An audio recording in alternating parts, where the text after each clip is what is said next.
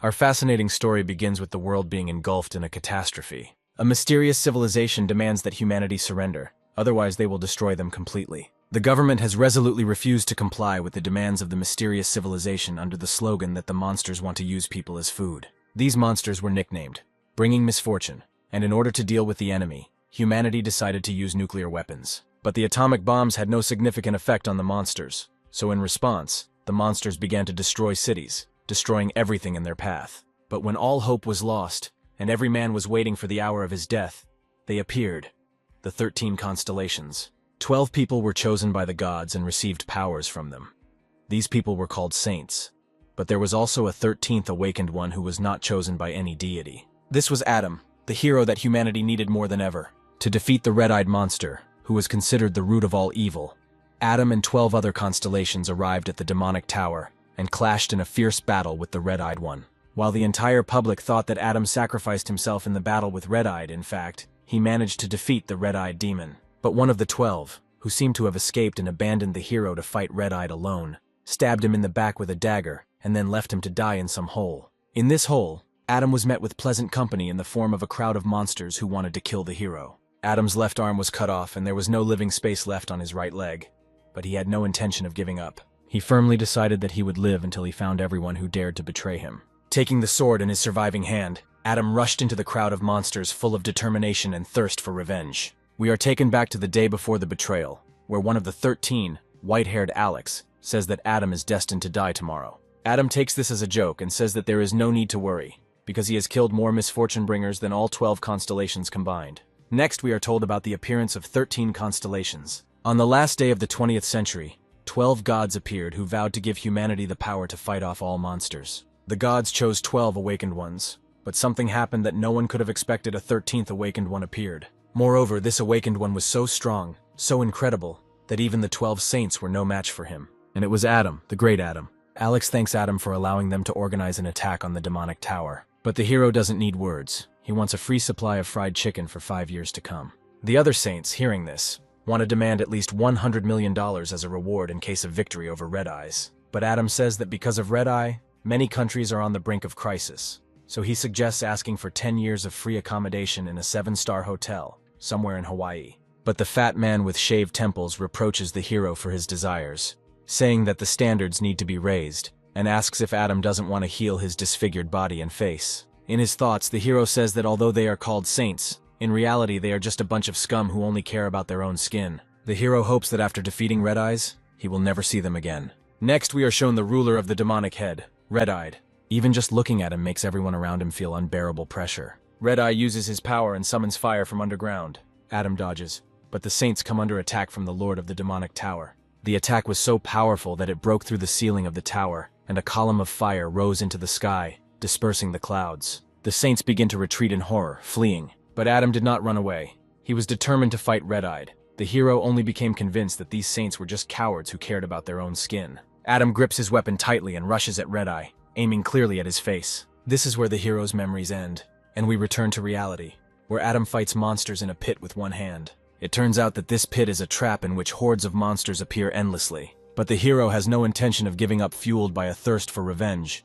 He is going to get out of this trap and tear to shreds everyone who dared to betray him. Time moved forward inexorably, and 20 years had already passed since Adam fell into this trap, and he reached the last monster. An aged Adam mercilessly crushes the demon's head with his foot. The hero thinks that everything is over and he can finally leave this place. But suddenly everything begins to collapse, and Adam loses consciousness. Meanwhile, on the surface, everything is destroyed and some guys are running away from the wolf monsters. They are surrounded, and one of the guys thinks that if Adam could return from the demonic tower, then these monsters would not dare to show up here. Suddenly, the doors of the demonic tower open and Adam appears again, young and angry at being abandoned. He vows revenge and is full of strength and determination. The hero notices the wolves and easily deals with them, which causes immense surprise in the 2 men he saved. They don't realize that it's the same Adam standing in front of them, so they doubt him and say that no one can survive in the demonic tower. But behind Adam appears the leader of these wolves who is going to kill people. The wolf leader immediately launches a powerful attack that should incinerate everything in its path. But Adam doesn't care, so even though the ground melted from the attack, everyone who stood behind the hero was not harmed. Adam jumps up and kills the wolf leader with one blow. The men are in a state of shock. They cannot believe that someone can have such incredible power. The hero turns to the people he saved and asks them to buy him food and clothes, which leaves them in a stupor. They agreed to give him clothes and buy him food, because this was the price for their lives, but they did not expect that Adam would eat so much. One of the guys asks who Adam is, a Templar or a bishop who received the blessing of a sacred entity, to which the hero replies that he was inside the tower, and then simply came out of it, while he states that he has no relation to sacred entities. But then he notices his reflection in the spoon and abruptly asks to give him a mirror. He realizes that his body has healed. The terrible scars have disappeared and even his arm has grown back. And then on his left hand, the hero notices a mark that resembles a snake. Suddenly, pain begins to pierce him, and the mark on his hand activates. The voice in his head tells him that he has accomplished an impossible feat, that all his skills have been inherited by his new body, that he has learned a divine skill, and that the power of the serpent bearer is now available to him. Adam closes his eyes, and when he opens them, he sees a giant snake in front of him.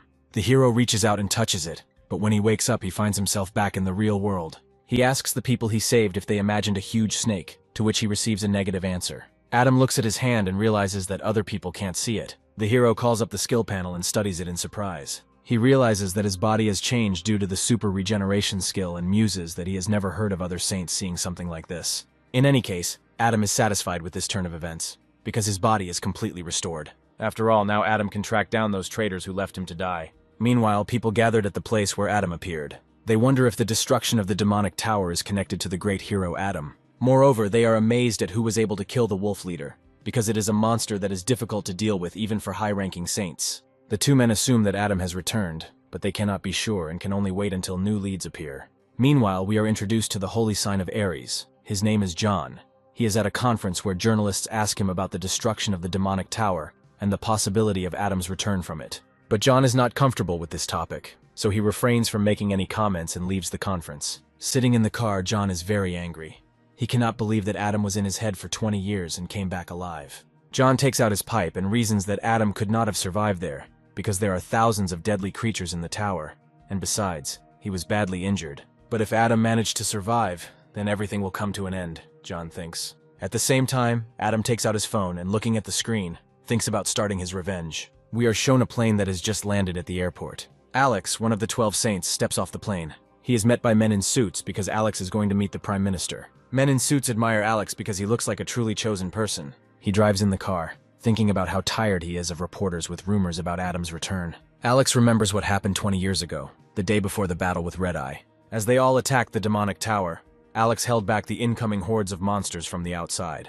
He wanted to believe that Adam would manage to return alive from the demonic tower, but the saints who went inside with Adam abandoned him and returned with the head of Red-Eyed. The event soon became known throughout the world, and all 12 saints, including Alex, were recognized as heroes and gained even greater influence. Unable to believe that Adam was dead, Alex asked them again and again to start searching. But Louis stopped Alex, saying that it was impossible to survive in the demonic tower. Louis said that Alex was well aware of the number of monsters pouring out of the demonic tower. But if Alex is so worried about Adam, he can go looking for him himself. Alex's thoughts are interrupted by a call from the Prime Minister. The minister asks Alex if he heard that the demon tower was destroyed. Alex interrupts him, saying that Adam died that day and it is useless to go looking for him, and this incident was most likely set up by his fans. But the minister says that the call was made from Adam's personal phone, which greatly shocks the blonde. Alex starts to beat the seat convulsively and asks the driver to stop the car. He realizes that perhaps the recent call that was on his phone could be Adam. He carefully picks up the phone and listens to the call.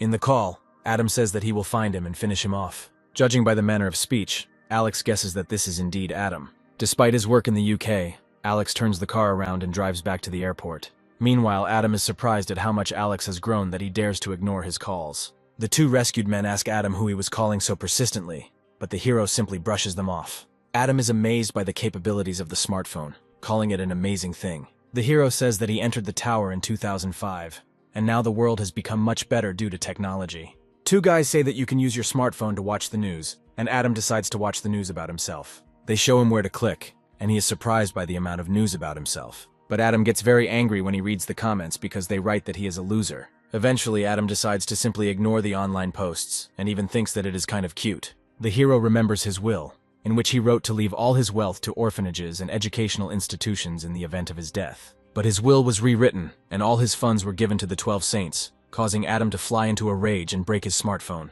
Adam intends to warn the saints of his return, but his appearance is very different from what it was 20 years ago. So even if he goes out into the street and starts shouting about himself, no one will believe him. The hero feels someone's aura and understands that someone is watching him. When asked by the men he saved where he was going, Adam replied that he wanted to get some air. The main character sees avatars, animals of the holy sign of the White Ram. Adam is irritated because his powers are being suppressed and they are demanding respect from him. Avatars may suck up to sacred beings, but a hero will not tolerate being ordered around. But hearing his name, Adam is distracted and turns to see who called him. It turned out that they were just passers-by discussing the news. A passing boy and girl say that although Adam's name is not tarnished, they are amazed at how suddenly everyone has become interested in him.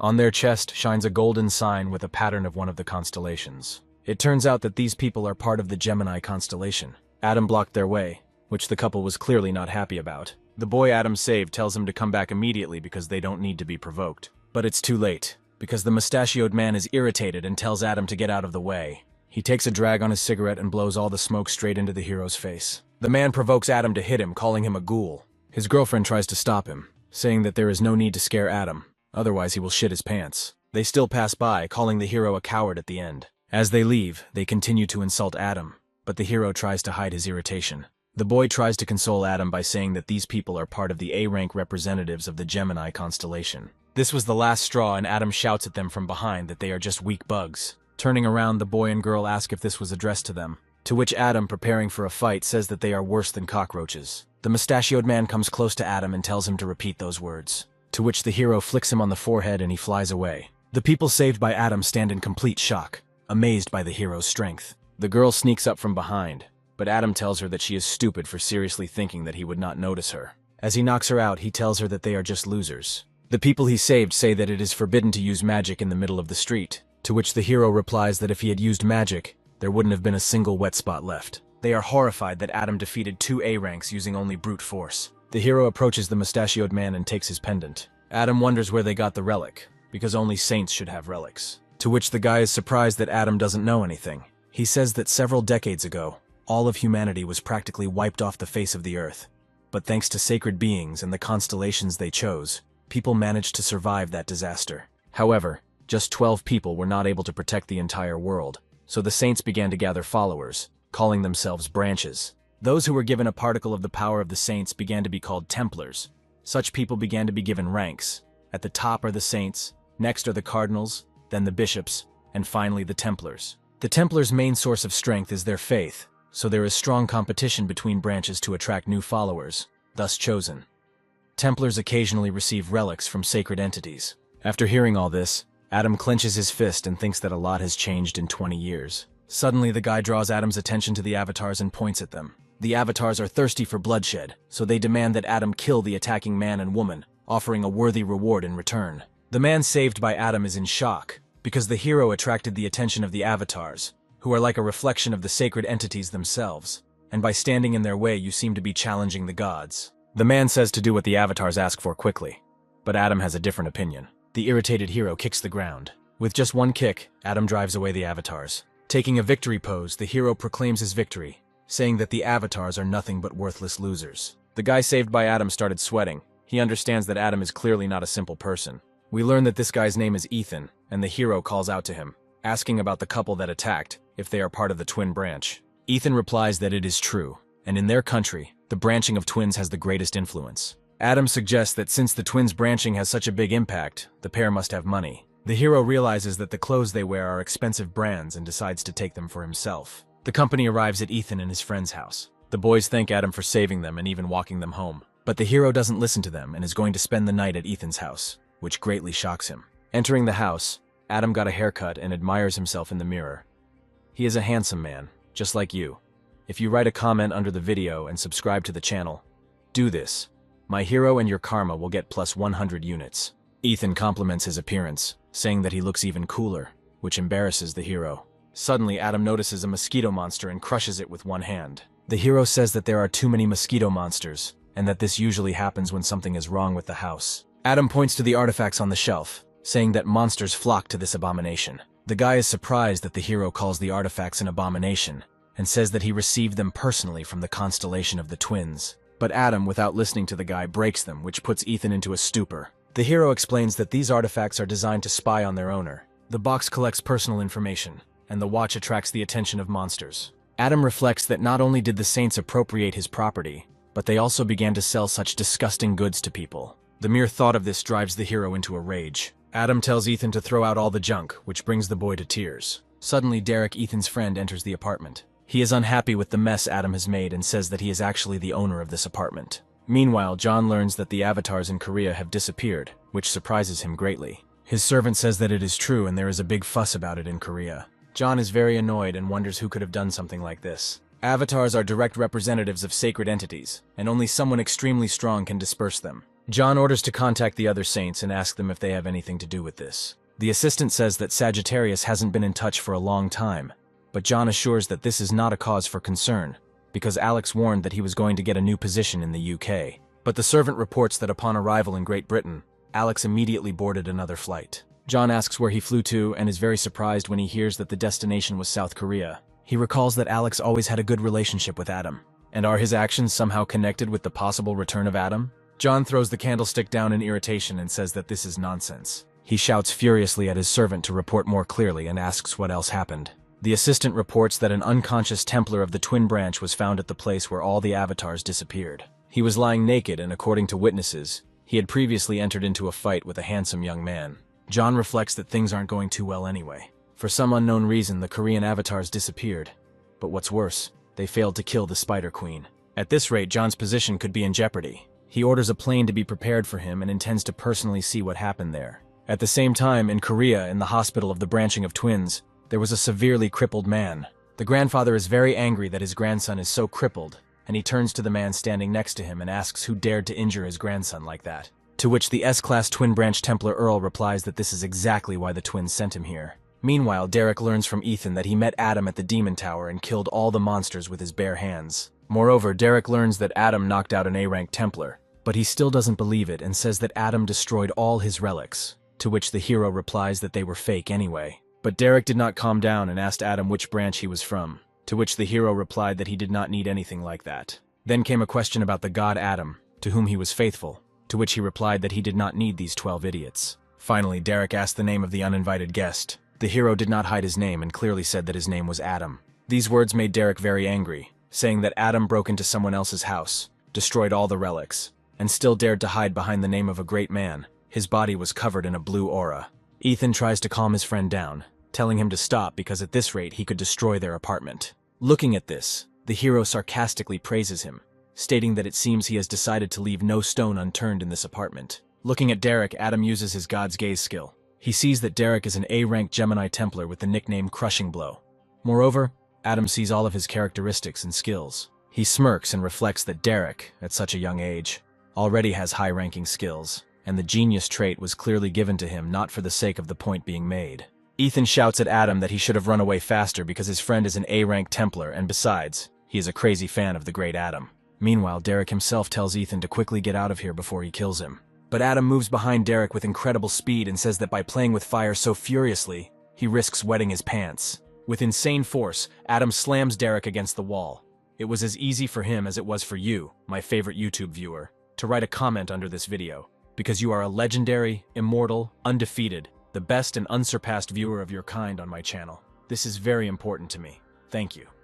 Thanks. Don't forget to subscribe to the channel. Saying that at this rate, this idiot would burn down not only his apartment, but the whole house. Ethan, as a caring friend, worries that Derek might have died. But the hero says that he just lost consciousness, thereby calming him down. Adam says he's going to bed and leaves his friends alone. Entering the room, he sees hundreds of figures of himself, which leaves him confused. Ethan, who appeared from behind, says that Derek is an ardent fan of Adam and asks the hero to be careful with the figurines, because such a collection is very expensive. The hero declares that the figures irritate him, and that he needs to at least unscrew their heads. Seeing this, Derek, who has come to his senses, is torn apart by tears of grief. Next, we see Alex sitting in a cafe and listening to the news. He thinks it's definitely Adam's doing.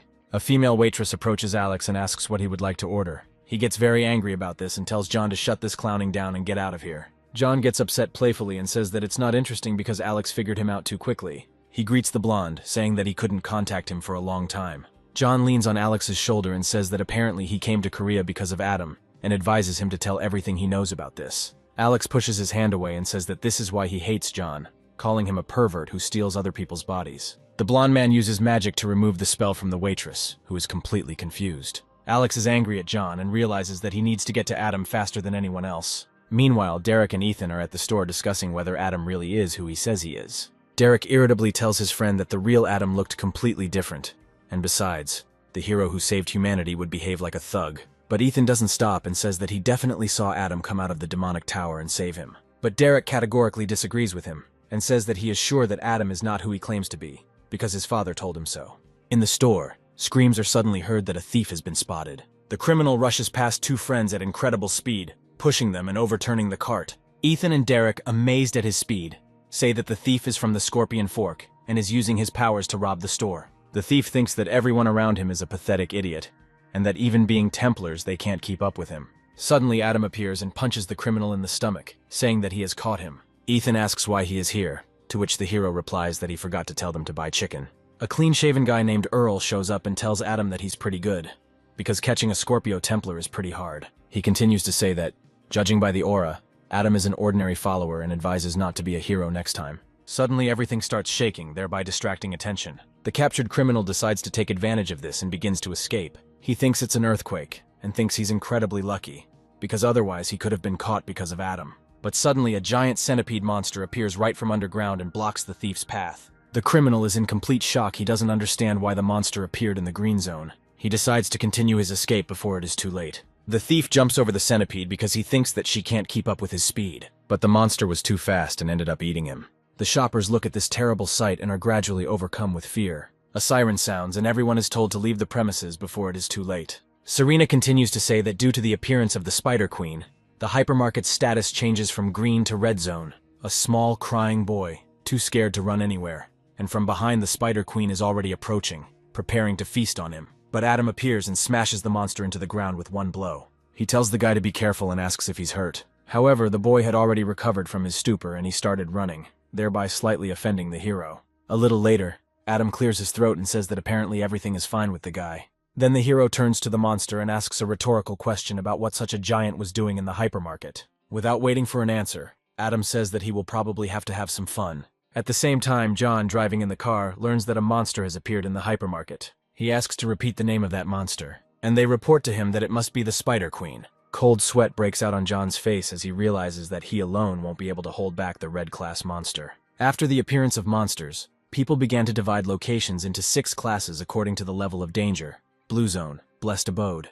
Green zone, safe. Yellow zone, slight danger. Orange zone, high threat to life. Red zone, locations teeming with deadly monsters. Black zone, life is impossible. And since the Spider Queen appeared there, the hypermarket is now considered a red zone. John's assistant asks him what they should do now, to which John himself quietly replies that everything needs to be sealed. He thinks that no one should find out anything, because if the public finds out that their failure on the last raid was to blame, then there will be trouble. He orders his assistant to convey that those inside cannot be saved, and that the Templars should be sent there to completely wall up the building. Meanwhile, inside the hypermarket, Earl uses his skills to destroy the monsters. He freezes the insects, telling them not to underestimate the S-ranks. But the spell wears off and the monsters begin to rampage again. Earl is horrified because he does not understand how they were able to escape his spell so easily. Adam immediately appears and tells Earl to stand aside. He doesn't understand how Adam could suddenly appear in front of him. He playfully tosses a tin can and asks the monster a rhetorical question about their decision to feast on people. Adam throws cans at the monsters with incredible force, thereby killing them,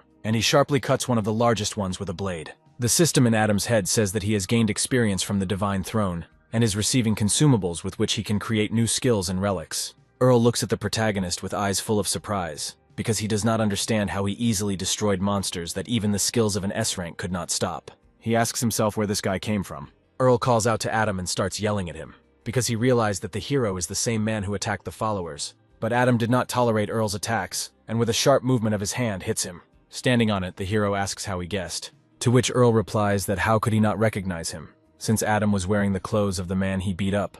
Earl explains that the badge is an S-rank relic given only to the Templars of the Twin Branch. After hearing this, the hero immediately broke the badge, saying that he would not wear such an abomination on himself. Seeing this, Earl was overcome with feelings of shock, surprise, and anger. Adam explained that the best this relic was good for was as a decoration, and besides, he couldn't believe that those bastards hadn't changed a bit in 20 years. Meanwhile, the Spider Queen woke up after the hero's blow, and again began to destroy everything in her path. Adam and Earl notice her, and while Earl is in a stupor, the protagonist rushes to attack the monster. He strikes her with a blow that sends her crashing into the ground again. Earl doesn't understand how anyone can rush into battle without having some kind of relic on them. Suddenly, the voice of the twin branch Bishop Gareth is heard in Derek and Earl's heads, telepathically telling them to leave the building immediately. He explains that the people of the Ram branch intend to completely seal the building so that information about the Saints' past failure in the battle with the Spider Queen will not be known to the public. Moreover, Gareth states that John will personally arrive at the hypermarket, and they will not be able to stop him. But seeing all the hell that is happening around, Earl hesitates and asks the bishop that only the two of them need to leave the building. Having received an affirmative answer, the Shaved One declares that there are no problems, and they will leave the red zone. Derek disagrees with Earl's decision to leave the hypermarket, and asks him how he can leave all these people here to die. Earl understands Derek, but suggests that he think about what would happen if the Spider Queen appeared in the middle of the city. The townspeople will begin to reproach the branches of the constellations. Their faith will weaken, and because of this, the power of the constellations will waver. Earl says he was ordered to take only Derek with him, so only he will go with him. But Derek categorically disagrees. He can't just leave his friend here, and besides, a lot of people didn't have time to evacuate. Shaved states that he doesn't have time to listen to his nonsense, so he's even ready to use force. And so that Derek had no doubts, he would simply finish off all the extra cargo himself. But to protect his friend, Derek prepares to fight Earl. Shaven suggests that he cast aside his miserable conscience and make a reasonable decision. But an unexpected blow from behind knocks Earl off his feet. Adam appears and tells everyone to run faster because the hypermarket is dangerous. Derek explains to the hero that the monsters blocked the exit, and the people from the Ram branch decided to seal the entire building. Suddenly Earl, who had already come to his senses after a strong blow to the back, rises. Adam is surprised to see him, because he thought that he had already run away, flashing his heels. Earl decides to use the teleporter alone, because at least this way he can survive. But he is noticed by the Spider Queen, who entangles him in her web, after which with incredible speed she kills him. Seeing this, Adam tells Derek and Ethan to take care of the wounded, and he will join them once he deals with the monsters. Moreover, the hero assures the guys that it won't take much time. At the same time, John arrives at the scene and is informed that the building is practically sealed. He wonders why, considering that they started before he arrived, the work is progressing so slowly. They tell him that the protection is not holding up properly, and there is a feeling as if something is about to break out. Giant rays of light emerge from under the barrier, and people fall behind them. A huge snake bursts out of the building, which greatly surprises everyone outside. People run out and say that there are still many wounded inside, and some guy is fighting the monsters alone. John thinks that people are talking nonsense, because no one can hold back the monsters on their own. Finally, John decides to go inside and see everything with his own eyes. He enters the building and sees a stunning picture, the corpse of the Spider Queen. John sees traces of a real massacre and does not understand who could have done such a thing. Feeling a familiar energy, he moves towards the window, after which he sees Alex, assuming that it might be his doing. But Adam appears behind John and asks if John misses him. Adam continues to ask why he has that expression on his face, since they haven't seen each other for so long. Turning around sharply, John begins to understand who is talking to him. Meanwhile, rescue operations are underway outside, and Derek and Ethan sit wrapped in a blanket. Derek wonders if that guy could actually be Adam. Even though he looks different, the movements are definitely very similar. But suddenly Alex calls out to him and asks why he is here. Derek irritably asks why Alex came back, to which Alex gets angry and says that you can't talk to your father like that. Alex, as a caring father, is glad that Derek was not hurt. But more importantly, he asks his son if he saw the one who destroyed all the monsters. Derek has no intention of answering his father, which greatly irritates him. But Ethan brings up Adam, asking his friend if he'll be okay. Hearing this name, Alex jumps up and starts asking the guy about all the details. Ethan says that this is their friend. He was the one who defeated the Spider Queen in the supermarket and introduced himself as Adam. But an explosion thundered in the building behind him, which distracted Alex from his questions. Inside the hypermarket, a fight begins between John and Adam. Adam says that they haven't seen each other for 20 years, and the first thing John did was attack. John wanted to ask how he managed to defeat the Spider Queen, but suddenly he understands. John thinks that the hero looks a lot like Adam, but still doesn't recognize him because he looks too young. He angrily tells Adam how he dared to imitate, because for a moment he even doubted. The hero does not understand what John is saying from his point of view. It looks like nonsense. The Holy Ram says that Adam must pay with his life for daring to deceive him. But the hero turned out to be faster and hit John hard in the stomach, saying that he had been profiting all this time by deceiving those around him. Adam threw John into the air and immediately jumped after him, after which, with incredible speed, he moved behind his back and slammed John into the ground. Standing over him, the hero says that every saint should be taught a good lesson. As he approaches him, he continues to say that they locked him in a demonic tower, took all his relics, and even forged his will. But Adam tells John not to think about it anymore, because he is going to kill all the saints anyway. John is terrified that everything he has built over many years could collapse right now. Finally, John realizes that this is the real Adam, and that he still managed to survive and return from the demonic tower. Standing up, Saint Ares says that if the hero is indeed Adam, then let him prove it. John prepares for battle and uses powerful magic to defeat Adam. The system in Adam's head suggests that the sacred essence of the Ares constellation, the Jade Emperor, is manifesting itself. But the main character is not even embarrassed. He jokingly says that even the sacred entity honored him with its attention.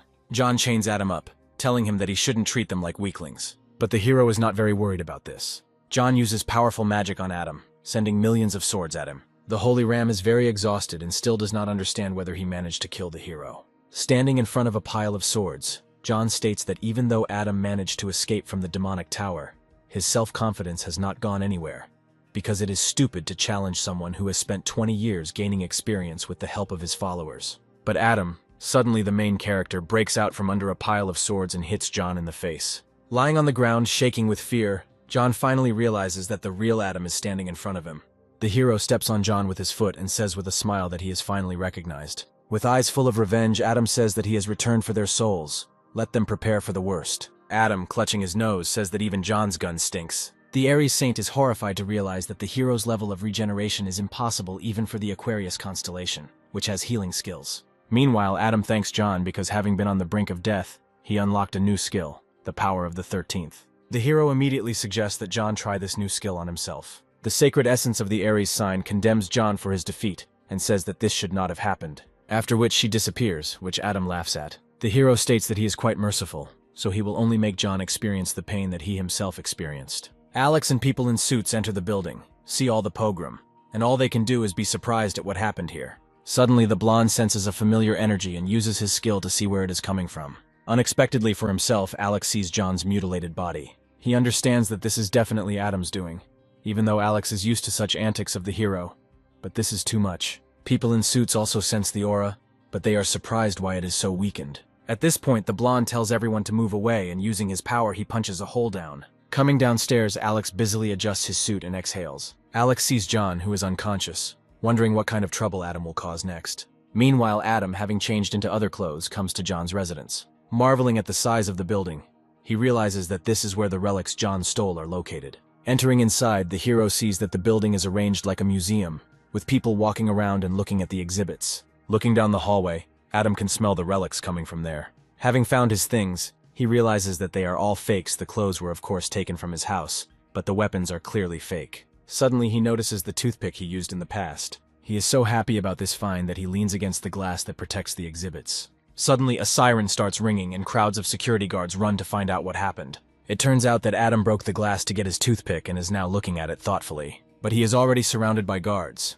They demand that he slowly put down the exhibit and surrender. To which Adam, smiling sarcastically, says that he doesn't want to do this at all. By waving a toothpick, the hero knocks out a crowd of guards. It turns out that the toothpick is a relic of a lump of slime that can recreate anything. Adam unlocks the crafting workshop skill, which allows him to imbue a relic with his own trait. The slime happily jumps on the hero's shoulder, and he is about to head towards the exit. But Adam feels a strong aura of the relic of the constellation Ares. He says it would be a shame to leave here empty-handed. At the same time, Alex arrives at the building and sees people running out of the museum. Alex mentally prays to the hero not to cause trouble. Suddenly, Adam comes out of the building with a full bag of relics and says that he is very hungry. Alex calls out to Adam and runs to meet him. The hero is about to say something to his old friend, but Alex runs past. The blonde confuses Adam with the man standing next to him and tearfully begins to accuse him of having to immediately find Alex. The hero, irritated that he was not recognized, kicks Alex hard in the face. Adam stands over the blonde and says how dare he confuse him with anyone else. After such a long separation,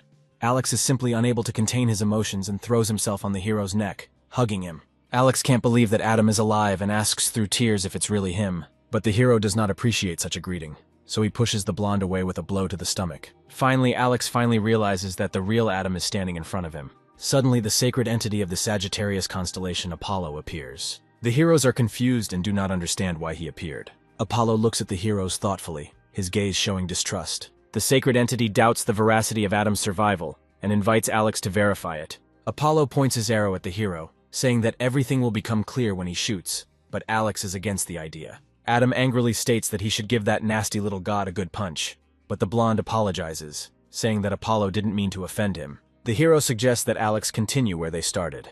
Adam says that when he returned from the demonic tower, he found that his house had been sold, his property had been appropriated, and all the relics had disappeared somewhere. He offers the blonde to let him hit him just once. After being hit, Alex is glad that Adam was able to return, but in his heart he complains that the blow was too strong. Suddenly guards appear, waking up to discover that all the relics have disappeared and demanding their return. Alex asks the hero what he stole, to which Adam replies that he only took a couple of trinkets. The blonde is shocked that the hero has relics from John's vault, to which Adam says that it's cool. The guards think that they themselves cannot cope with Adam, but they have a trump card that the hero cannot cope with. A huge beast jumps down from the roof of the vault, heading straight for Adam.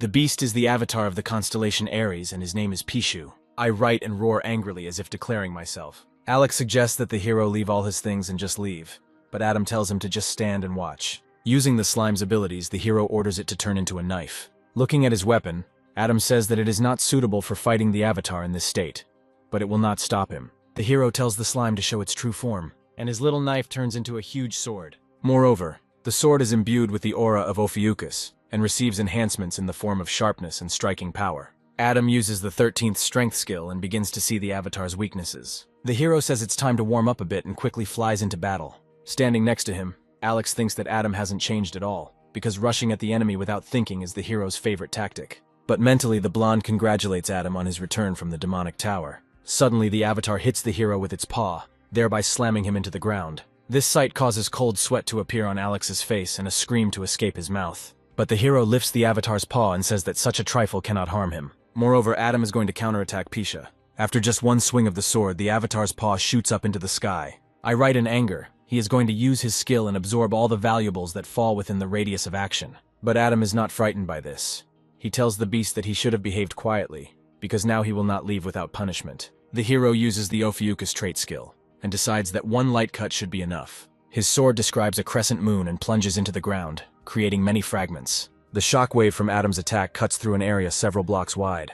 Looking at this, Alex understands the full strength and power of his friend. Adam defeats the avatar and gains the Sacred Throne experience. Moreover, the system offers the hero to receive Pisha as his avatar, which Adam is very surprised at, because he thought that only 12 saints could have avatars. The hero touches Pishu's dead body and she suddenly comes to life, and the system notifies Adam that he has his first avatar. The Pishu shrinks in size, and the hero decides to use the Pishu's skills as his portable relic storage. Alex is surprised that Adam appropriated an avatar from another branch, and the hero decides to rename his new pet from Pishu to Pigbank. We move to Alex's house, where the hero, sitting on the couch, expresses his complaints to the blonde. Because while Adam was imprisoned in the demonic tower, Alex got married, built a family, and enjoyed life. The hero decides to leave the house, saying that he does not want to bother with his presence, but the blonde stops him, saying that he lives alone anyway, and he can stay. To which the hero sarcastically tells his friend not to be upset, because divorce is not such a tragedy these days, which makes Alex outraged and says that he is not divorced.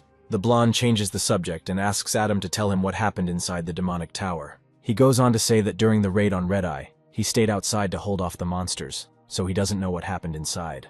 Adam says it's a very sob story and claims he was stabbed in the back and left to rot in a tower that was a trap with countless hordes of monsters. Moreover, among all these creatures there was also Red Eye, who returned to life inside the tower. Alex is very surprised by this news, but Adam explains that the body they saw outside was not real. Red Eye's true form lay deep within, even though Adam had managed to win. The main problem was not Red Eyes, but the tower administrator, who brought back to life all the monsters killed by the hero. The last thing Adam remembers is that after finishing off the tower administrator, he collapsed to the ground from exhaustion, and then woke up outside. The only thing Adam is sure of is that the man who stabbed the hero in the back is well aware of the structure of the tower. And sooner or later Adam will get to everyone who appropriated his property, but the one who stabbed him in the back will receive a special punishment. So Adam needs to craft some decent gear to carry out his revenge. Using his skills, he decides to mix all the materials he obtained in previous battles, and create a completely new and powerful relic. Adam managed to create a relic that transfers magical power from people who touch it to the owner of the relic. The hero is pleased with the relic he created,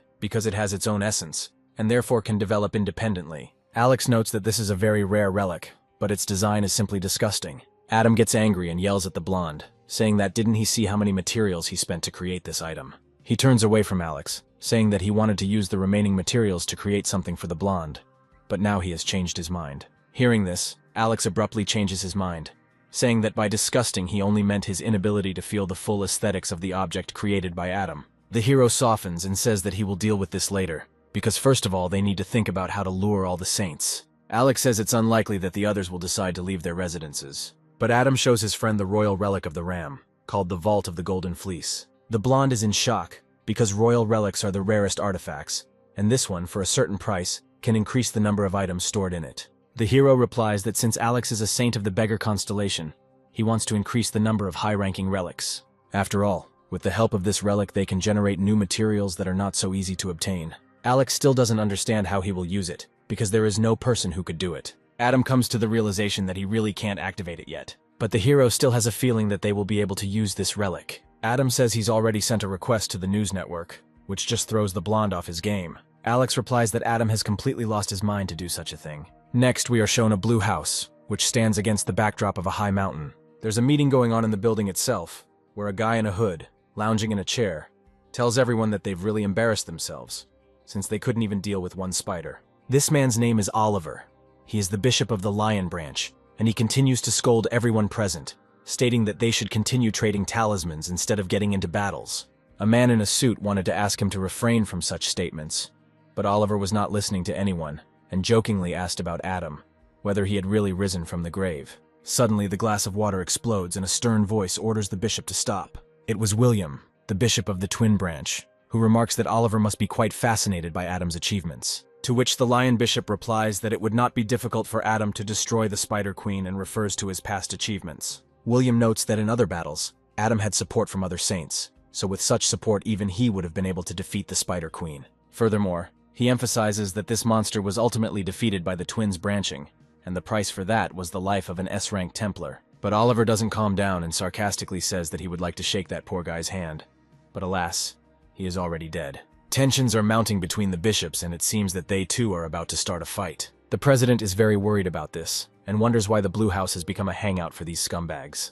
Suddenly the door swings open, and a man in a suit reports that there is an urgent message, and asks the president to turn on the news. The news channel reports that they just received a mysterious package containing a photo of John and a short message.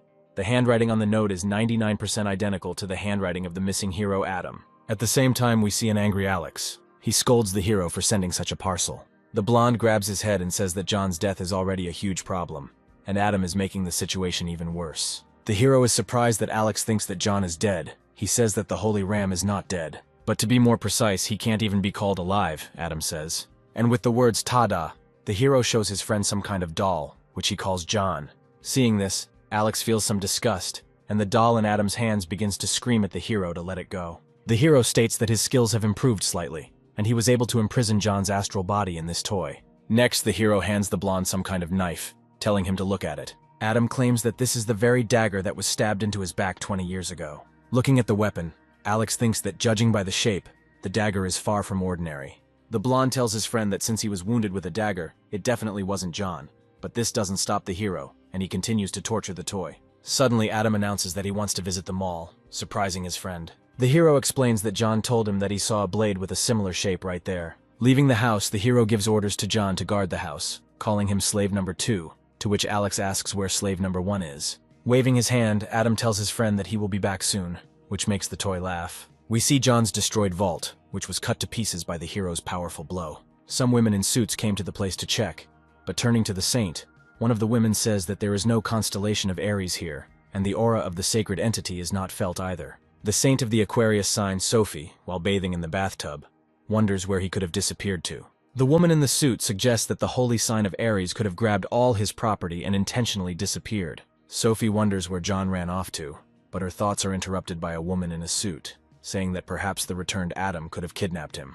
The Aquarius saint laughs loudly and says that this is a very stupid joke, while she uses her power on one of her subordinates. The woman in the suit apologizes, but Sophie says everything is fine, and states that they still need to visit the mall to get rid of unwanted relics and prepare money for the auction. Suddenly, the saint's subordinate bursts into the bathroom and says that something bad has happened. She reports that another saint has expressed an interest in participating in the auction, which surprises Sophie greatly. Meanwhile, a man is working out in the gym, and people around him are amazed by his inhuman strength. They call out to him and say that information has been received that a relic belonging to Adam will be put up for auction. This man's name is Stephen, and he is a saint of the sign of Leo. He declares that the time has finally come, and he simply must take this relic for himself. A portal appears from which the main character and Derek emerge. Adam says that teleports are an incredibly convenient thing. Together with Derek, they ended up in a relic trading complex. The hero thanks the guy for volunteering to help him in his search for an SS rank evaluator. Derek says he's always happy to help, but it turns out he was given orders to recruit Adam into the twins' branch at any cost. The hero returns to the boy the blade he used in the battle with the Spider Queen. Derek takes the blade and says that he thought it was broken after the battle, to which Adam states that he fixed it and improved it slightly. They reach a building where the SS rank evaluator is apparently located. At the same time, a woman appears in the shopping mall, whose beauty is admired by everyone around her. This woman turns out to be Sophie, walking along with her subordinates. She tells the manager that she wants to sell some relics before the auction starts, but the manager replies that the appraiser is already busy with another client. Sophie says that everything is fine and she will wait her turn, but inside she is terribly angry. Standing in front of the appraiser's building, the Aquarius Saint wonders who might be inside. Inside the building, the appraiser asks who created such a relic, to which Adam proudly declares that it is his creation. A stammering man with a monocle asks if Adam could be related to the great hero. Derek replies that Adam is his copycat, but the appraiser named Jean asks the guy to leave them for a couple of minutes. As soon as Derek leaves, Jean asks the hero how exactly he is connected to the great hero Adam. The appraiser explains that although Adam was famous for his fighting skills in the past, he was also a skilled craftsman. The relic that the hero brought back shows that Adam himself had a hand in its creation. The hero is amazed and tells the appraiser that he is very skilled in his craft. To which Jin, blushing, says that he was Adam's favorite student. Hearing this, the hero falls into a stupor, asking why he blushed. Adam thinks, trying to remember when he had students. Continuing to examine the figurine, Jin states that this work is truly amazing, and he almost believed in its authenticity. The appraiser hands the hero a notebook, saying that it is the item he received when he was recognized as Adam's disciple. Adam finally remembers that 20 years ago there was a new guy who followed him around in China and admits that Jin had become so ingrained in him that he even missed him a little. The appraiser says that once he even had the honor of getting acquainted with Adam's know-how, but then the hero suddenly disappeared somewhere, leaving it in his home. Jean says that unfortunately, he couldn't decipher the handwriting, but he is sure that there are many brilliant ideas hidden in this notebook. In his mind, Adam explains that the notebook only contains information about who he fought and how, but since Jin is an SS rank evaluator, the hero thinks that thanks to him, he can get much more useful information.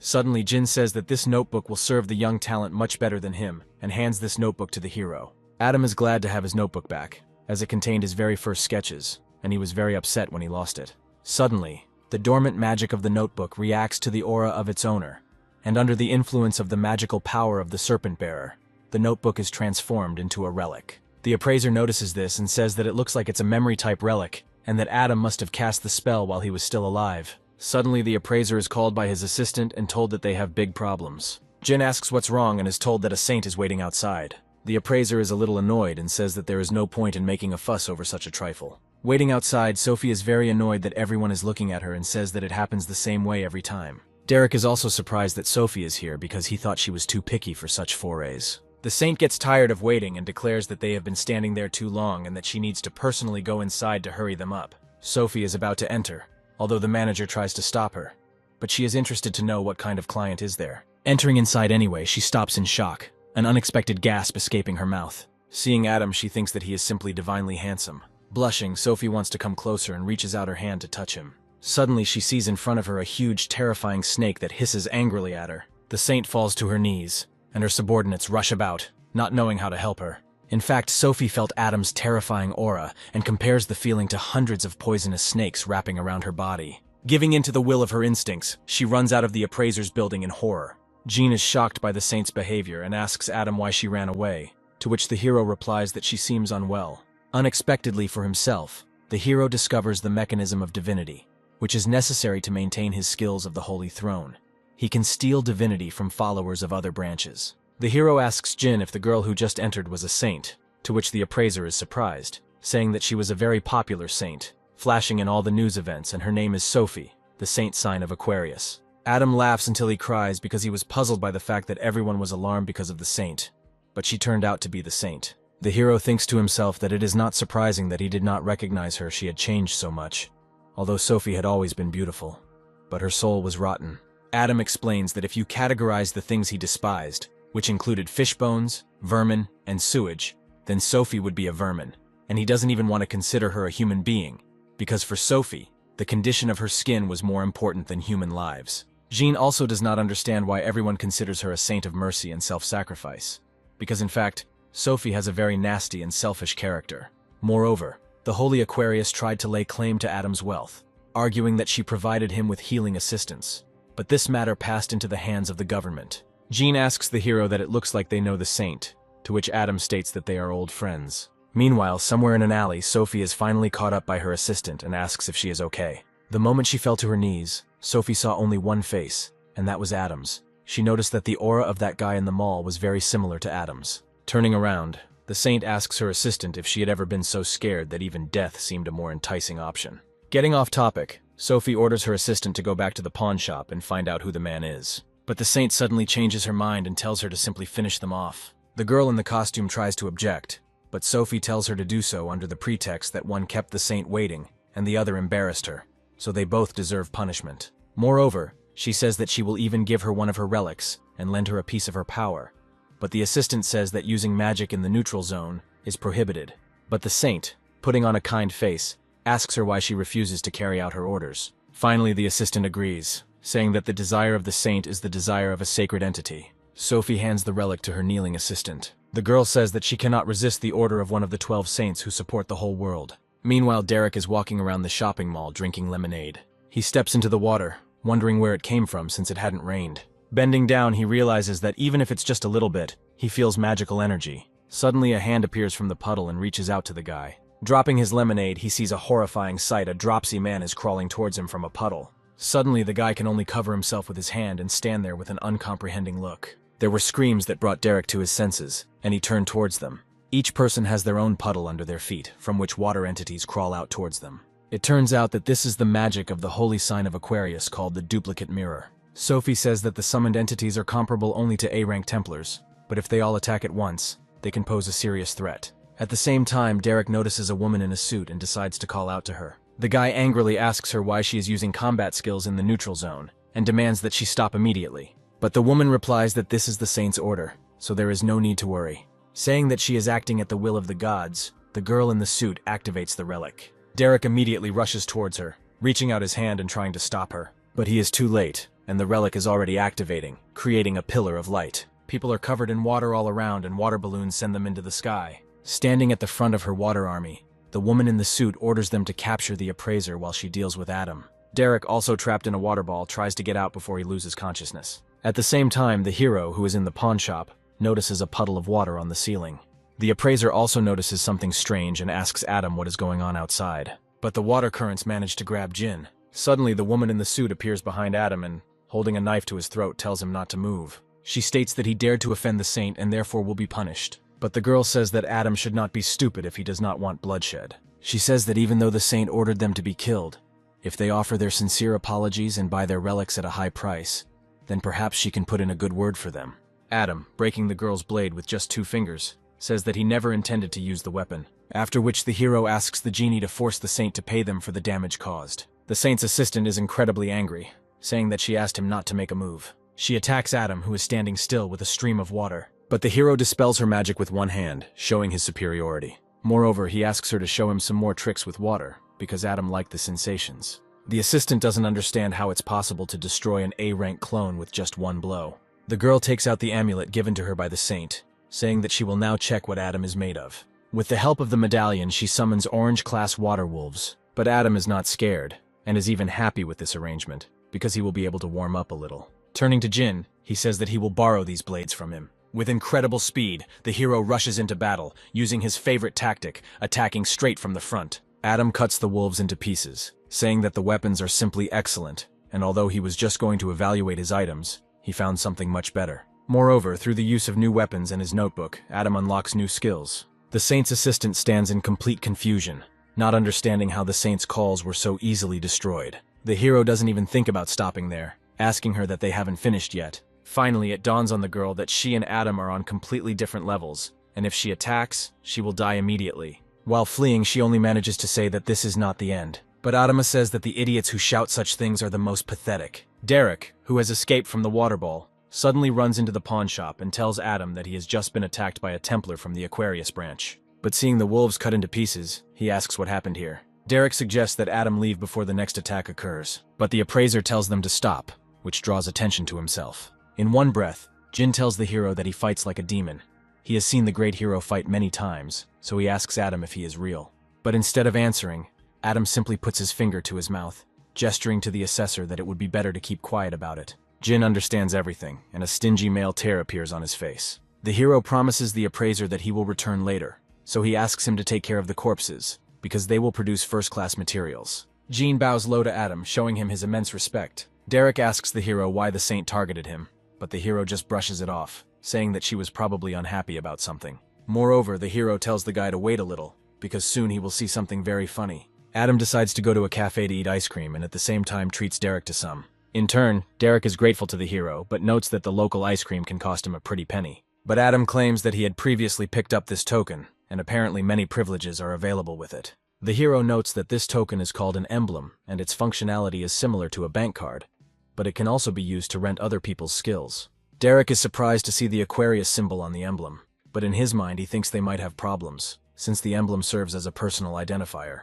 But Adam tells him to calm down and suggests that he think about it after eating. Suddenly a man approaches Derek from behind, surprised by the unexpected meeting. This man turned out to be William. He asks if they would mind if he sat down with them. As Adam continues to eat, he wonders if this is the boss who constantly pesters Derek. William introduces himself to Adam and asks if he is the man Derek told him about. The bishop says that his subordinate told him about a truly great man who even defeated the Spider Queen. But Adam is not very happy about this meeting and rudely asks what business it is of his. Not noticing the hero's rudeness, William declares that hiring promising awakened ones is the bishop's main task. Without looking up from his meal, Adam asks what William can offer him. The bishop says that there will soon be a big auction, where one of the 8 legendary relics of the hero Adam will be put up for sale, and suggests that they continue their conversation while enjoying the auction process. Leaving the food behind, Adam agrees, telling William that he knows how to get people interested. Moreover, the hero asks how far away the auction house is. The bishop reassures Adam and says that it is very close, and since the lots will be rare relics,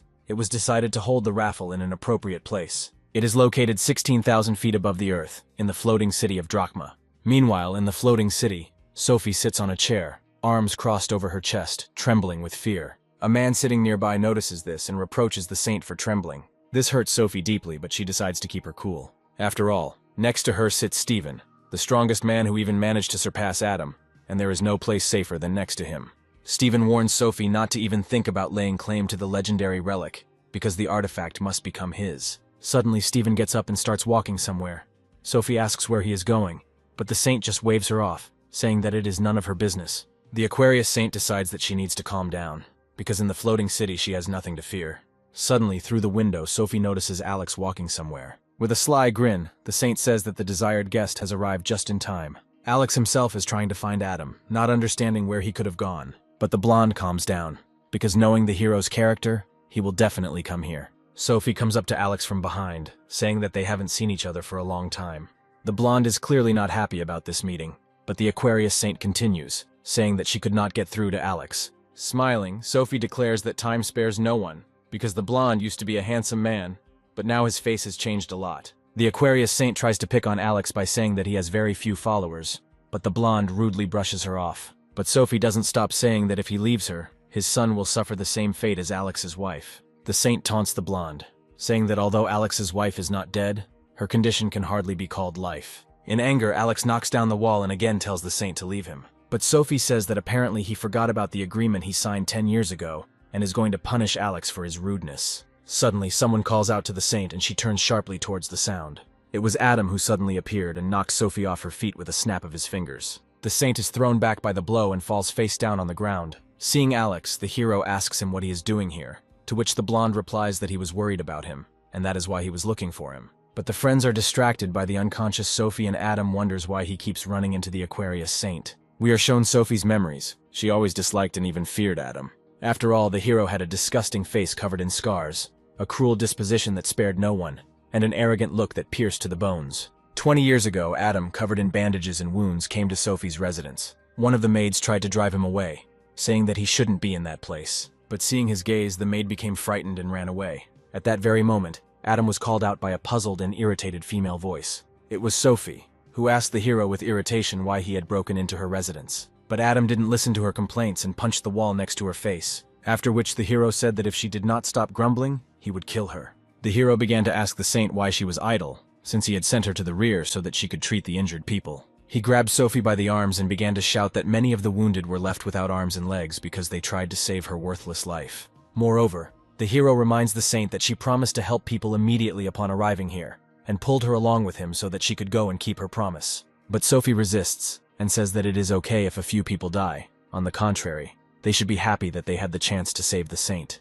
The saint notes that due to constant stress, she has developed problems with her facial skin, and she does not intend to go there. In the face of such impudence, Adam could only ask to repeat what was said. But Sophie continued, telling Adam to leave already, because she had an interview planned, and she needed to have time to put on makeup. She pulls her hand away and tells the hero not to touch her with such dirty hands. But an angry Adam gives the saint a slap in the face so hard that Sophie's eyes roll back in her head. In the end, the hero beat all the nonsense out of the saint and forced her to treat the wounded until she lost consciousness, which is why Sophie hates Adam. The saint's memories are cut short, and when she comes to, she sees the face of the hero who woke her up. The saint finds herself tied up in a chair and looks at Adam in shock. There was an awkward pause, and when Sophie finally came to her senses, her scream pierced the entire floating city. Sophie begins to demand that she be untied immediately, because she is a saint. Adam sighs heavily and says that Sophie hasn't changed a bit in 20 years. At the same time, Sophie says in her mind that they won't get away with this, because she is no longer the weak girl she used to be. The saint is about to melt the rope that binds her hands. Moreover, Sophie believes that she cannot be restrained by something like this, and she also intends to find Stephen who will help her punish Adam. But suddenly the saint receives another blow with the fingers from the hero. Adam says that it's written all over her face that she's up to something bad. The hero notices that his finger seems to be burned by something and asks what it is, to which the saint replies that this is an acidic layer with which she covered herself, and soon it will all begin to dissolve. But the hero quickly neutralizes the damage and sends Sophie. The saint is horrified by such regeneration. She does not understand how this is even possible. The hero continues the conversation, saying that he wants to remember everything that happened between them in the past. Adam says that she gets 1 lash for lying, 5 more lashes for sending her subordinate to the appraiser, and 50 more lashes for saying nasty things to Alex. But Sophie asks Adam to wait a second. After waiting a second, the hero begins to carry out the sentence. Meanwhile, Alex, watching all this, drinks coffee and reflects that Adam is really good at beating the crap out of people, regardless of their gender. Suddenly, Alex notices that with each hit, Adam increases his level of divinity, and the question arises as to what entity's divinity he is increasing. The hero stops beating Sophie, noticing that she has lost consciousness. Adam also notices that by beating the saints, he takes away their level of divinity. The hero's thoughts are interrupted by Alex, who suggests that he ask Sophie about the dagger. But Adam says that Sophie wouldn't have the courage to attack him, and besides, he's already found someone who could look at that dagger. Suddenly, the hero declares that it is time for him to go to the auction room and ask Alex to clean it up thoroughly, and he suggests throwing the saint into the nearest trash can. Adam leaves, promising to call the blonde as soon as the auction is over. Left alone, Alex thinks about what he should do with Sophie. Suddenly, the door opens and a man enters the room. This man turns out to be Stephen, the saint of the sign of Leo. Stephen looks at Sophie with an appraising gaze, trying to understand what happened here. And starting to get angry, he advises Alex to explain himself thoroughly. The saint of the Leo sign says that he hasn't seen Alex for a long time. But why isn't Alex happy about their meeting?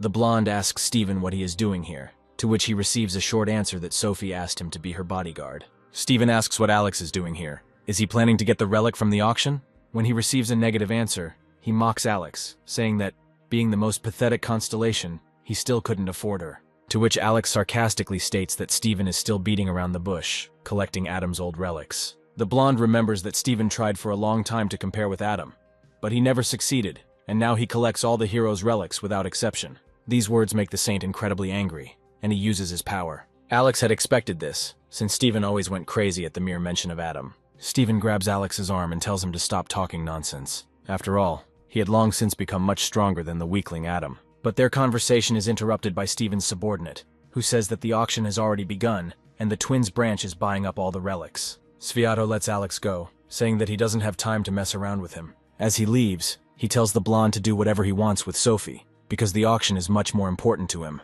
Moreover, in the end, he gives Alex advice that if he wants to live a long and happy life, then he should choose his words more carefully. Looking at his hand, the blonde realizes that he is not even fit to hold a candle to Stephen.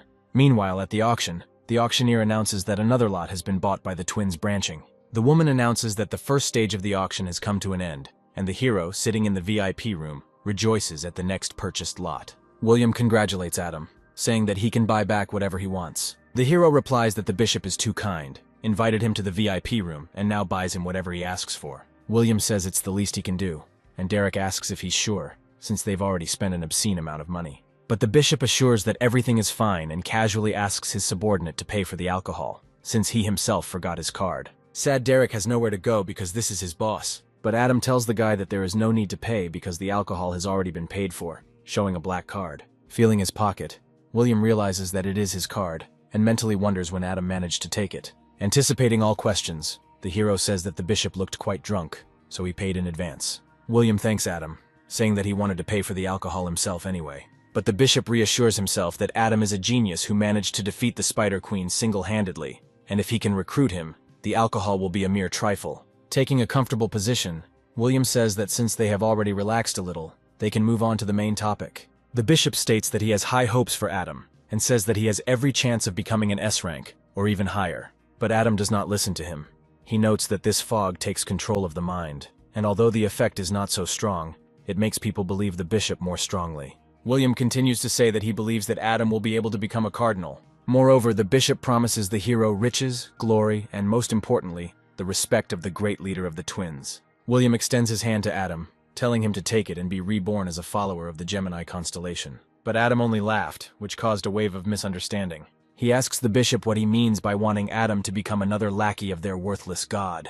William doesn't understand what he did wrong, because he was polite to Adam all the time. Suddenly the doors open and a woman appears in the doorway holding the relic Adam won. William invites her in and the woman, apologizing for disturbing him, enters the room. He presents the hero with a relic, saying that this artifact belonged to the great hero Adam, and that all the certificates are ready. The bishop is shocked by what he heard. He asks Adam again who the artifact belonged to. The hero declares that he understood everything correctly, because he himself allowed him to buy whatever he wanted. William realizes that the Leo sign is so obsessed with Adam's relics, that it will not allow anyone but him to have them. Suddenly the door bursts into pieces, attracting the attention of everyone present. An angry Stephen appears in the room and asks who dared to buy this relic. William immediately began to apologize to Stephen, saying that their newcomer had made a mistake due to his ignorance, and they would immediately return the relic to its place. The saint of the Leo sign calms down, saying that for the first time he forgives this oversight. The frightened bishop thanks Stephen, saying that he can pay for the relic later. But the saint says that he should be thanked, because of them he did not have to spend a penny on the relic. Stephen grabs William by the head and says that he didn't think he could touch his things with impunity. William speculates that because of this oversight, the saint wants to leave them without tens of millions of dollars. But Adam intervenes in the conversation, telling them to stop talking nonsense. The hero declares that he won the auction, and if he wants to take the relic so much, let him pay 200 million. Suddenly Stephen laughed and said through his laughter that Adam had balls of steel. The saint declares that he likes Adam, because this is how a real man should behave. Approaching the hero, Stephen says that their meeting is not accidental, so why don't they introduce themselves? After all, when meeting interesting people, he always greets them warmly. But Adam remains calm, telling him to stop raving. He understands that Stephen will not rest until he tears someone apart. Stephen grabs Adam by the shoulder and uses his strength, after which he says that he made him laugh, and he hopes that the hero will fully enjoy the rest of his life in a wheelchair. But smiling, Adam asks the saint what he is doing. The hero asks if he is trying to brush dust off his shoulder. Stephen doesn't understand what happened because his punch hit the target. The saint asks the hero how he managed to dodge his blow, to which Adam replies that Stephen was still as slow-witted as ever. Adam asks Stephen if he thinks the skill he invented would work on him. The hero remembers that the saint prayed to Adam to teach him this skill, and promised that he would use it only for the good of people, but now he decided to use it to boast of his strength. Stephen, completely bewildered, asks Adam who he is and why he knows all this. But suddenly the second stage of the auction begins. Stephen is distracted by this announcement and is surprised by its imminent arrival. The saint says that although he has a lot of questions for Adam, he needs to leave now. As he leaves, Stephen advises the hero not to lose this relic, because after the auction he will return for it. William is shocked by what is happening. He does not understand how the hero managed to survive Stephen's attack, because even he is not able to dodge the skills of the saints. Meanwhile, the auctioneer says that the relic that everyone has been eagerly awaiting will now be announced. The lyricist tells that in the incident with the Berlin Wolf, which occurred 24 years ago, then the 12 saints were unable to deal with this monster, and only Adam, with the help of this relic, was able to defeat the seemingly invincible monster. Stephen wants to acquire this relic for himself, because it is the weapon he has dreamed of for so long. During the fight with the Berlin Wolf, the saints could not even get close to him.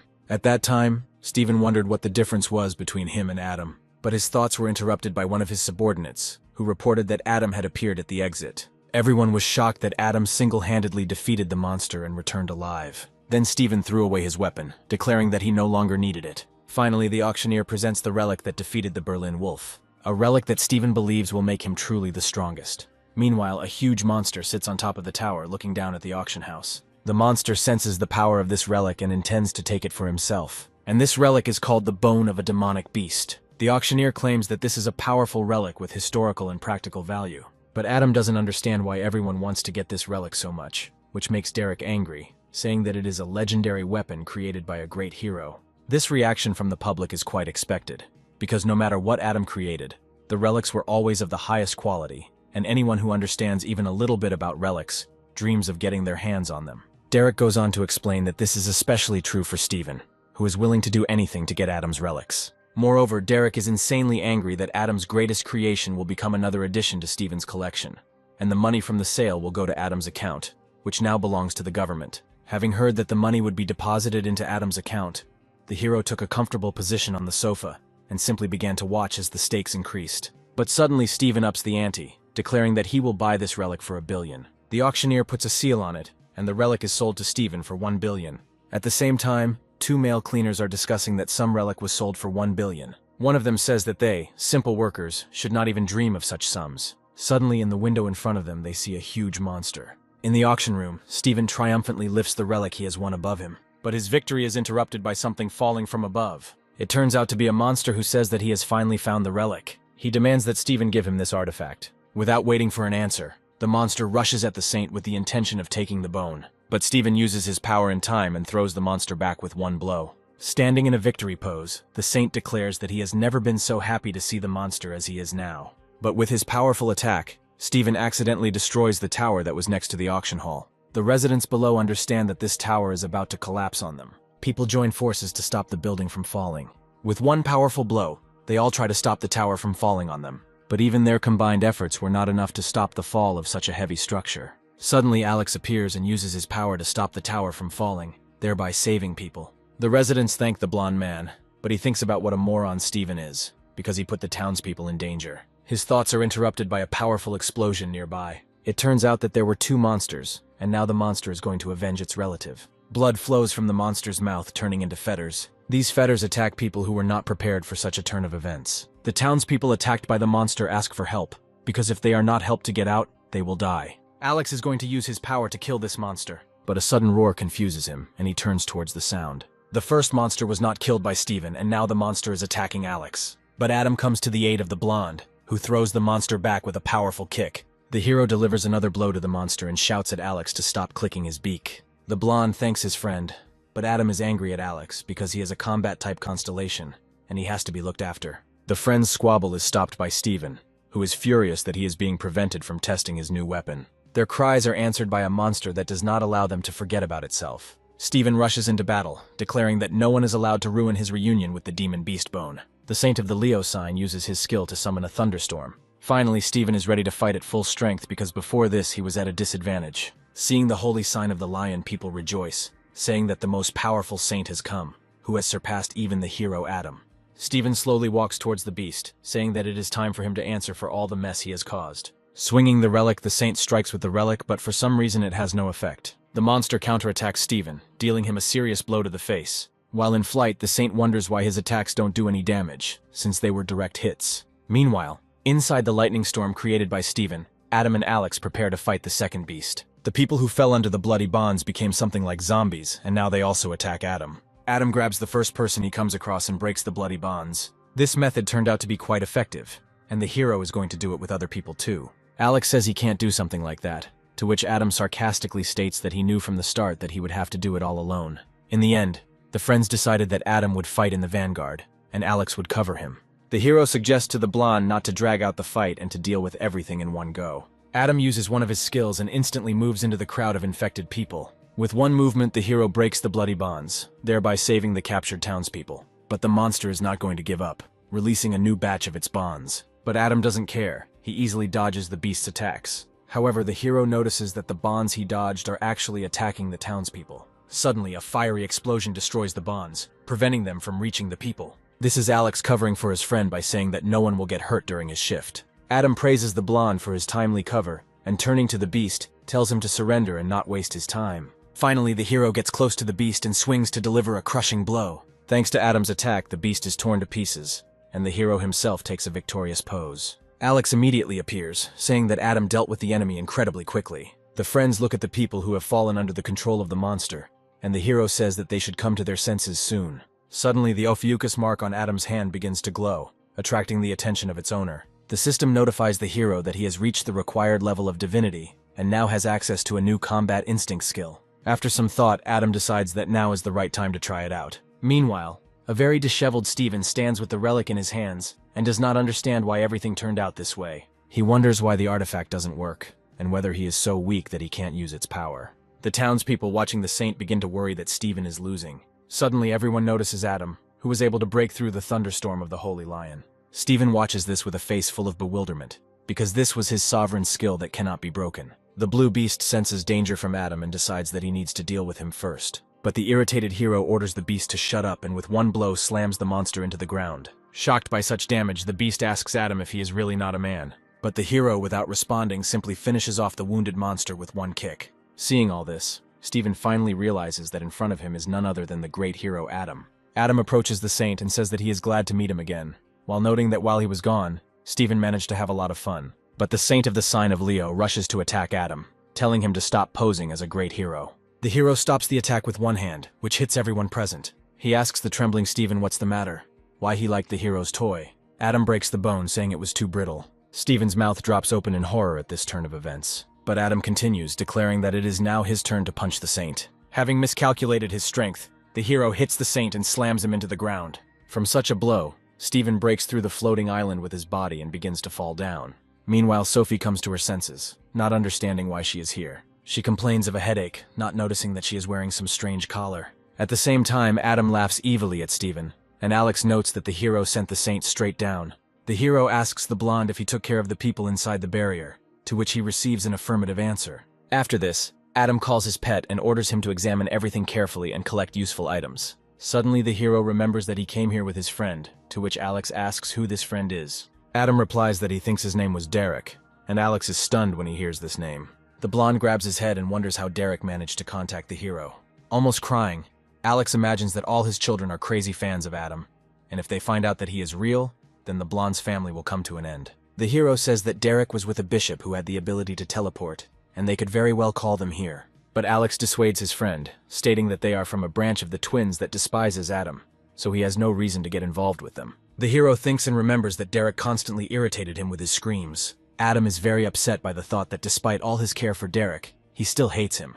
But Alex reassures his friend, saying that there is no need to worry about some kids. Suddenly from behind, a cry is heard with the words, "Father." The blonde turns around, slowly realizing who the voice belongs to. It turns out to be Derek, asking if they talked about Adam. It finally dawns on Alex that the call from Adam's phone had been active the whole time, and Derek had heard their conversation. The father begins to quarrel with his son, not noticing that bloody fetters are approaching them from behind. The remains of the dead monster attack Adam, but suddenly the hero's pet slime appears, which absorbs all the bonds. All three are shocked by what they see, and Adam acquires the skill to create relics with an inherent resistance to poisons. Having recovered from the shock, the hero begins to scold his pet, saying that he can't put everything in his mouth. While Adam scolds his pet, Derek remembers that this slime is very similar to one of the relics of a great hero that he read about. The puzzle in the guy's head begins to come together, because his amazing skills and inexhaustible supply of magical power are very similar to Adam's abilities. Finally, Derek realizes that Adam really is the great hero who disappeared 20 years ago. Meanwhile, at the Lion Branch headquarters, Bishop Oliver says that Steven hasn't been in touch since yesterday, and since the twins are pretty good at searching, he suggests hiring their people. Some guy says there's a rumor going around that Steven hasn't shown up yet because of Adam. But Oliver claims that this is nonsense, because even if Adam's return was true, he already lost to the Lion Saint once. Suddenly an audio recording plays in which someone shouts out that he despises lions, hates archers, but adores Adam. Everyone turns to the girl, who is holding the phone with the audio recording. This girl's name is Ava. She is the vice chief and cardinal of the Lion Branch, she apologizes, saying that she forgot to turn off her phone. Everyone reproaches her, telling her to take the conference more seriously. But Ava says that Steven is very resilient, so she is sure that he is completely fine. Everyone tells her that she, as vice chief, should organize the search herself. But Ava does not listen to them, because she received a message from Derek, who is her brother. After reading the message, the vice head of the Lion Branch suddenly stands up and leaves, telling them to figure it out themselves. At the same time, journalists gathered at Sophie's residence, wanting to find out what happened in the floating city, but they were refused, saying that the saint needed rest. The saint sits in her room complaining about Adam, because he dared to blow that incident out of proportion. Returning to her residence, after the events in the floating city, Sophie was very depressed, and her people dispersed the press. Suddenly a strange glow began to emerge from her collar, which formed into a projection with text. It was a message from Adam, which contained only one sentence: "Who killed him, Adam, 20 years ago?" Sophie doesn't know what to do, because if she tells the truth, the rest of the saints will not leave her alone. But if she sits idly by, Adam will create even more problems for her. Moreover, the saint is horrified that the hero dared to pull such a trick while she was unconscious, and besides, she is not even able to take off this necklace. Meanwhile, Alex practices archery at home. Standing next to him is Adam, who asks his friend if he likes the new bow the hero made for him. Alex states that it is a great bow, but is suddenly interrupted when he notices Adam shooting at a target while blindfolded. The blonde starts yelling at his friend that he's deliberately making fun of him, but Adam just enjoys annoying Alex. Derek suddenly appears, who with particular enthusiasm brings the hero water and a towel, while calling Adam uncle. While Derek and Adam are chatting sweetly in the back, Alex is raging, because he is jealous of his children towards his friend. The blonde man turns to his son, saying that he could use some water too, but Derek coldly replies that the water is in the refrigerator, and his father will have to go get it himself. Adam uses his new skill to recreate a sacred abode in which he can live and train. But due to the low level of the sacred abode, the space in it is severely limited. The system informs the hero that he can strengthen the power of the sacred abode by bringing human avatars into it. But Adam is interrupted by Derek, who says that Adam has to go on business and offers to go with him. Alex, lying on the floor in grief, asks his friend what meeting he has, to which the hero meaningfully replies that he will have to meet a lot of people. Next, Adam meets with William, who asks if the hero agrees to join the twins' branching, to which the hero, evading the answer, reminds the bishop that he has a lot of things to do. But William says that although he has a lot to do, hiring promising people always remains a priority. Moreover, the bishop reminds that Adam spent millions of dollars from their account, so he will not be able to simply brush them off. Adam thinks that William must have planned it this way from the start, but he understands that this is a good opportunity to meet the saint of the Gemini constellation. The hero agrees to join the twins but puts forward one condition. Adam points to the badge that William is wearing and tells him to give it to him. William's subordinates begin to shout at the hero, saying that the saint personally gave this icon to the bishop.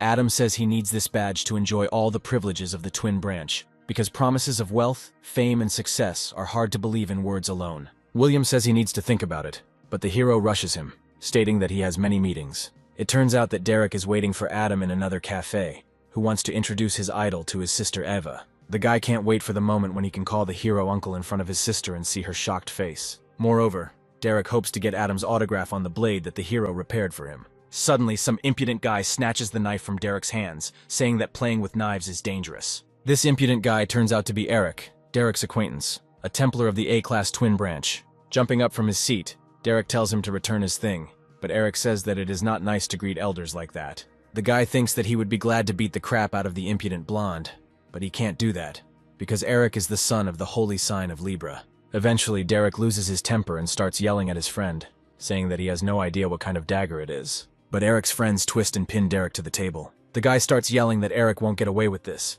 but he waves it off, saying that those are too loud words for someone who is pinned to a table. Eric continues to mock the redhead, asking why this dagger is so important to the guy. Maybe it belongs to his incapacitated mother. Derek's anger causes a random dagger skill to activate, and he begins to glow. Suddenly, the head appears from the dagger, and then the entire body of Adam, who crashes into Eric's face at great speed. Adam himself does not understand how he ended up here, and scratches the back of his head in bewilderment. Red is very happy about the hero's appearance and asks him how he found out that Derek was in this cafe. Adam replies that it must have been the one-time summoning skill he put into the dagger when he repaired it that worked. The hero understands that since the skill worked, it means his nephew was bullied, and he is not going to stand on ceremony with those who bother his loved ones. A couple of minutes before Adam's call, William accepts his conditions and decides to give the emblem, but says that the hero must immediately join them. But the cunning bishop hopes that he will get his badge back simply by adding an inconspicuous clause to their contract. William hands the emblem to the hero, politely asking him to use it wisely. But as soon as the bishop wanted to proceed to signing the contract, a call occurred, and Adam was teleported to Derek. Seeing this, the three of them stood there looking dumbfounded and feeling that they had been deceived. Meanwhile, Adam has already dealt with Eric's friends and is now beating up Eric, who can do nothing to resist him. The hero orders Eric to get up, saying they are not finished yet. The blonde man uses combat magic, summoning a huge bull. People around start to run away in horror because they don't want to come under attack. Eric starts laughing loudly, saying that now Adam will pay for his arrogance. But the hero is not scared by this. He only tells the blonde not to make noise and begins to use his powers. Adam states that at first he was curious about what kind of skill the guy was using, but now he realizes that Eric is incredibly weak. Using the system, the hero analyzed the enemy's skill and absorbed it. Adam tells Eric to watch carefully because he's about to show him how to use the skills properly. The hero uses the power of the bull summoned by the blonde and directs the magical energy back to Eric. The blonde is slammed into the wall and can no longer fight. Adam then turns to Derek, telling him that he can always turn to his uncle for help. Suddenly, a girl runs into the building and calls out to Derek. This girl turns out to be Eva, Derek's sister. He tugs his sister's sleeve and points at Adam, intending to introduce him. Derek says that this is the same man who single-handedly defeated countless monsters and saved the entire world more than once. Moreover, this is the same person they saw in the videos they watched with such enthusiasm as children. That same great hero, Adam. Eva looks at the hero intently and cannot believe that it is really him. She notes that Adam now looks much more attractive than before. After all, 20 years ago, the hero's entire face was covered in scars. And considering that he spent so many years in the demonic tower, Eva was sure that his appearance would be even more pitiful. But the girl says that appearance is not the main thing. She is sincerely glad that Adam is safe and sound. The hero greets Eve with a smile, and she, blushing because she accidentally said all her thoughts out loud, bows, saying that she is grateful that Adam helped Derek out, to which the hero declares that Eva should skip the formalities, because since she is Alex's daughter, that means she is Adam's niece. Wiping away her tears and blushing, Eva calls the hero uncle and asks if she can ask him for a favor. The girl, who had almost started to voice her request, was suddenly interrupted by the roar of a monster that had emerged from underground. Eva's expression instantly changes, and she says that she will make a proper proposal after she deals with the monsters. But the hero, upon hearing the word sentence, his face changes and he falls into a stupor. Suddenly a siren starts sounding and huge crowds of monsters appear in the city. Eva, surrounded by crowds of monsters, takes her spear in her hands and stands, concentrating her power. The girl begins to move from monster to monster with inhuman speed, killing each one in a second. She says to herself that she must be even faster to deal with the monsters as soon as possible and propose to Adam. She realizes that there are too many monsters, and decides that she must destroy them all at once. She spins her spear and throws it with incredible force, telling monsters not to dare interfere with her love. The skill Eva used was called Lotus Flash, and it destroyed a huge crowd of monsters in a second. Adama stands nearby, having followed her out of concern for her safety. But the hero realizes that there was no need, noting that her fighting instincts are even sharper than Alex's. The girl turns to Adam, but a huge monster appears behind her, about to kill her. But the hero manages to throw Derek and Eva over his shoulder and carry them away from the monster. A humanoid monster appears and declares that she has taken a liking to Adam and will make him into a special animal. But the hero, on the contrary, is happy about the appearance of the fire monster, declaring that he needed a furnace in any case to create new relics. Eva looks at the monster that appears and realizes that it is a monster from the illusory race. But Adam touches her forehead, interrupting the girl's thoughts. The hero says to leave this monster to him, and let Eva and Derek take care of evacuating the residence. Adam continues by saying that he trusts them because he knows they are strong. The brother and sister agree to this plan, shouting in unison. Suddenly, the demoness begins to swing her whip in the hopes of getting Adam, but the hero skillfully dodges her attacks. Finally, the whip reaches Adam, but there is not a trace of concern on his face. The monster, happy that he finally caught the hero, slams him into the ground with all his might. But this did not cause serious damage to the hero. On the contrary, he easily breaks the bonds, saying that he expected more. The demoness, enraged that she is being underestimated, releases a huge pillar of fire straight at Adam. Meanwhile, Derek holds a huge falling building on his shoulders so that people can evacuate safely. He tells his sister that he has helped all the remaining civilians, but Ava's thoughts are elsewhere. The girl is worried about Adam, because even though the hero is strong, he is opposed by a representative of the illusory race, and these are some of the most dangerous monsters. The girl suggests that old wounds from the time of the demonic tower may hinder him. This is why Eve decides to go and help Adam, even though he himself told them not to interfere. At the same time, the demoness sarcastically apologizes, saying that she overdid it, because she did not want to burn the hero to the ground. But Adam was not dead. On the contrary, he was even glad, because he finally saw a real fire on which he could melt his relics. The hero partially absorbed the monster's fire and analyzed it using the system. Seeing this, the demoness was stunned, because she did not understand how Adam was able to survive her hellish flames. The hero did not hesitate and immediately used the monster's hellfire to enchant it. Sensing something bad, the monster rushed to stop Adam. But Eva arrived on the battlefield and used her lightning thunder skill. However, the demoness stopped the girl's attack and became very angry with her. With a powerful attack, the monster throws Eva straight into the neighboring building. The girl was not prepared for this, so she received serious injuries. Without waiting for Eva to recover, the monster rushed at her to finish her off. But Adam returned and grabbed the monster by the tail. Using his superhuman strength, the hero throws his opponent into a nearby building. The demoness is horrified by the ease with which Adam threw away the lizard of the underworld. The demon's thoughts are interrupted by the hero's appeal, who assures her that if she touches Eve even once more, he will not leave a wet spot of her. The demoness notices that Adam's overwhelming power is consuming her. She has no choice but to use 100% of her power, showing the hero her true appearance. The demon says that she must recognize Adam as a worthy opponent, and having transformed into a new form, she is ready to start the fight anew. The monster uses its disaster skill and dashes towards Adam, but the hero, stretching out his hand, blocks the blow. The collision of two forces causes the entire city to be pierced by white light. It turns out that the hero enchanted a disposable plastic glove, with the help of which he stopped the attack. Adam activates his super regeneration and tells the demoness to get ready to row for daring to burn the city. Realizing that she is losing, the only thing the monster manages to say is that it is humiliating to lose to a disposable glove. Hearing this, the hero tells her not to belittle the capabilities of his glove. The system tells Adam that the demoness cannot be made his avatar, as she has too much negative energy, so cleansing is necessary. But the hero can't think of anything better than to use his fist as a cleansing for the demon. However, the hero's blow was too strong, so he accidentally killed the demoness. Adam did not get upset, and turning to the hellish lizard said that since his mistress had died, now he would have to become a gas burner for the hero. But knowing full well what had happened to his mistress, the hellish lizard decided to surrender without a fight. The hero decides that he needs to name his new pet somehow and chooses the name Torch for him. Derek and Eva arrived on the scene immediately. The girl wants to continue the topic with a proposal, but thinking that she wants to ask him to marry her, the hero tries to stop the conversation. But Eve asks about the events of the demonic tower when Adam allegedly sacrificed himself. She continues, saying that this question has been bothering her for a long time. Although all the saints claim that the hero sacrificed himself for the sake of all humanity, she does not believe it. Eve asks Adam if he thinks this was all a cunning plan to get rid of him. He agrees, saying that the girl is quite smart. Adam tells the story of being stabbed in the back and thrown into the tower by one of the 12 saints who went on the raid with him. Derek and Eva are shocked by what they hear. They ask the hero if the saints didn't try to save the world. Moreover, Derek states that Adam was the brightest hope of all mankind.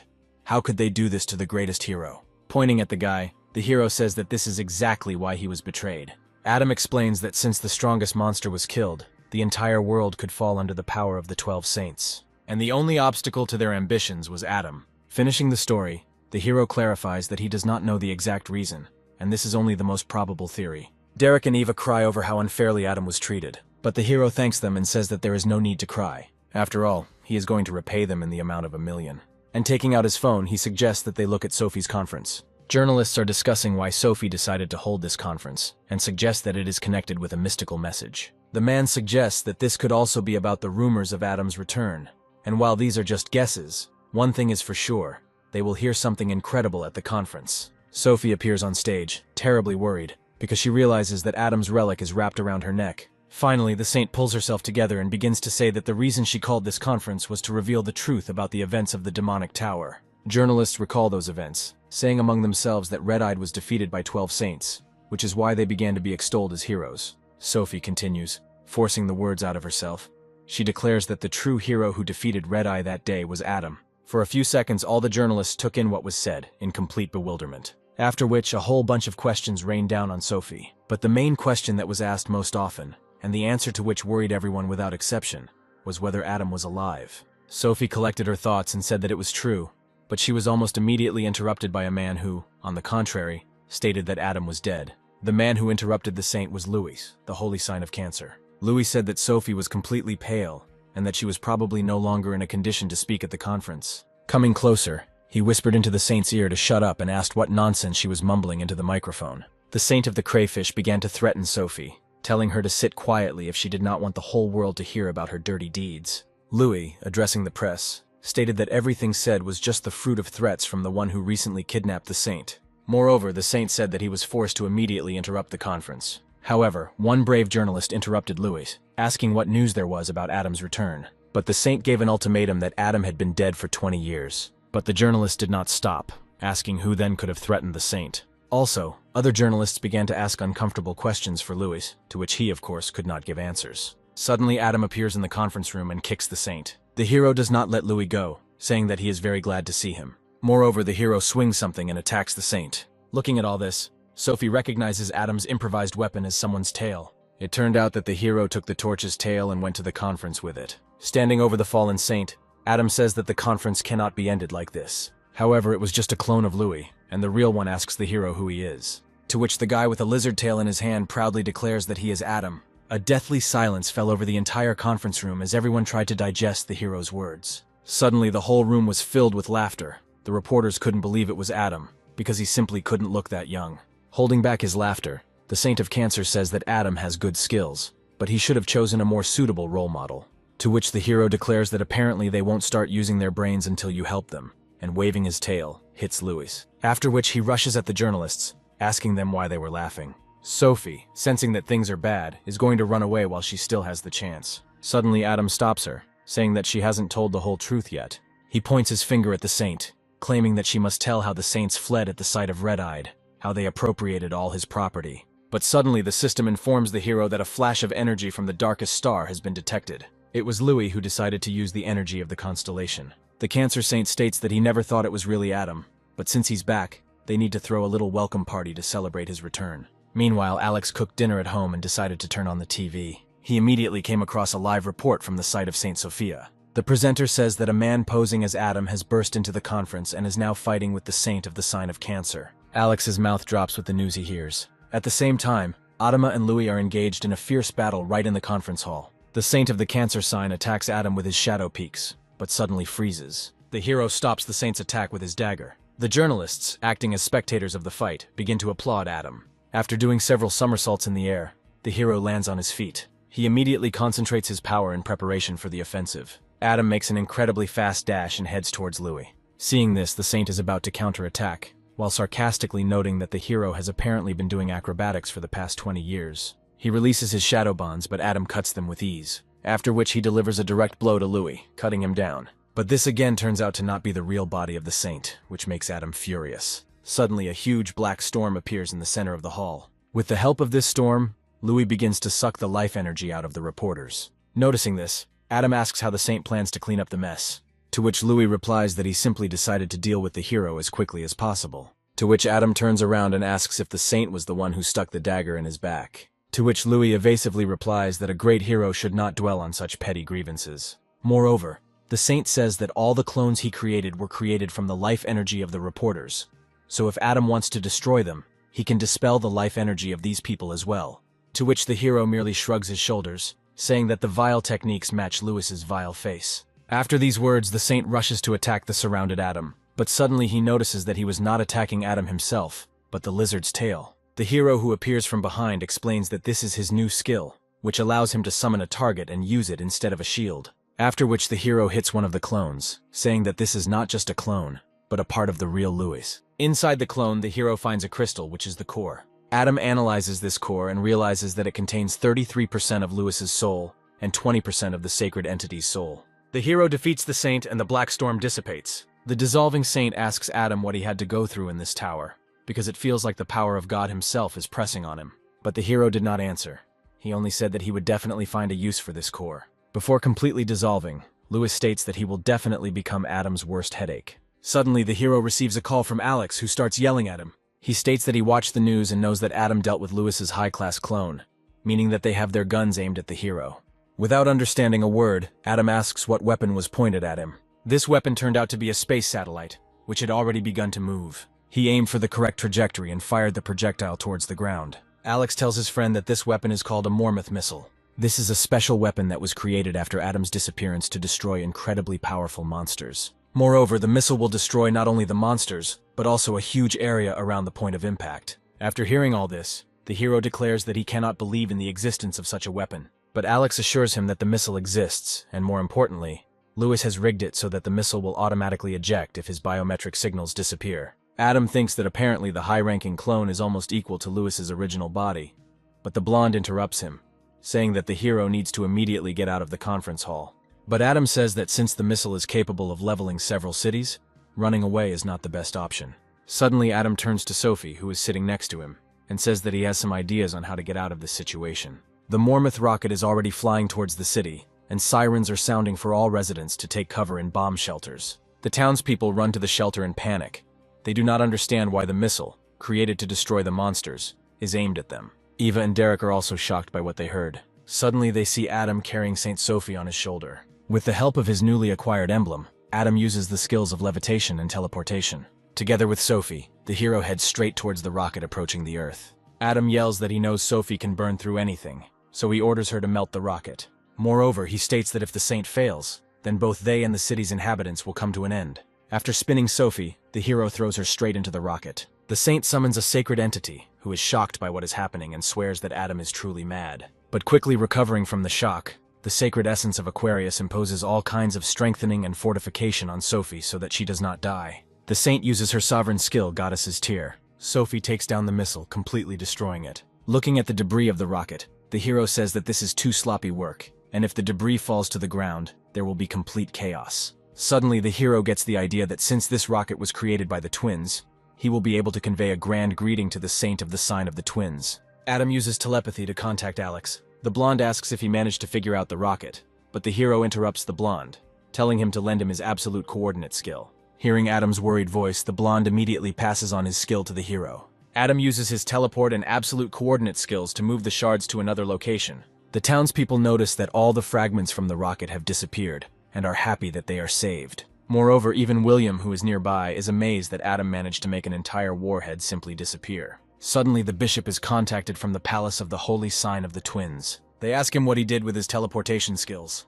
After all, right now fragments of the Mormouth rocket are flying towards the palace. Meanwhile, a meeting is taking place in the presidential office to discuss Adam's return. Suddenly, a hero appears, breaking through the roof of the building, holding Alex and William in his hands, who for some reason he took with him. Adam declares that since he has started, he will see it through to the end, and asks those present where his money is. The hero sits on the table and says that he left Alex's name as a trustee, and they simply took all his wealth. A man explains that the government could not entrust such responsibility to Alex alone.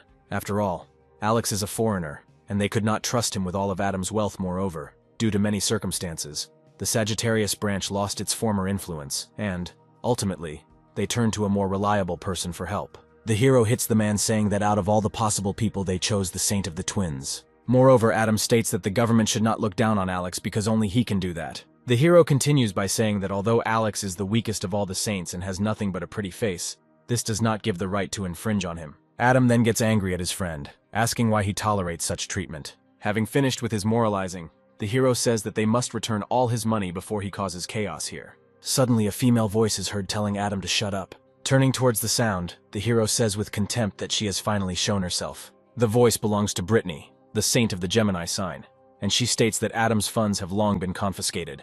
Moreover, the saint declares that she intends to use Adam's funds to rebuild her palace. But looking at her, the hero asks who she is anyway. An angry Brittany says she's going to teach him a lesson now. The people around are in a panic, telling the saint not to start fights here, because she will cover them too. But Brittany doesn't listen to them and makes a high-ranking call. The summoned creature turns out to be the spirit queen Lily. Laughing, the saint declares that the queen of spirits is almost equal to the sacred entities in power. But Adam suddenly approaches the saint and grabs her by the clothes. With one swing, the hero sends Brittany flying, making another hole in the ceiling. After seeing everything that happened, the spirit queen Lily is about to return to the spirit world. But suddenly, she meets Adam's gaze. Grabbing Lily by the hair, the hero asks where she is going. Almost in tears, the queen of spirits begs Adam for mercy, but he remains unmoved. Suddenly, Brittany falls to the ground and her appearance changes, because she was not a real saint at all, but just a person covered in the illusion of a saint. After which, the hero turns to the deputies and tells them to immediately return his money. The hero still managed to get his money back and takes several folders with documents with him, but Alex asks his friend if he finds all this strange. The blonde continues by saying that Brittany is not the type of person who would send a double in her place, but Adam says that if she did not appear herself, even when he razed her palace to the ground, then the saint simply cannot calm her anger. Moreover, the hero declares that he has an idea of where she is, so he offers to visit her. Meanwhile, the hero, along with Eve, Derek, and Ethan, are sitting in the apartment around some box, and Adam offers them a little snack before starting work. Adam offers Derek a burger, but he declines, saying he'll have something else. But the hero is not upset and asks Eva and Ethan what they will eat. Blushing a little, the girl says that she wants Adam. The hero choked on what he heard, but Eve continued that she wanted to hear advice from Adam. Ethan asks where Alex is, but the hero brushes him off, saying that he asked him for one favor, so he will be late. After eating, Adam declares that it is finally time for the interrogation. Addressing the Queen of Spirits, the hero states that he recommends that she answer honestly. Moreover, Adam does not understand that it is much better to be locked in a transparent box than in a book. The hero continues by saying that since Brittany hasn't shown up yet, it means she's simply not in a position to let anyone know about herself. And most likely it is locked somewhere, and that somewhere is right here, in Derek and Ethan's apartment. Lily confirms Adam's words, and hesitates a little before giving a definitive answer. But the hero speaks. Either she speaks herself, or he will force her to speak. Under such pressure, the Queen of Spirits gives in and points to a figurine standing on the shelf. The hero takes the figurine in his hand and declares that he knew it, because the stench coming from it was too strong. Turning to Ethan, the hero remembers that he said that Brittany herself blessed this relic, and most likely cast some kind of magic on it. The boy, his mouth agape, remembers that he actually said something similar. The hero uses his skills and begins to interact with the spirit world. Suddenly, the figure burst into a wild scream and made claims against Lily, who had gone and blabbed everything. From the relic, the real Brittany emerges in spirit form. Clutching her head, the saint asks herself why she ended up caught by the most terrible guy in the world. Brittany says that on the day the demon tower was destroyed, she felt Adam's energy. She says that the very fact that the hero returned is already confusing, since the first place he went was the house of his friend's son. And since she had this zone in her power, she decided to go and see with her own eyes. The saint used power to transfer her soul into this statue, but the figurine was broken, so she couldn't leave it. After the story, Brittany orders Lily to do something because she clearly has the power to get out of the glass box. But the Spirit Queen declares that she will do nothing, otherwise Adam will finish her off. Hearing this, the hero smirks, saying that Lily understands her situation perfectly well. Suddenly, the saint notices Derek and orders him to attack Adam, because he is her Templar. But Derek just shrugs, saying that he won't attack his uncle, because he's his hero. But Brittany doesn't let up, saying that Adam has always been their enemy, so if he is a follower of the twins' branching, he is obliged to attack the hero. Derek suddenly declares that in that case he is leaving. After all, if, being a follower of the twins, he automatically becomes an enemy of Adam, then he will prefer to leave the branching. Suddenly, the whole apartment starts shaking, knocking everyone off their feet. Derek is struck by the holy retribution of the sacred entity. Brittany tells the guy to immediately start asking for forgiveness, and if he immediately starts attacking Adam,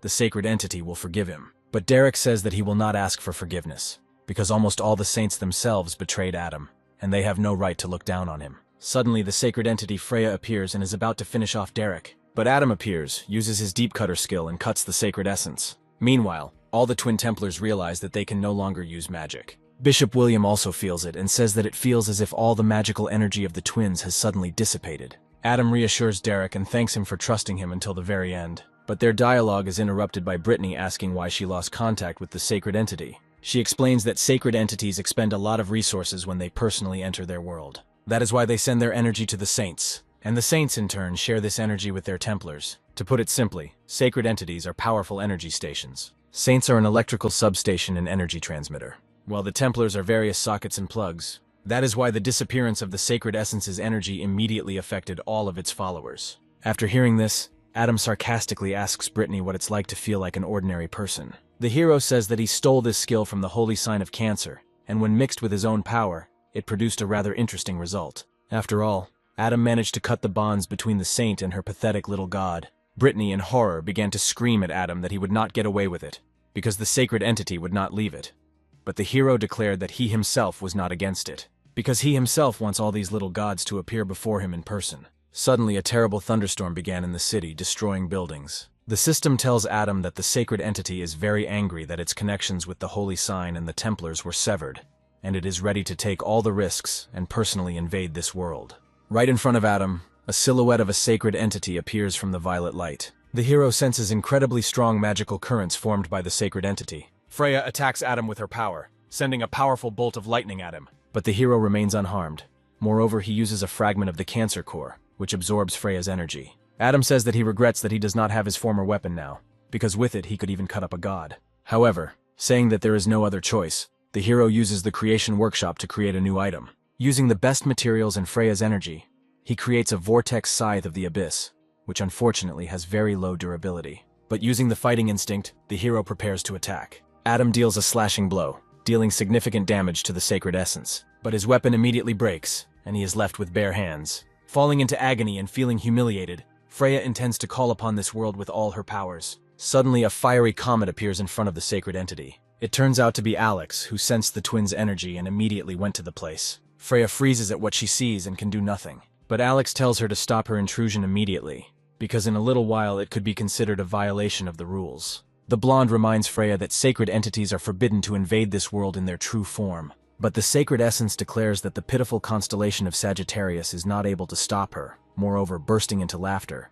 she asks what such an insignificant constellation, and one awakened one can do to her. Alex says that of course with his current powers, he won't be able to stop Freya. However, he asks her if she thinks he is the only one who doesn't like the intrusion. The countless entities that watch over this world stop the constellation of twins. They express their displeasure, accusing Freya of violating sacred rules. Moreover, the sacred entities that were dissatisfied with what was happening activated the seals. Many chains bound Freya, preventing her from continuing her invasion. The sacred essence of the twins retreats, saying that it will never forget this day. But Adam, pleased with this outcome, tells her to come with one of the adults next time. The humiliated Freya leaves the world of people, and Adam receives respect and a high reputation among countless entities. Moreover, the hero greatly increases the level of his sacred throne and opens a special quest to awaken the Serpent Bearer. Adam thanks his friend and tells him not to worry about his children. After all, soon he will train Eva and Derek well so that they become even stronger. Suddenly, Alex remembers that he was able to take the thing from Brittany's palace that Adam asked for. This thing turned out to be a registry of souls, which records all contracts with the avatars of the Gemini constellation. Brittany interrupts their conversation, asking how he was able to get it, since this registry of souls was very well guarded. Alex replies that stealth and infiltration are the most important skills for any archer. While the blonde was arguing with Brittany, Adam had already unrolled the scroll, and all the avatars swore allegiance to him. But the hero does not believe them and says that first they must show their loyalty. Suddenly, a portal opens in the sky and Brittany's body falls out as an offering. Adam, bursting into laughter, says he accepts them. All the avatars of the Gemini constellation came under the power of the Ophiuchus constellation. The system tells the hero to give names to his authors, but Adam is too lazy to do this, so he just named them with serial numbers. Brittany appears from behind the hero and says that she cannot believe what is happening. Suddenly, Adam grabs the saint by the neck and begins to squeeze. The hero says that everyone has already turned away from her, including even the pathetic little god. He asks if she was the one who stabbed him in the back when they were in the demon tower, but Brittany says she doesn't understand what he's asking. Adam uses his power and brings even more torment to the saint. Telling Brittany not to play dumb, he points out that he could easily burn her soul to the ground. In the end, the saint says that it was most likely a virgin, because she was condemned by heaven. The hero lets her go, saying that she could have avoided this torment by telling everything at the very beginning.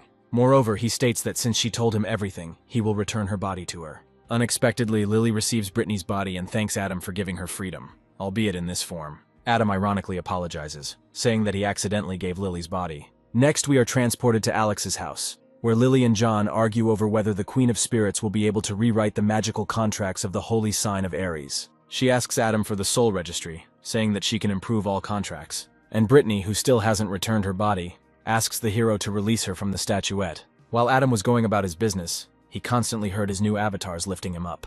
All three avatars said that it was a great honor for them to serve the hero. Alex notes that avatars are usually very proud, and this is the first time he has seen something like this. But the three avatars, pointing at the blonde, say that a human servant has no right to interfere in the conversation. However, Adam quickly corrects them, saying that Alex is not a servant, but just a slave. Afterwards, all the avatars start laughing at him, but Adam interrupts them, asking why they decided to turn away from the twins in favor of the hero.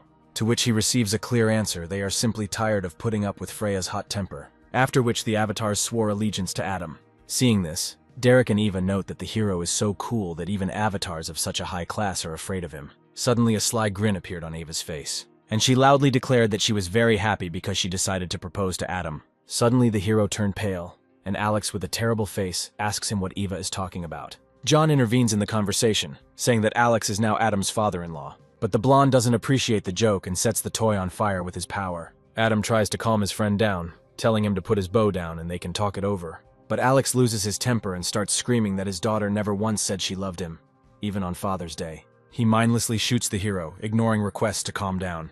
The blonde moves closer to his friend and declares that he can't leave him alive now.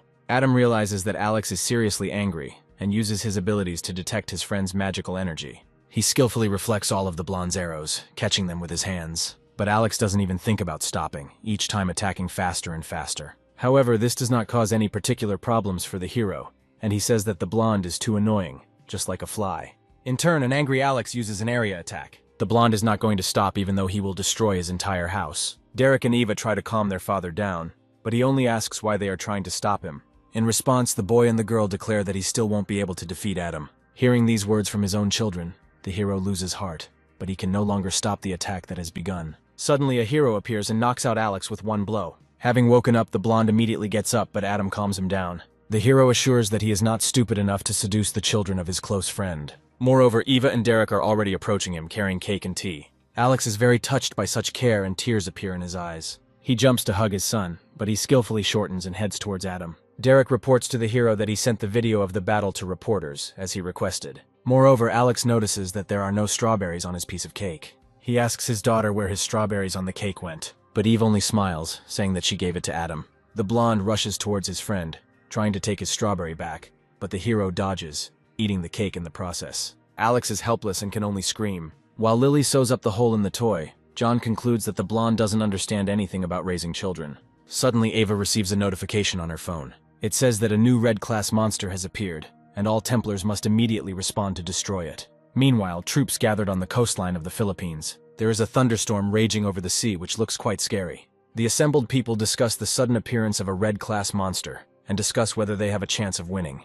Some short-haired man from the Lions branch motivates people, preventing them from falling into despair. He says that the appearance of a monster of this class is a great opportunity to make a leap towards a bright future. The motivational cries irritate Ava, who wants to quickly deal with the thousand-legged monster and return home. We are shown a nearby camp where the Templars are also preparing for battle. An elderly man sitting inside the tent complains that the people from the Lion's Fork are making a noise out of nowhere. But he says what's more important is that he should have already received the package. We are taken back to Alex's house, where a woman stands at the entrance, looking at the dilapidated house. The door opens and the saint himself comes out of the house, happy to see the guest. This girl's name is Stacy and she is Alex's assistant. Together they go into the house, and the girl notices the news on the saint, who says that his daughter has gone to battle the thousand-legged monster. Suddenly, Alex notices that Stacy is carrying some kind of box and asks what it is.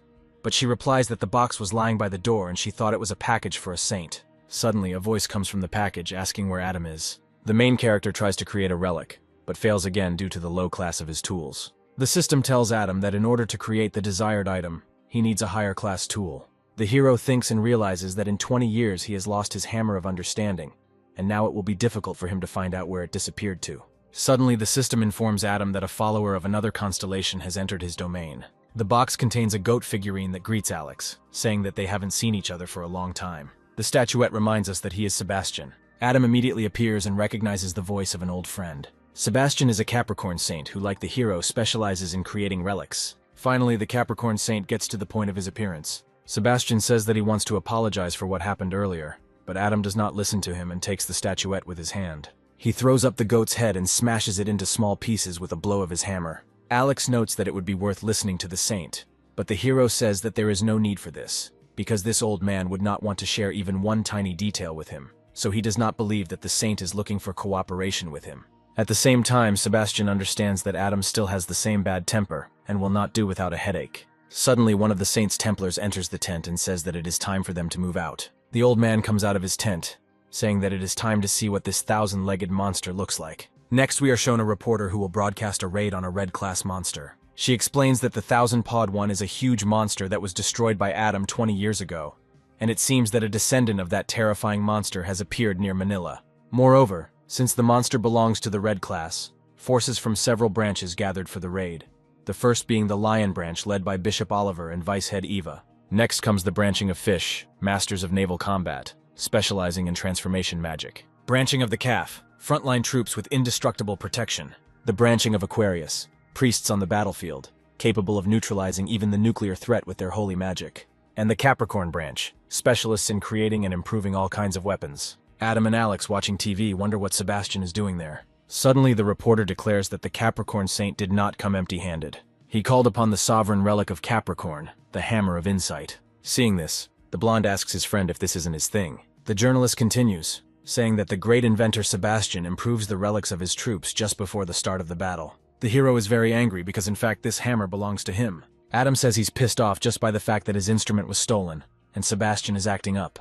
He stands up abruptly and tells Alex that they are leaving immediately. But the hero stops, noticing that the waves are unstable. The thousand-legged one appears on the TV screen, having finally shown itself. Everyone is ordered to prepare for battle, but one guy notices something interesting. He says the monster is holding something on the end of its tentacle. That something turns out to be Stephen, who is trying to take some bone from the monster. Everyone understands that the saint of the sign of Leo is fighting with the monster for his relic. Oliver realizes with horror that the saint is still obsessed with this useless bone. Sebastian approaches the bishop from behind and asks what he is doing. He says that the monster has finally shown itself, so why is the lion's branching inactive? but Oliver assures the saint that he was just about to give the order to attack. The bishop commands all his troops to begin taking the potions provided by the Capricorn fork. In turn, the branching fish casts spells for movement in water, and Aquarius casts enhancing magic on fighters. The Taurus were ordered to create a line of defense along the coast so as not to let the monster through. Finally, Oliver and his soldiers head into battle. He gives the command for all the lions to attack the thousand-legged one.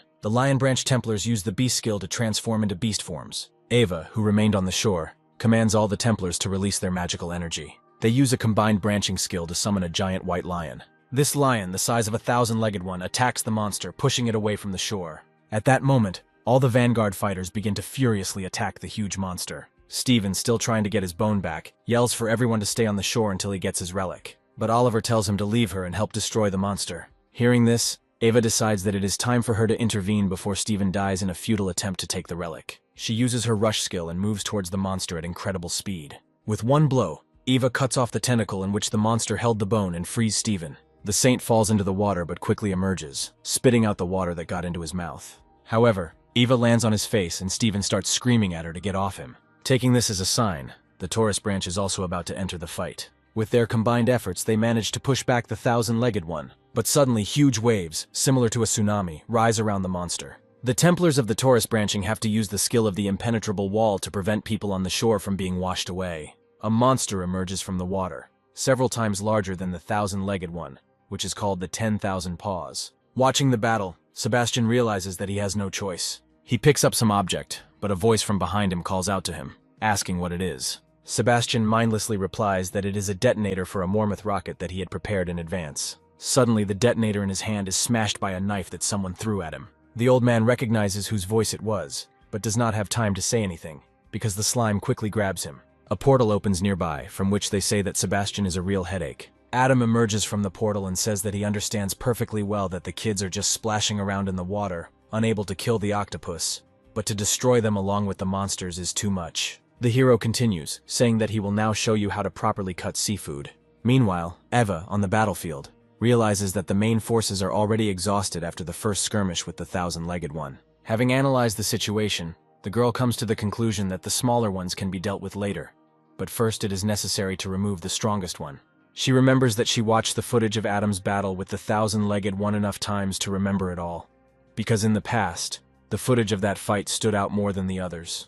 Following the hero's lead, she breaks through the smaller tentacles as quickly as possible, and with one blow it cuts through those that cannot be dodged. Immediately after successfully closing the distance, Ava is about to plunge the weapon right between the monster's eyes. Using her Lotus Flash skill, the girl throws a spear straight at the monster, but suddenly she notices that the monster very easily stopped her attack with its tentacle, and with the other he is going to hit Ava, who is confused by what is happening. However, Steven, who appeared out of nowhere, covers the girl with his body. The blow hits him right in the back and a sound wave is created around them. They are thrown at great speed straight towards the coastline. While flying, Eva notices that the other Templars are starting to lose to the monsters and are calling for help.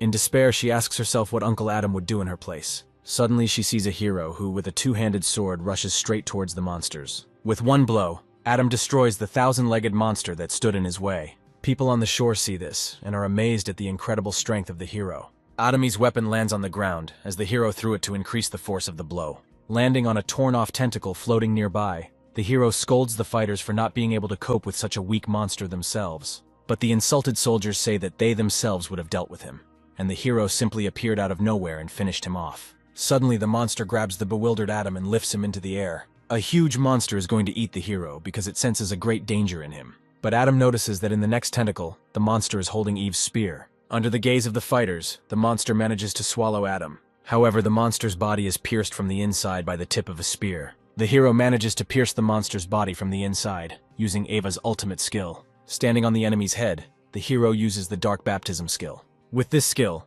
Adam pierces all the monsters that appeared from the ocean, thereby completely destroying them. The hero lands on a piece of tentacle, saying that he loves huge monsters because they can be cut into small pieces. Seeing all this, all the Templars understand that the stories about Adam's exploits were not fiction.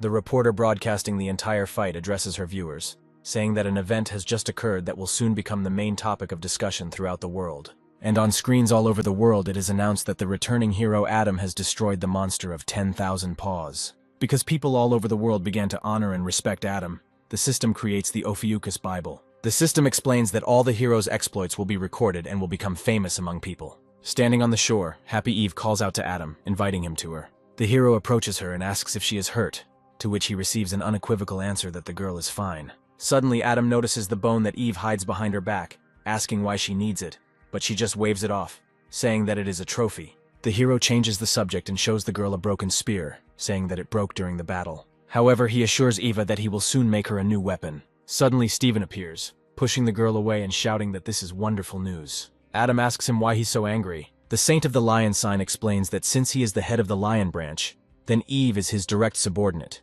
and the hero has just offered to forge a new weapon for her. And this means that Adam must forge something for him too. Besides, 20 years ago it was Adam who was responsible for making the equipment for all the Saints. Moreover, since the hero destroyed the relic that Steven bought, he is entitled to something as compensation. Adam flares up and shouts that he will do nothing for Steven. Suddenly there was an explosion and some kind of green gas entered the air. Seeing this, Steven asks the hero if he can cause explosions with just his scream, but Adam states that naturally this is not his doing. Green gas envelops all the frontline fighters, who try to cover themselves from it with their hands. However, under the influence of the gas, some people of the Lion branch go mad. They begin to violently attack people from other branches. Eva says that a strike force of lions suddenly attacked the Caps branch, but someone's voice explains that this is a Mormoth outbreak that he planted. The culprit of everything that happened is Sebastian, who is heading towards the hero in an iron suit. Steven asks the old man what all this means, why he installed such a dangerous bomb in the area where people are supposed to fight. However, Sebastian tells him to calm down because it was just fireworks before the main show. Adam asks the Saint that the madness of the people on the front lines is also his doing. The old man confirms this and says that he will now show you something even more interesting. He starts whistling with his whistle and the shrill sound quickly spreads throughout the area. All the crazy people turn towards this sound. They begin to run towards Adam, ignoring Steven's orders to stop. Having reached the hero, they grab him to immobilize him. The cunning old man has calculated everything, because he hopes that Adam no longer has any strength left after the fierce battle with the monsters. Moreover, he states that he is pleased to see the hero pressed face down into the ground. Only Steven, who was not captured, can resist Sebastian. The old man explains that due to the effect of his potions and the Mormoth bomb, people can only hear the whistle commands. The Lion Saint furiously shouts at him to return the people to normal, to which Sebastian tells the Saint to listen carefully. The old man throws Adam's sword at Steven's feet, and he says that he has an offer that the Saint cannot refuse. Sebastian orders the Lion Saint to use this sword to kill Adam. Steven asks the old man why he should listen to his orders, but he replies that he has no other choice, or he is ready to lose his people forever. However, Sebastian reassures the Saint, saying that they should understand each other perfectly. After all, they have something in common, and that is a huge envy of Adam. Steven claims that this is complete nonsense, but the old man asks how he then explains his obsession with the artifacts that the hero created. This proves that the Saint is struggling to overcome his inferiority complex. After all, to behold the power of Adam is like running into an insurmountable wall. The same applies to artifact creation skills, and the harder they try to overcome this very wall, the bigger and stronger it becomes. It is simply impossible to destroy or jump over it. The old man says that such a chance only comes once in a lifetime. Moreover, he is not as petty as Adam, because in return he will create for Steven the most powerful weapon in the history of mankind. Finally, Sebastian declares that by joining forces, they can get rid of the hero, and then it will only be a matter of time before they become the most influential saints. Steven takes up the sword, but Eva tries to dissuade him, stating that it is an obvious trap. However, the Saint does not listen to her and swings his sword over Adam. Suddenly, Steven turns around and attacks the old man. The Saint declares that he will not believe him, given what the old man did to his people. Moreover, he does not intend to kill the hero in such a cowardly way. Looking at this, the hero is a little surprised by the actions of the holy sign of Leo. Furthermore, Steven states that Sebastian is incapable of creating the strongest weapon since he was never able to surpass Adam. After hearing this, the old man attacks the Saint, saying that he must pay for his actions. However, Steven was prepared for this outcome and skillfully counterattacked Sebastian. The old man's armor is destroyed by the attack of the Holy Lion sign. Without giving Sebastian a chance to catch his breath, Steven swings for a second blow. However, the old man turned out to be not so simple. He skillfully bounces back, breaking the distance, and launches all his missiles at the Saint. All the missiles hit their target accurately, and a huge mushroom cloud formed where Steven stood. Sebastian rejoices, saying that even the great Saint of the Leo sign cannot withstand the onslaught of his missiles. But suddenly, from the clouds of smoke, Steven appears, transformed into the form of a lion. Focusing all of her powers, the Saint prepares to use her ultimate skill. Using the Thousand Claws skill, Steven destroys the old man's suit. Standing on Sebastian's chest, the Saint says that his suit is just right. However, this does not stop him from pulling the old man out of the iron junk. Claiming that even the cowardly Aquarius fights without armor, He orders Sebastian to get out of his suit. Suddenly Adam appears, looking sad and asking how long they will continue this stupid showdown. The Saints are shocked at how the hero managed to end up here, but he replies that he allowed himself to be captured in order to find out what was on the old man's mind. After finishing his explanation, the hero kicks Steven, saying that now it's his turn to chat with Sebastian. Addressing the old man, Adam states that he has a couple of serious questions. The old man recalls that 20 years ago, shortly before the raid of the demonic tower, some man told him that this tower would become a grave for Adam. But Sebastian objected, saying that it was just a prophecy given to Alex by a sacred entity. The stranger agreed that this was just a prediction, but he was talking about a plan that they could implement. Suddenly Adam interrupts the old man, declaring that he is not interested in his flashbacks. He wants a clear answer to the question of who stabbed him in the back. Sebastian says he will tell him, but in exchange the hero must guarantee his safety. However, Adam grabs him by the jaw and says that the old man is in no position to bargain. In a trembling voice, Sebastian says that it was the Virgin. The hero understands that the old man's words confirm what Brittany said. But pulling himself together, Adam decides that he needs to go see the appraiser again so that he can examine the dagger that was used to stab him. Having finished his reflections, the hero turns to Sebastian, telling him to return his hammer of understanding. The old man had no choice but to return the hammer he had appropriated to himself. Having received the hammer, the hero summons the avatars and orders them to take the old man to theirs. While the avatars were dragging Sebastian away, he managed to shout that Adam had become not a saint, but the god of the new constellation himself. As soon as the old man disappeared, all the warriors of the Lion Branch began to come to their senses, not understanding what had happened to them. The people of the Capricorn Branch asked the bishop what they should do, since their leader was taken away from here by force. He replies that the only option is to do or die. The bishop presses his watch and some guy's armor starts to glow with a strange light. Suddenly, the guy's armor exploded right on him, causing everyone around him to fall into horror. Bursting into laughter, the Capricorn Branch bishop states that they embedded bombs into the armor while upgrading it. Moreover, he orders his wards to launch Mormouth shells. The projectile was aimed straight at the hero, who stood with his back to these fighters. Adam says that he is already pretty tired of these shells, so now he will show you something interesting. The hero uses his hammer to modify the Mormouth rocket.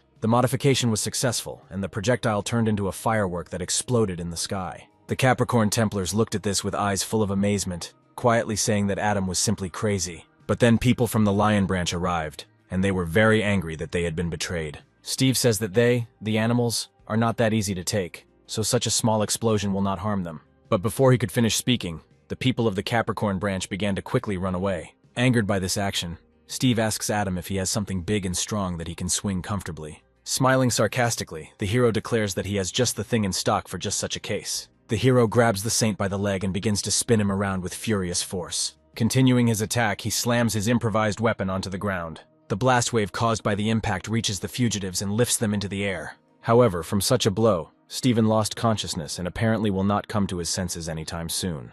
We are shown a half-destroyed city, which is under the dome of protection of the European nation, and is a red zone.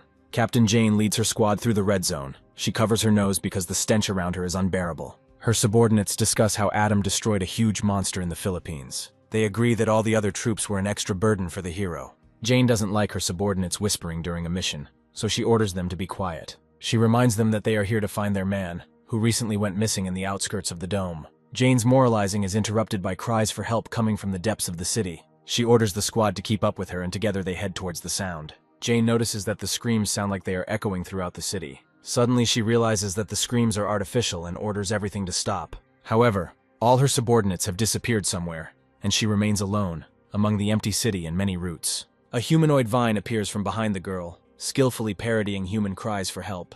These vines become more and more numerous, and Jane is so terrified that she cannot move. Gradually, the vine envelops the girl, rendering her completely motionless. Meanwhile, Adam is at Alex's house and watches the news where everyone is praising him. He sincerely doesn't understand why everyone was so amazed by his victory over a couple of octopuses.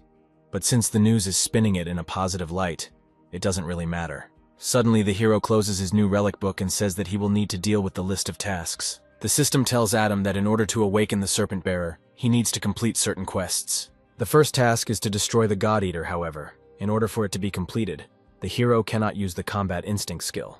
The second and third tasks involve Adam acquiring a recorder to record the Ophiuchus's accomplishments, as well as accepting a human avatar as his Templar. In addition, the hero gained additional functionality from the God's Gaze skill. In the living room of the house, Stacy is cleaning and grabbing John by the ears. She wants to clean him, although he strongly resists. Suddenly, Adam runs up to them and asks them to freeze in place. By using his skill, the hero sees the level of loyalty of the person he is looking at. The system tells the hero that when choosing a Templar, his loyalty must be equal to 100%, otherwise the power of the branching will weaken. Adam realizes that Derek, Eva, and Alex will easily become his followers. He asks Stacy where they went, but is told that they left early in the morning. Suddenly, the hero's phone rings and he sees that the number belongs to the appraiser Jin. Next, we are shown Derek's memories, where during the disaster people were trapped under the rubble and asking for help. Some woman tells the guy that he should hide in the car and sit there until his father comes. She calms the crying child, saying that when the father returns, he will easily deal with the monster. This woman turns out to be Derek's mother, who makes him promise to be obedient. Suddenly, the guy wakes up from the nightmare he saw, covered in cold sweat. However, Eva takes his hand and smiles encouragingly. Alex asks his son what happened, but he brushes it off, saying that he was just nervous, since this is the first time he has met his mother in a long time. Eva worries about her brother and tells him to be more careful with himself, because these could be side effects of the holy punishment. Even though Derek says everything is fine, you can tell from his face that he is depressed. The girl wants to cheer the guy up, so she says that since he's awake, let him take this. She hands him the bracelet, saying it's a birthday present. Eva continues by saying that she remembers Derek asking for a relic to store the twins' magical power. The guy thanks his sister, and she, smiling sweetly, says that she is glad that he is happy. Moreover, Eva says that Derek should greet his mother with a smile, because she will be upset if she sees him walking around with a sour expression on his birthday. Hearing the children's conversation, Alex becomes very nervous and grips the steering wheel of the car even tighter. At the hospital, the girl tells her mother about Adam's exploits and says that they will have a lot to discuss when she wakes up. It turns out that the children's mother is in a deep coma and bedridden. Alex can't get inside and stands at the door with a gloomy look. Apparently, the saint blames himself for what happened and cannot calm down. Suddenly, Alex's phone rings and he is very surprised when he sees the number. Stepping outside, he says he had planned to put all work aside today, so he is quite surprised that the EU leaders needed him. On the phone, they tell him that they called not because of a routine incident with monsters, but because the branch of the Maiden announced that they were not able to deal with the monster. Moreover, they turned to him specifically because Alex had previously encountered this monster. After all, it was the same monster that appeared in Korea 10 years ago and swept through the airport territory. They announced that the name of this monster is Blood Mist, and it is back again. Meanwhile, Adam is in Belgium, sitting in a cafe, thoughtfully looking at his phone. It turns out that the hero offered Derek to become his Templar, but he refused, saying that it would be problematic. Adam remembers that he recently found out about Derek's birthday, but he deliberately did not tell him about it, because he does not like to celebrate this day. The hero assumes that they are clearly not telling him something apparently. Something happened to the guy on his birthday. Suddenly, a man approaches Adam and notices that the hero is thinking about something. The man turns out to be Jean, who greets Adam, saying that he is very glad to meet them. The appraiser apologizes to the hero, saying that he should have notified Adam earlier. But the hero states that he had business here anyway, and getting there wasn't difficult. Adam notes that he knows the area is under the influence of the Virgo branching, but he didn't expect to see their emblems literally everywhere. Jean explains that throughout history, religion has been an integral part of life in many European countries. So after the appearance of saints, many people believed in them. After all, it's hard not to believe when you see the dome protecting you every day. But Adam cuts him off, saying that he doesn't hear any pride in Jean's words. And using his skill, he says that apparently the appraiser's faith has weakened greatly. Moreover, the hero suggests that what Jin wants to talk about is related to his branching. The appraiser is once again amazed by Adam's skills, and saying that nothing can be hidden from him, uses the soundproofing skill rented from the Aquarius branch, and prepares to get down to business. The appraiser took out the dagger that was stabbed into the hero 20 years ago, and stated that, although the information about the blade had been erased, he managed to learn something. After carefully examining the blade and analyzing it, he realized that the one who attacked Adam in the Demon Tower was the holy sign of the Virgin, Kevin. Shortly before his departure, Adam spoke with Lily and informed her that Derek had declined his offer to become a Templar and had decided to remain part of the twins' branch. The hero orders the Queen of Spirits to find out the reasons for the refusal, and also to obtain any information about the position of registrar. While playing the console, Lily decides that she can find out about the position later, but first she should write to Derek. Suddenly, Derek himself appears looking for Lily as he has a request. He asks the Queen of Spirits to help him get into the secret archive of the magical library of the twin branching. The twins' magic library is a repository of books on magic collected from all over the world, including the twins' branching territories. Deep within the building, there is a secret archive containing forbidden books, accessible only to high-ranking Templars. Derek reports that he threw away his badge, so he can't even enter the library, not to mention that A-rank Templars are not allowed into the secret archive. Bowing deeply, he asks Lily to help because he really needs to get there. Turning around, the Spirit Queen uses her power and opens a portal. She says that sending a guy there is not that difficult, but the secret archive is full of secret, dangerous and forbidden magic, so she wants to know what he wants there. After collecting his thoughts, Derek declares that he is going to obtain a skill with which he can summon a creature from another world called a soul call. Sitting on the bench and pulling up his hood, Adam fell into deep thought. The hero remembers that Jin told him that he looked through the records of recent years, and several blades similar to this one were sold at auctions. All of these blades were personally assessed by Jin's predecessor. The appraiser speculates that the predecessor also sensed the ominous energy emanating from the weapon, and attempted to track down the original. And it turned out that this blade belongs to the branch of the maiden. Furthermore, Jin states that the blade is from the maiden's branching weapon storage, and that it also contained a large number of weapons with similar energy. The appraiser suggests that the reason the blade was put up for auction was due to gradual disposal. Moreover, Jin was unable to learn anything from his predecessor precisely because he was killed while he was investigating, ironically. But the murder was committed by the very blade he was looking for. In addition, a strong curse was placed on the blade, which is capable of causing significant harm not only to the holy sign, but also to the sacred entity. The hero reflects that curses are Lewis's thing, but his curses do not work on sacred entities. And this sinister energy definitely does not belong to any of the gods.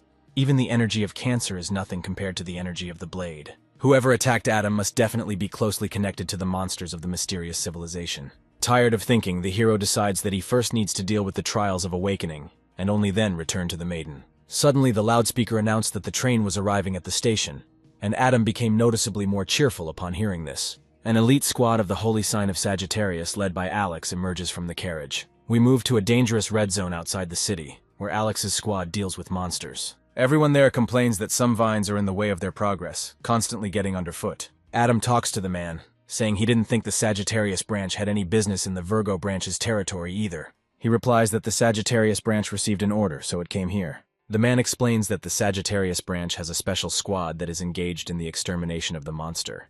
They are something like mercenaries who solve problems. And while they were here, Alex went to clarify all the details with members of the European Union. Adam is surprised, asking why they took the job without really knowing anything. However, the man replies that Alex would have taken the task anyway, since it involves a monster with which the saint has some history. He asks the hero if Adam has heard of a monster called the Blood Mist. Meanwhile, in the EU Parliament, a man explains to Alex that the Blood Mist is a monster that sucks out the soul and life force of nearby creatures, and according to the report, it appeared about 10 days ago. The saint asks why they didn't just gather an army of people from different branches and deal with him. But the man says the blood fog is officially considered defeated and should not surface again. However, Alex disagrees with this approach and says that they continue to hide its appearance, even though this monster has already swallowed up about 5,000 people. The bespectacled man laughs and says it has been decades since branches have worried about losses. In response to this, Alex asks why the head of the Virgo branch is not doing anything. They explain to him that the branching of the maiden has already tried. They have repeatedly sent their detachments consisting of high-ranking Templars. However, they all failed. Because the monster releases a red mist that causes a powerful status effect, it is most dangerous to branching maiden people who specialize in close combat. In addition, the Holy Sign of the Virgin Kevin himself went on an expedition to the Northern Sea to deal with the same class of attraction as the Bloody Fog. And this is not a situation in which it could return anytime soon. So the EU has decided to break with convention and turn to another branch. After examining all the branches, they settled on the Sagittarius, as it is a branch of mercenaries that is relatively free from power struggles. Moreover, Alex works together with Adam, and the man was quite impressed when he saw his actions in the Philippines. After hearing all this, the saint understands that this man's words are a lie. After all, Kevin is too proud to let someone deal with a monster on his territory for reasons like that. Alex realizes that the branching maiden wants to get rid of the weapon and himself with the help of the Bloody Fog. And although he sees right through their plan, he still can't say anything against it. Because of the Bloody Fog, Alex lost his mistress. Adam guesses who the lady is, and his guess is confirmed by a man from the elite squad. Alex's wife's name is Alice, and they met after the hero was imprisoned in the demonic tower, so it is unlikely that they ever met. A girl interrupts the conversation between the deputy captain of the squad and Adam, saying that Alice tried to protect Alex from the Bloody Fog when the monster defeated the First Templar and the Archer's branch bishop. Adam says he knew the Archer's branch bishop, as he wore their things 20 years ago. The hero finally understands why Alex avoided talking about his family and past, because he had to go through so much. After finishing his thoughts, Adam asks what the Bloody Fog is and notes that after 20 years, Alex has become weak and unreliable. After all, the hero remembers the level of his training better than anyone else, because he himself taught the blonde. When Adam was in his prime, he could only trust Alex with his rear, and now he can't believe that the blonde couldn't defeat a monster the hero had never even heard of. In the past, the saint of the sign of Sagittarius was one of the most powerful among the saints. That's why Adam asks the squad to explain to him what the hell happened to Alex. The deputy captain of the squad says that this is a rather difficult story, but since the hero himself asks, he will tell it. He begins his story by saying that this horrific event happened 10 years ago, on Derek's 7th birthday. The guy waited for his mother to finish talking on the phone about some weapon prototypes. After all, Alice is an honorary member of the Sagittarius branch and a developer of weapons against giant monsters. She thanks Bishop Joseph for bringing Derek to meet her at the airport. Suddenly, Derek interrupts the conversation on the phone and declares that he is very hungry. She offers to buy him some burgers, but Joseph says he'll go and buy them himself. While the adults are busy with their own affairs, the boy notices some sounds coming from behind him.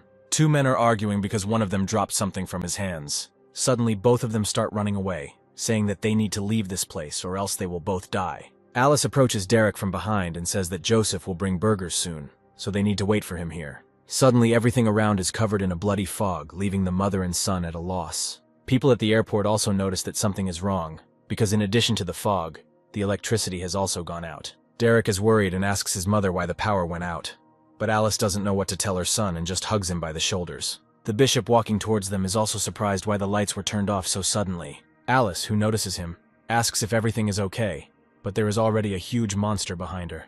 Throwing down the food, Joseph jumps towards the mother and child to save them from the attack of a terrible monster. He manages to push them away straight from the monster's mouth but ends up in their place. Little Derek, very frightened for the bishop, reaches out to him and shouts at him to run away. However, Joseph puts his fingers up and smiles, showing the child that he will be okay. Mother covers Derek's eyes so that he does not see the bishop's horrible death. Joseph was eaten by the monster, but he was still able to save Alice and her son.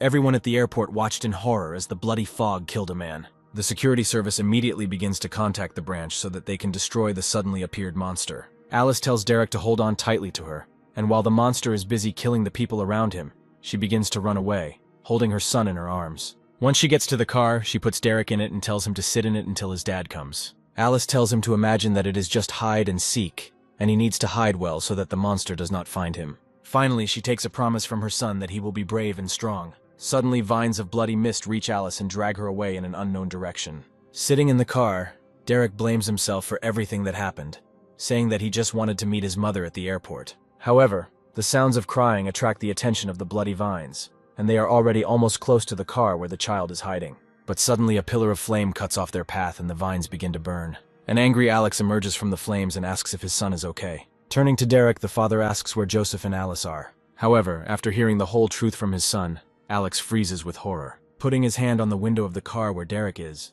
he quietly says that he understands what happened. But the destroyed vines were replaced by new ones that are going to attack Alex in the back. Full of anger, Alex notices this and uses his power to destroy them with one blow. The saint moves lightning fast in a zigzag trajectory and ends up behind the monster. He sees that the people who were caught in the bloody mist are entwined with the branches of a huge tree on the back of the monster. Among the many people, Alex notices Alice, who is hanging from a tree unconscious. Having calmed his anger, the saint realizes that there must be a way to save his wife, and decides that he can pull Alice out of there by force. Alex lands on the monster's back and turns to his wife, telling her to wait a little, because now he will free her. Using his power, he pushes aside the vines that are wrapped around Alice. However, the blood mist senses that Alex is trying to tear his vines and begins to interfere with him. Turning sharply, the saint wants to use the magic of his sign so that the monster does not interfere with him. But at the ends of the vines of the bloody fog appear the souls of the people captured by it, who ask Alex for help. They get closer and closer to the saint, literally begging him to save them. It turns out that the cunning monster uses people's souls to deceive Alex and suddenly strikes from behind. Addressing the captured saint, the blood mist says that it senses the power of a god in Alex and really wants to absorb it. Using its vines, the monster sucks the strength out of the immobilized Alex, who can only writhe in pain. Derek, watching all this, screams in horror at his father not to give up. Suddenly, someone cuts the vines and releases the holy sign of the Sagittarius. Moreover, all captured people are pulled out of the tree that grows from the monster's back. Other saints appear and say that this is a pitiful sight. A battered Alex is surprised by the appearance of other signs. But from behind, Haley, the holy sign of Scorpio, appears, asking if the blonde is okay. She explains that she called everyone she could as soon as she heard about the appearance of a powerful monster. The saints decided to help because no one wants such a monster to appear on their territory. They decide that it is not worth dragging out the fight and want to deal with the monster in one blow. However, their attacks had no effect as the bloody mist engulfed them. John, Brittany, and Stephen are shocked that the monster ate their magic so easily. With the help of the powers of the saints, the bloody mist heals its wounds and prepares a powerful counterattack. Brittany uses her powers to put up a protective barrier, but the attack of the enraged monster is too strong. It destroys everything around it. The Saint of the Gemini sign starts bleeding from the nose and shouts to her comrades that at this rate the barrier won't hold for long. Suddenly, golden chains bind the huge monster and press it into the ground. Giselle, the Libra Saint, appears and tells the other saints not to let this get to them. A wounded Alex asks Haley in surprise if she called Giselle and receives a negative answer. Suddenly, the Libra Saint tells Brittany to teleport the blood mist somewhere. Giselle explains that they can't defeat him now because the monster can absorb powers, so sending him somewhere far away is the best solution. But Alex is against this plan. He shouts that the bloody fog has swallowed the souls of people, and those whom Brittany saved are just empty shells. And the only way to save people is to kill the monster. The blonde begs not to teleport the monster, but to kill him now, because he can still fight. However, Giselle does not listen to Alex and says that her strength is running out. She orders Brittany to quickly teleport the monster somewhere, otherwise they will all die. Finally making up her mind, the Saint of the Gemini sign uses the teleport skill. Alex screams in horror for her to stop, but it's too late and Brittany successfully teleports the monster. After that incident, people only criticized Alex while praising other saints. The public wanted to know what would happen if more people died because of the weak sign of Sagittarius. Eyewitnesses said that Alex was unable to protect even his family. The saint made a public apology, but faced a furious public backlash at his funeral. People blamed Alex for the death of their families, and did not understand how he dared to show up at the funeral after everything that had happened. The saints, who were watching this public humiliation on television, suddenly turn it off. John asks Stephen why he turned off the report, but the Saint of the Leo sign and Sophie explain that all this bullying is too much. But John, without a drop of regret, says that someone had to take responsibility for the dead. Suddenly, a man appears on the stairs with a glass of drink and asks Stephen why he cares so much about people. This man turns out to be Arthur, the holy sign of Sagittarius, who says that Alex is completely helpless. He tried to defeat the monster alone, although he himself does not even own the sovereign relic. But suddenly the Saint of the sign of Cancer appears and says that Arthur is wrong. He notes that Alex is now doubly helpless, since the bloody fog has stolen half of the strength that the Saint already had. Stephen and Sophie leave the room and the Aquarius Saint asks if the blonde will be okay, but the Leo Saint cannot say for sure. The big guy says that he was very surprised by Sophie's reaction because wasn't she jealous of Alex and Alice? The Saint admits that although she doesn't like the blonde man's wife, she definitely didn't want this outcome. At the same time, a grief-stricken Alex goes to the hospital accompanied by his subordinates. Journalists crowd around, asking the Saint uncomfortable questions about the funeral arrangements for his family members. Alex nevertheless enters the hospital, and his assistant reassures the journalists, saying that the Saint has already given all possible comments at the press conference, and now he needs to meet with patients. With his head down, the Saint asks what happened to Bishop Joseph. He is informed that the bishop's body was found and moved to the hospital.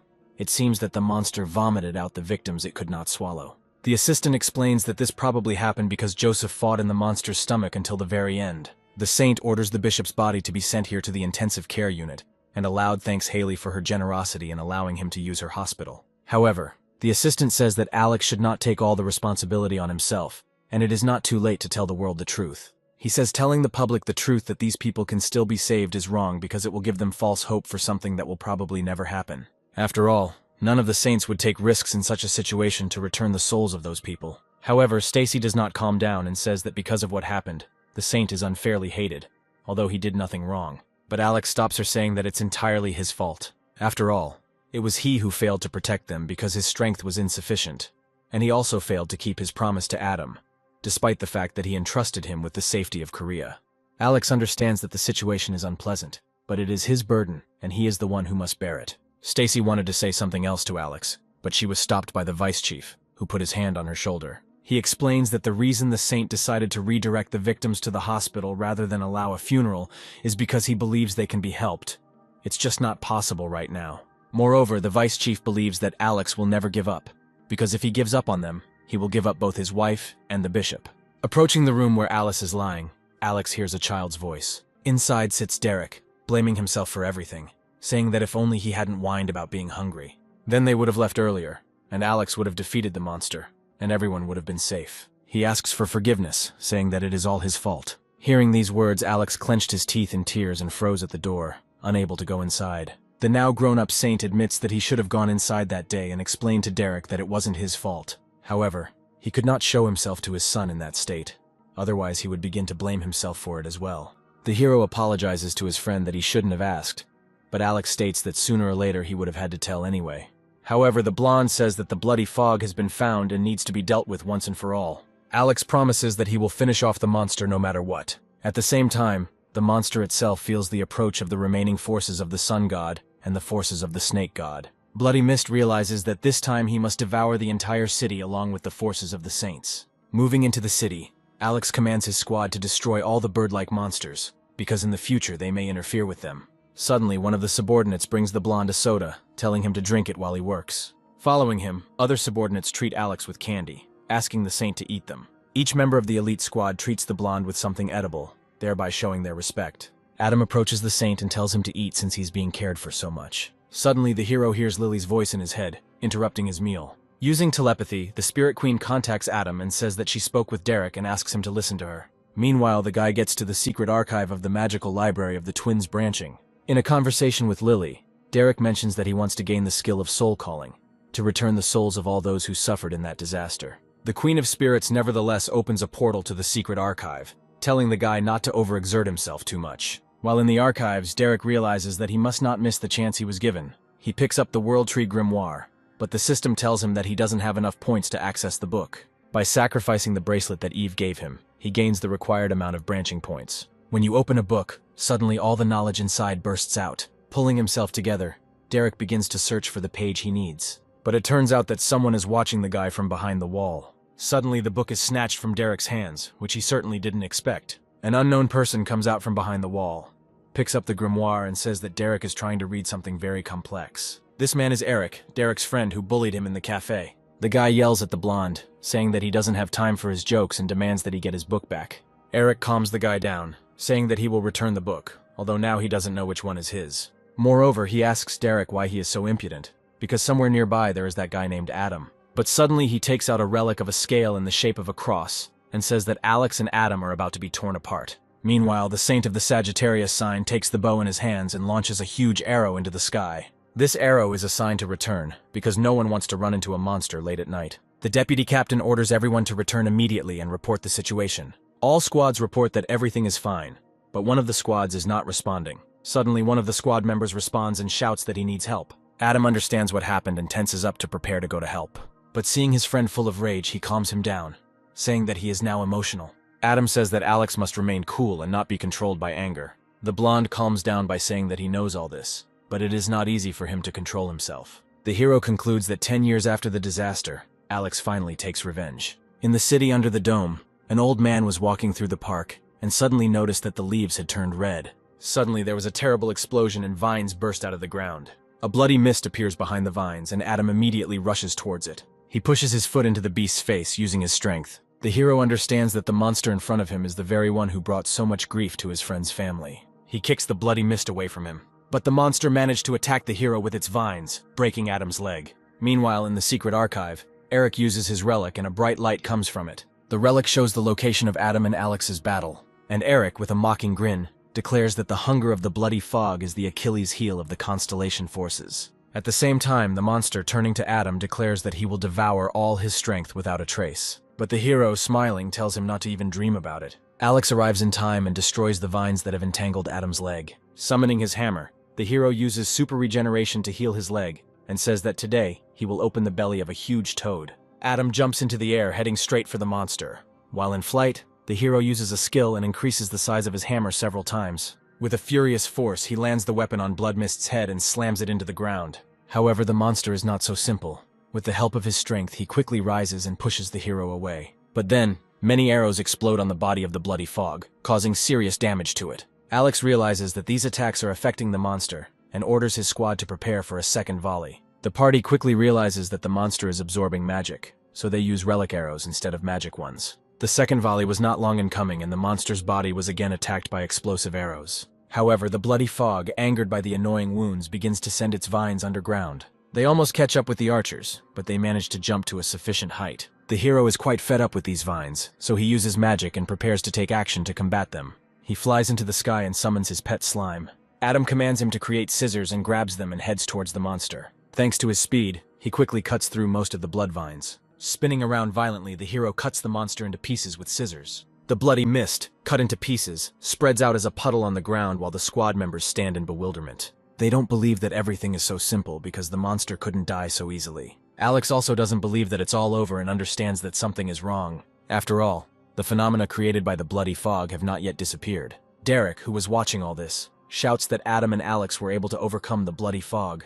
He is happy and says that Eric greatly underestimated his uncle and father. However, he tells Derek not to rejoice too early, because the real fight hasn't even begun yet. Eric explains that the monster is so obsessed with food because food is his power. Suddenly, the bloody mist begins to regenerate, literally gathering itself together piece by piece. One of the people calls out to Alex, telling him to look at the dome. In horror, Alex realizes that the monster has swallowed the entire dome. The hero swings his weapon and cuts through the ground beneath his feet. In the rift, he sees that the blood mist was able to get behind the coupon because it sent vines through the pipes underground. At the same time, the monster had already managed to regenerate and, saying that he needed more food, was preparing for the second round. Eric, who is in the secret archive, laughs, saying that now this city is not a refuge for people, but a full warehouse of food for the monster. Derek asks the guy why he talks as if the incident at the airport was his doing. He asks Eric if he was the guy who dropped something, but instead of answering, he just laughs furiously, saying that he doesn't even know whether to call Derek smart, since he understood everything, or stupid, since he only just realized it now. Eric states that yes, Derek got it absolutely right. Moreover, he says that he can do whatever he wants, because nothing will happen to him anyway. After all, even Alex had long known who the criminal was, but Eric is the son of the saint of the sign of Libra, and this is the strongest branch in the world. That's why he is completely safe. In response, Derek asks him if he doesn't feel guilty, since countless people died because of him. However, Eric replies that the lives of those people were worth nothing anyway, and there is no reason to punish him. Suddenly, Derek takes out the dagger with which he summoned Adam to the cafe last time. Seeing this, Eric starts to back away, asking if the guy is going to invite Adam here again.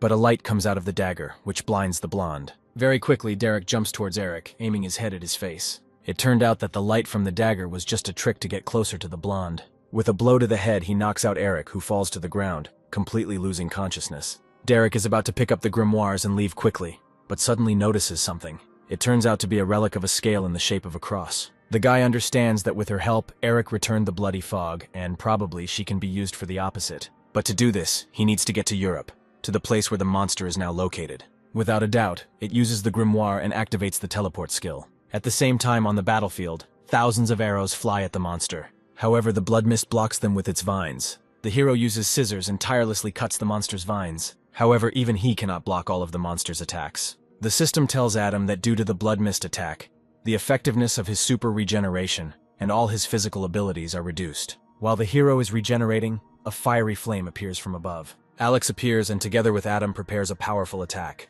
With a combined attack, they destroy the monster again. However, Alex notices that the bloody mist is emitting an ominous energy. The hero agrees that this is the same energy as in the demonic tower, and it is called the energy of the Red-Eyed Army. 20 years ago, the Demon Tower appeared along with the Red Eyes invasion.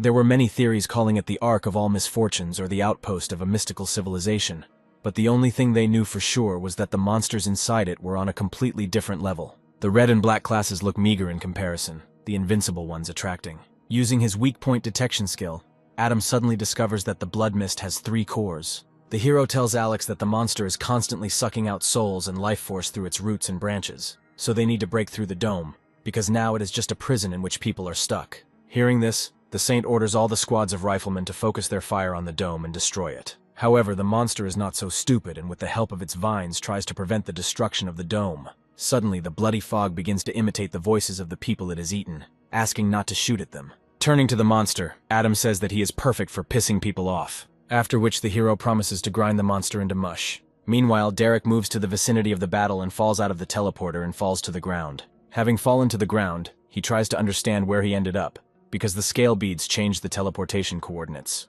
Suddenly, he notices a strange glow from the relic. Derek notices a huge object next to him. It turned out to be a tree whose roots had entwined some kind of monument. The guy guesses that this tree is part of the monster. The system tells Derek that the relic he is holding in his hand blocks the blood mist effect. He realizes that this tree is the reason why people are in such a terrible state, and prepares to use his power to destroy it. Meanwhile, with the help of drones, information reaches the European Union that the entire territory under the dome has fallen into absolute chaos due to the sudden appearance of a monster. The government man, hearing this, becomes furious, because he knows that Eric, with whom they are in cahoots, is to blame for everything. The information also reaches Giselle, who is observing the situation from afar. At the same time, Adam fights a monster that uses its vines to break the news team's drone. Alex, who is below, tries to call out to Adam. However, members of the Holy Sign of Sagittarius squad call out to the blonde, warning him that there is something behind him. It turned out that the bloody mist attacked Alex with its paw, but he managed to defend himself with his bow. But the strength of the bow was not enough to repel the attack of such a strong monster. As a result, Alex found himself pinned to the ground by the monster's paw. Adam, who noticed this, wanted to help his friend, but the vines with souls greatly hindered him. The hero was unable to dodge, and the monster threw him straight into a high-rise building. Having dealt with hell, the bloody fog turned to the rest of the squad and said that it was time to devour them too. Suddenly, the monster sensed something and turned towards the dome. Bloody Mist felt that someone was touching his tree, which was located under the dome. But before he could do anything, he was overcome by a terrible pain. It turned out that Derek, who was inside the dome, was using his power to strike the tree. Thinking about how his mother is in such a terrible state because of the bloody fog, the guy gets furious and starts hitting more actively. Derek's barrage of attacks manages to pierce the tree growing under the dome, causing it to completely collapse. When the tree was destroyed, the Blood Mist experienced incredible pain, which greatly weakened it. Suddenly, the monster jumps up and starts moving towards the dome. Having recovered, Alex asks his deputy for a bow and says that now they will use their preparation. Suddenly, a blow is thrown from above at the running monster, hitting him right in the head. It was Alex who, with a sly grin, asked the Bloody Mist how it felt to be pierced by an arrow the size of a column. The blonde uses the magical power of the grimoire and prepares to launch a series of other attacks. Hundreds of huge arrows fly straight towards the monster, nailing it right through. It turns out that some of the arrows were attached to ropes, with the help of which the members of the elite squad want to immobilize the bloody fog. All fighters use the maximum of their abilities, because it is important for them, if not to destroy, then at least to delay the monster. Meanwhile, Derek is about to deliver the final blow to the tree. The system warns him that the magical power of Libra and the magical power of Gemini repel each other. However, he doesn't care anymore and deals a powerful blow to the remains of the tree. The attack was so powerful that it destroyed the dome from the inside. Blood Mist, pinned down by Alex's massive arrows, watches in horror as all the power he had gathered disappears. After all, he doesn't want to lose all the souls he needs for the deal. One of the squad members noticed that the ghosts around the tree began to disappear. The second one suggested that this happened because the dome was destroyed. Ropes that were covered in flames of fire ran to their stand. An exhausted Derek lay on the ground among the remains of the creature. When he came to, he did not understand where he was. After a moment, he remembered that he had been resisting the tree. Looking back, he thanked God that the tree was completely destroyed. He relaxed his hand and saw that the very same cross was lying in it. The young man was grateful that he could finally see the night sky.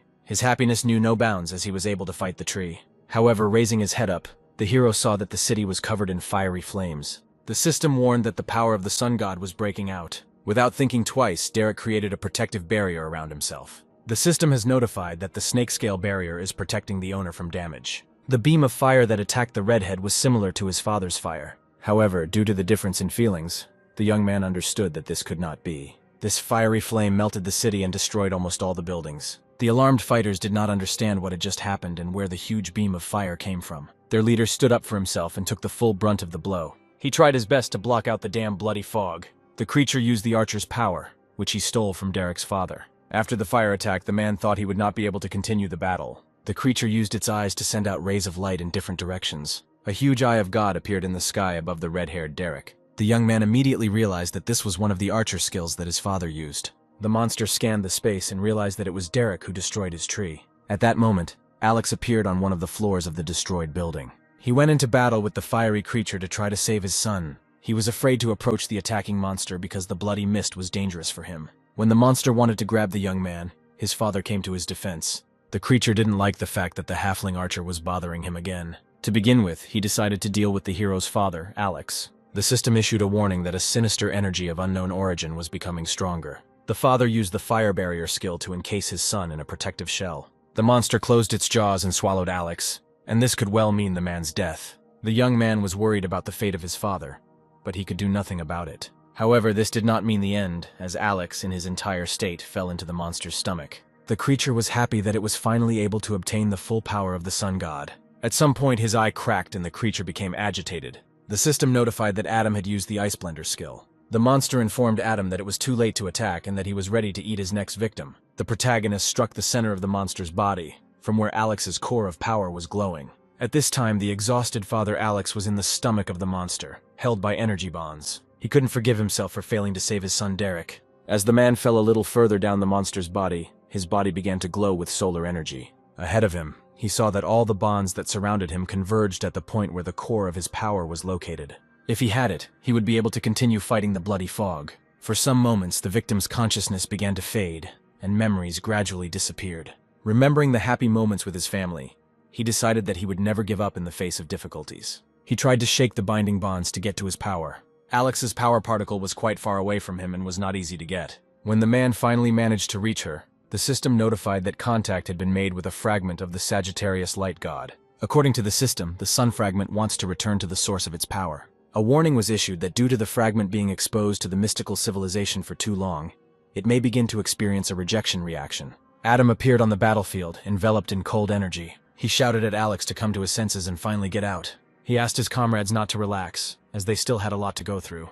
The main character extended his hand to Alex and pulled him along with him. 30 years ago, there was a similar incident in Saudi Arabia. During one of the battles, everything nearby flew upward. Alex accidentally found himself inside a monster that swallowed him in a matter of seconds. The man could not believe that he would die without getting married. A faithful comrade came to his aid and dealt with the monster. At that moment, Alex no longer believed in his salvation and simply waited for death. He extended his hand to the unfortunate Alex. It was Adam who, as he did now, extended a hand of salvation to Alex. After the miraculous rescue, Alex was unconscious and lying on the ground. His son Derek anxiously tried to bring him to his senses. Adam decided to examine his comrade's condition and activated his 13th sense. The system reported that Alex had absorbed a fragment of the sun that had been contaminated with the energy of a mysterious civilization.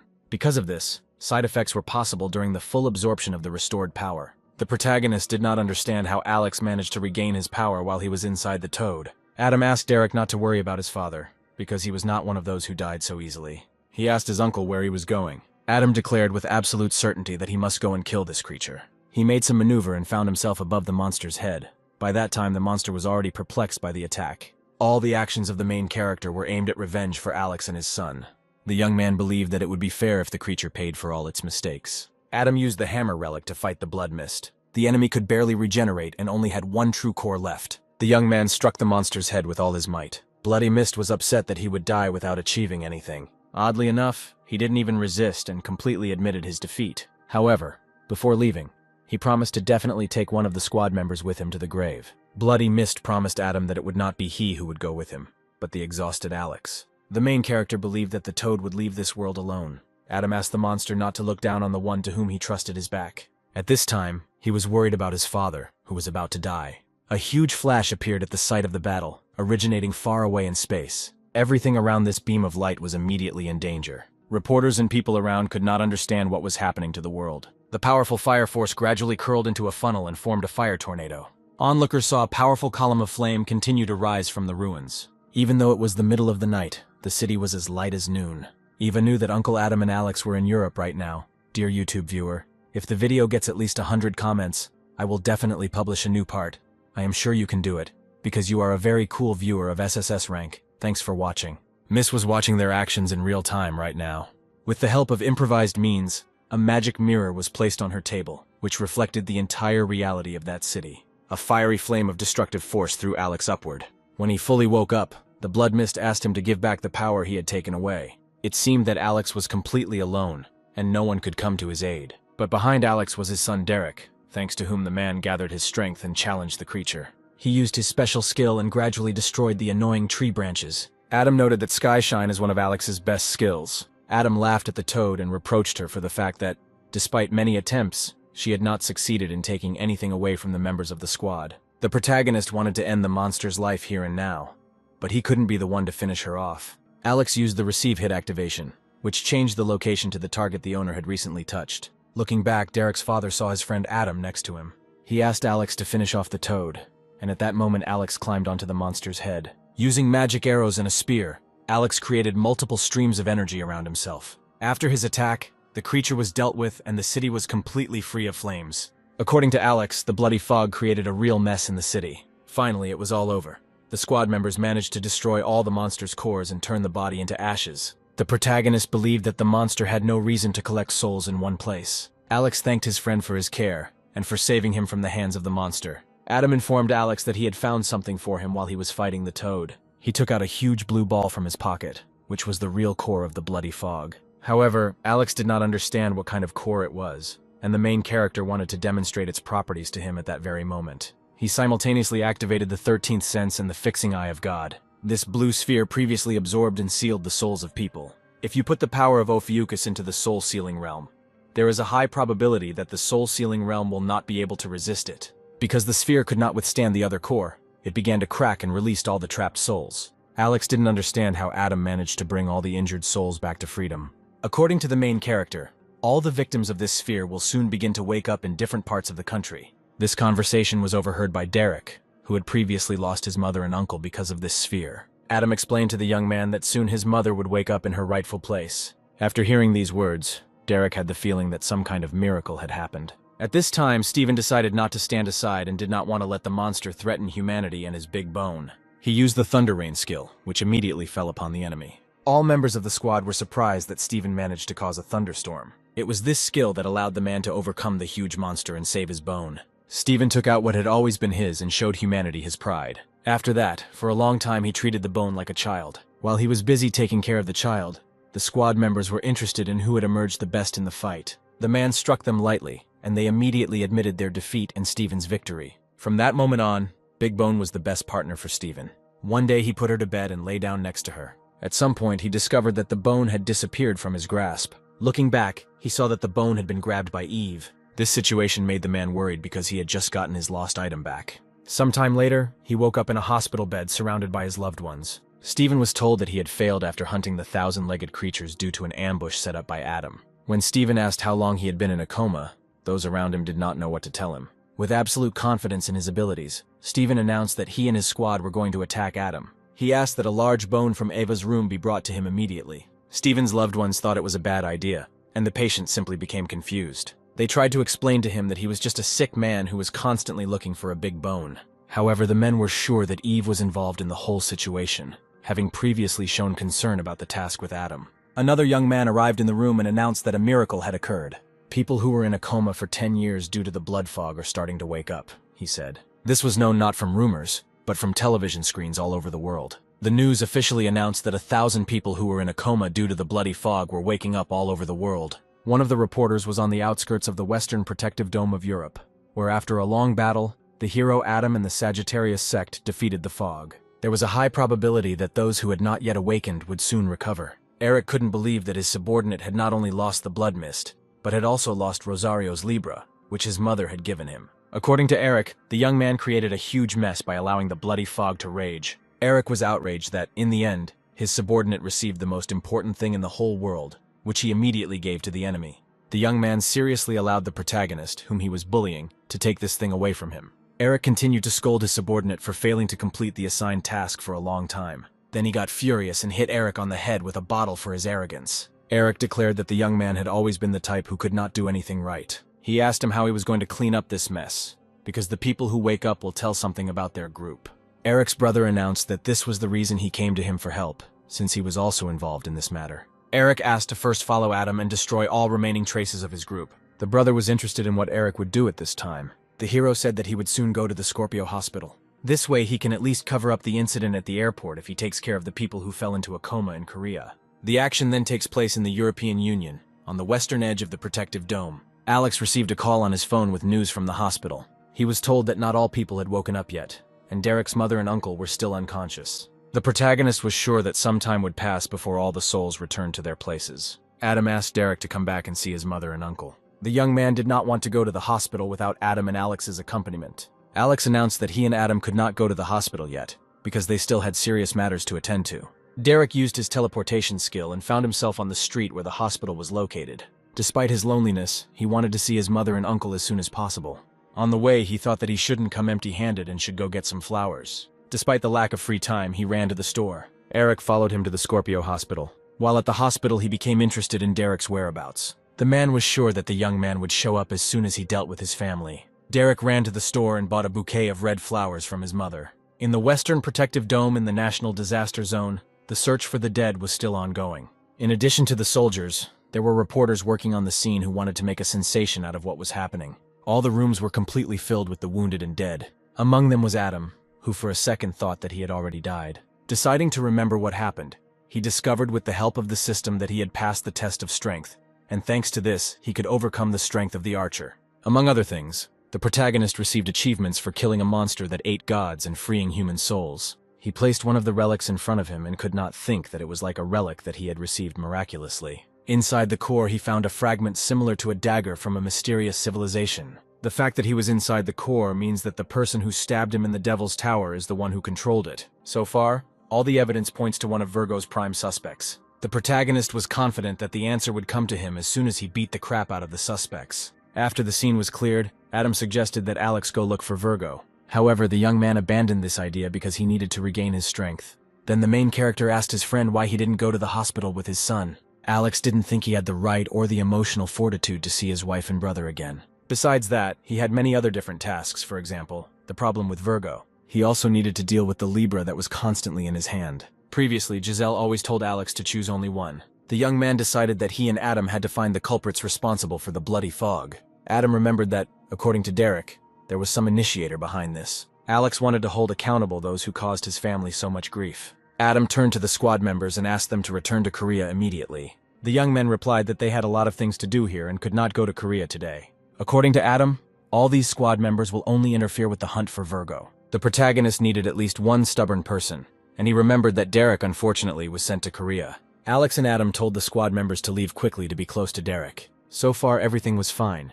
Because the main character put up protection, he took out the coin that is associated with it. Adam had previously given Derek this coin as a birthday present. The protagonist activated the fixing eye of God and with its help tried to turn Derek into an avatar. The candidate who received the coin must receive and clear the entry task, and upon completion of this task, the candidate will be rewarded. At the end of the conversation, Adam told his nephew that he would soon need this coin. While in the hospital, the young man remembered the coin and no longer believed that he would need it. Passing by one of the wards, he saw a happy family in which the awakening of a young man had taken place. Suddenly, Derek saw a stranger step on a man's body in one of the corridors. It was Eric, who spent a long time in the hospital waiting for Derek. The young man immediately became rude to his opponent, but the latter asked him to observe manners. A fight broke out between the two men, during which they used their best skills. Eric praised Derek's defense as being the best, as he stopped the shot despite being an A-class player. The hero insisted that his opponent stop, because they were in a hospital full of innocent people. Eric knew he was in a hospital, and he knew it was full of people who had fallen into comas because of the bloody fog. He declared that he did not want these people to wake up and dealt Derek a powerful blow from which he was able to close himself off. The European Parliament's Disaster Response Committee said they had a great opportunity to get rid of Adam and the Archer, and bring in the Virgin Mary. The person on the phone reported that this event had damaged Virgo's reputation quite a bit. Also, based on the conversation, it was clear that Adam and the Sagittarius would soon return, and we needed to be prepared for this. At that moment, an angry Kevin burst into the office. The young man couldn't understand why Adam had made sure that the situation with the misfortune fell under Virgo's jurisdiction. The holy constellation of Virgo is as noble as it is diverse and incredible. Kevin's constellation Virgo matches his reputation for prestige. Their power and number are not comparable to Libra, the largest constellation of this world. Kevin became angry because Adam was tampering with his land. The arrival asked the politician to report to him why this happened.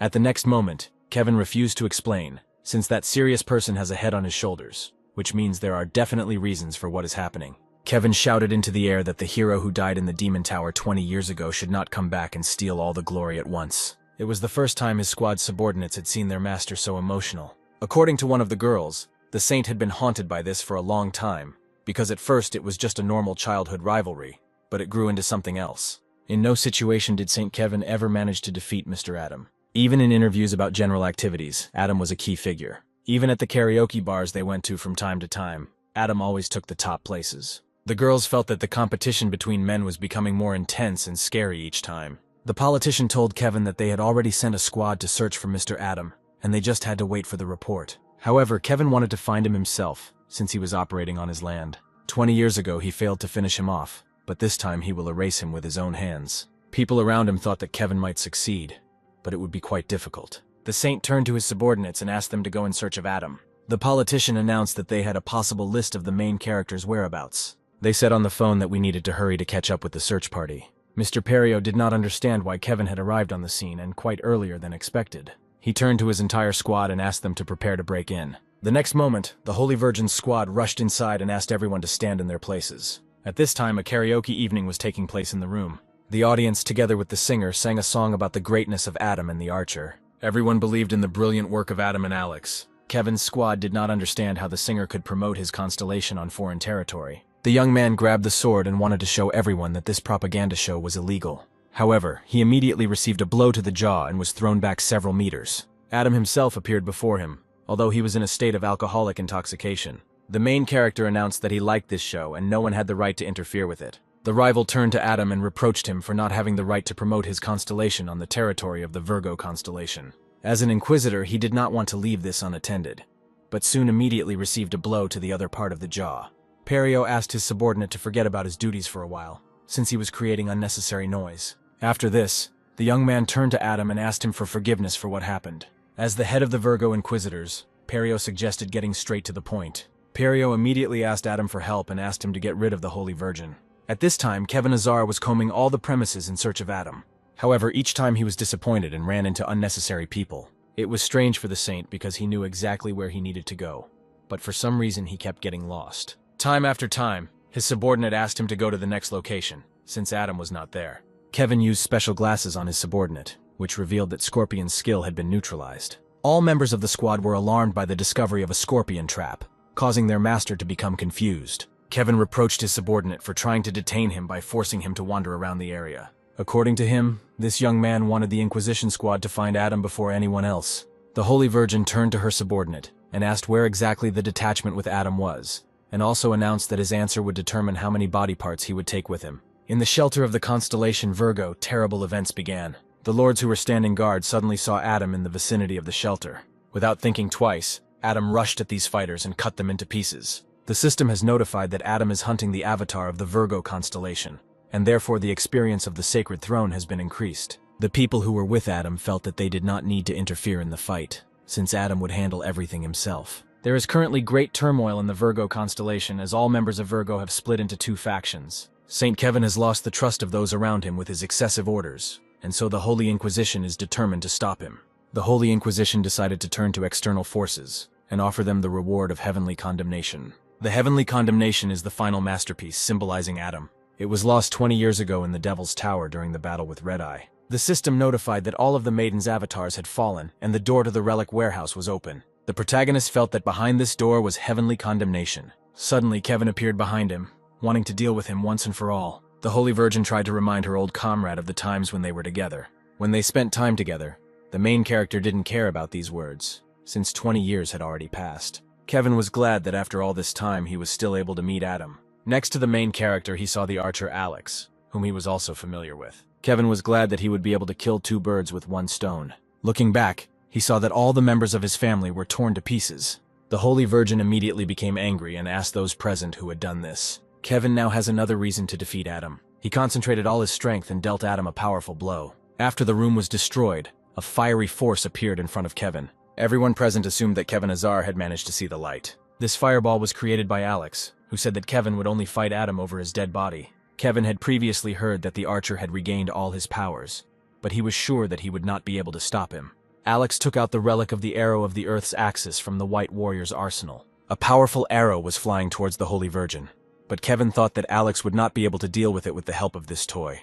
However, one of the arrows was too close to Kevin's face. Alex was proud that he managed to make a direct hit on his opponent. At the next moment, those present noticed that the enemy had a resurrection skill. The protagonist made a phone call and asked his interlocutor to come quickly to the storage of the Virgin's relics. After using his resurrection skills, Kevin managed to extinguish the fire attack. Now it was his turn to play big with his enemies. The protagonist grabbed his relic and asked to be given a path for just one blow. Lord Kevin declared a holy war and asked no one to interfere with adult games. For 20 years he waited for this opportunity to defeat Adam. A real fight broke out between the two men, in which they used their best relics. The protagonist struck the first blow, but the opponent withstood it steadfastly. The system notified that Adam could not fully utilize his physical abilities because his body enhancement was not yet complete. After Kevin's attack, the protagonist was gripped by a scorching cold. His relic of Taylor's scissors was destroyed because it was unable to withstand the searing cold. The beam of energy generated by Kevin's attack hit the protagonist directly. However, he was able to dodge the blow and maneuver to knock the weapon out of his opponent's hands. Thanks to this action, Adam was able to get a safe distance from Kevin. Kevin wanted to strike again but saw that Adam was glowing with his special energy. With the help of this energy of his abilities, the protagonist wanted to carry out a brutal attack on his opponent. It turned out that this was preparation for getting the hammer that grants achievements. Kevin was unclear at what point in time the main character managed to get the relic. Adam asked the young man to simply not be distracted by the sides during the battle, and then he would notice everything. Adam demanded that his opponent put in more effort, since he could clearly acquire some strength over the past 20 years. Kevin announced the end of the warm-up and the transition to the next stage. He promised Adam to give him all his power. He took out the relic of the glowing sword from his supplies. Everyone present was perplexed, because they did not expect that the Holy Virgin would get him. The protagonist had not seen this icicle for a long time and reproached his opponent for hiding this thing behind his back and waving a pathetic sword. With the help of a single relic of the frozen winter, Kevin announced the start of the second round. This relic restricts Adam's movement, as well as that of his entire surroundings. A former friend noted that after 20 years of imprisonment, Adam's skills had become very rusty. With the help of the frosty winter, the Holy Virgin delivered the first blow of the second round. During the battle, Alex and the others present were worried about Adam, but he found time to talk to them. Having waited for the right moment, the main character left the company of his comrades and flew up. Kevin hit the wrong person he was supposed to hit earlier. The system announced that the skill of receiving a hit for Adam had been activated. It was a distraction so that the protagonist could take out his hammer again and strike Kevin. In the following moments, Adam swung his hammer in different directions, but did not hit Kevin in any way. With the entire location destroyed and Kevin lying unconscious on the floor, Adam discovered the condemnation of heaven. Inside this crystal was another relic in the form of a special axe. When Kevin came to, Alex reminded him that he had betrayed Adam earlier, and now his people had betrayed him. The young man could not remember exactly when he betrayed Adam. According to Alex, it was the Holy Virgin who stabbed Adam in the back and pushed him into the Devil's Tower. Kevin Azar believed that all of the above was complete nonsense and slander. He asked the young man to shut his mouth and not interfere with him while he fought the enemy. At the end of the conversation, Alex asked Kevin not to deceive people for 20 years. As Kevin prepared another strike, Perio appeared behind him. Looking back, the young man noticed the Golden Rule stem scale skill. With this special skill in hand, Perio wanted to finish off the Holy Virgin once and for all. The system asked to use the Libra skill and make an equal exchange, in which it was necessary to choose what Perio would pay the Holy Essence of Balance with. The man announced to the entire location that he would pay the Holy Virgin Kevin Azar. Kevin tried to escape his fate and recreated the Frost Winter relic. However, he did not point his created sword towards his opponents, but applied it to his body. Drops of blood belonging to Kevin splattered towards Perio. The hand of the Holy Virgin remained on the scales of balance, and Kevin himself abruptly ran away from them. Thanks to his actions, Kevin was not sacrificed to the holy entity. The system notified that a fee equal to Kevin Azar's Holy Virgin's right hand would be charged. In exchange for this fee, the hero received an unknown space. Perio was sorry it was just a hand, but it was worth it. At this time, the main character continued to swing his huge hammer from side to side. An unknown space filled with wooden hellish hands appeared around. The main character and his entourage could not believe that they found themselves in another space. Only the main character knew this unpleasant, gloomy aura and immediately made one conclusion. Perio announced to those present that this place would soon become their grave, as it was the expanse of hell. Adam's subordinates asked Perio to pay for their sins, since the sacrifice of the saint's right hand was sufficient. The girls crossed swords between themselves to prepare for one of the maiden's skills. This skill represented Windy January. However, their comrade announced that they could not use their powers because the connection with the Holy Essence had been severed. Alex also couldn't use this power, and he couldn't understand how one saint could have such power. Above the heroes were powerful hands that gradually fell apart. Soon there was a powerful explosion that threw Alex and his comrade some distance away. They added that this isolated place was created by Libra, and therefore it is forbidden to use the power of holy entities here. Powerful hands fell to the floor, and the heroes were forced to feel helplessness and despair. These were all real flashers that were with the Red Eye in the Demon Tower. The action then moves to the Korean Scorpio Hospital, which specializes in disasters. Derek landed straight punches on Eric over and over again, but he didn't care about them, because he skillfully blocked all the blows. The difference between A and S class looked quite funny. Despite the power of Derek's strength, the opponent managed to block all of his attacks. After this, Derek destroyed the abilities, after which Eric destroyed Derek's abilities and sent him flying towards the wall. Some part of the wall was destroyed and Derek fell to the floor. Looking around, he realized that he had arrived at the right place where he was supposed to come. In front of him was the hospital room of his mother, who had not yet woken up. Derek himself was grateful that he could at least kneel before his mother. Having calmed down, Eric grabbed Derek's book, but Derek asked him to put it back. In response to the request, the young man responded with a direct blow to the stomach. The young man asked Derek what he knew about this book, which did not quite look like magic. Eric asked his opponent to surrender, but on the way to this he had to hold on to his mommy as tightly as possible. After his words, everything in the ward took off, and the mother quickly fell down. Derek, however, did not find the strength or ability to help his mother, who was unconscious. After making several maneuvers, Derek managed to get close to his mother. He grabbed her with both hands and wanted to bring her to her senses, so that she would wake up. The young man couldn't give up and let himself fall to the floor with his mother, because Dad and Uncle Adam didn't give up in the Demon Tower and in the stomach of the bloody fog. The system announced that Ophiuchus welcomes the young man's fortitude. He was offered to take the entrance test for Ophiuchus, but he was not ready because he had to save his mother. Out of desperation, his body was covered with energy, which enveloped his mother from head to toe. The culprit of the circumstances, a red guy, was watching what was happening. Looking at all this, he did not understand where the red-haired man got the strength to fight. Derek still managed to save his mother and lower her to the ground. At this time, powerful hands tried to deal with the rest of the heroes. For the madman, this test was as easy as pie, because he put his heart and soul into it and gave it all his strength. He wanted the saints to try their best and be like insects, which also resist when death comes. For those who cannot use strength, this test must be difficult and impossible. The madman turned to Adam and asked him if he would give up or keep trying. Adam thought there was no shame in giving in to such a difficulty when he had no chance at all. When Adam was fighting the red eye alone, fighting and wearing out his body, he never thought about giving up. Adam reproached Virgo for not being able to take over this place with a bunch of good-for-nothings. According to the young man, this test does not even seem like a small difficulty. Virgo asked the protagonist not to bluff and at the same moment took out a golden scale. The red man glowed anxiously with the energy of his opponent. Derek punched the man and knocked him to the floor. Derek believed that he would never give up because he was tired of constantly losing to no avail.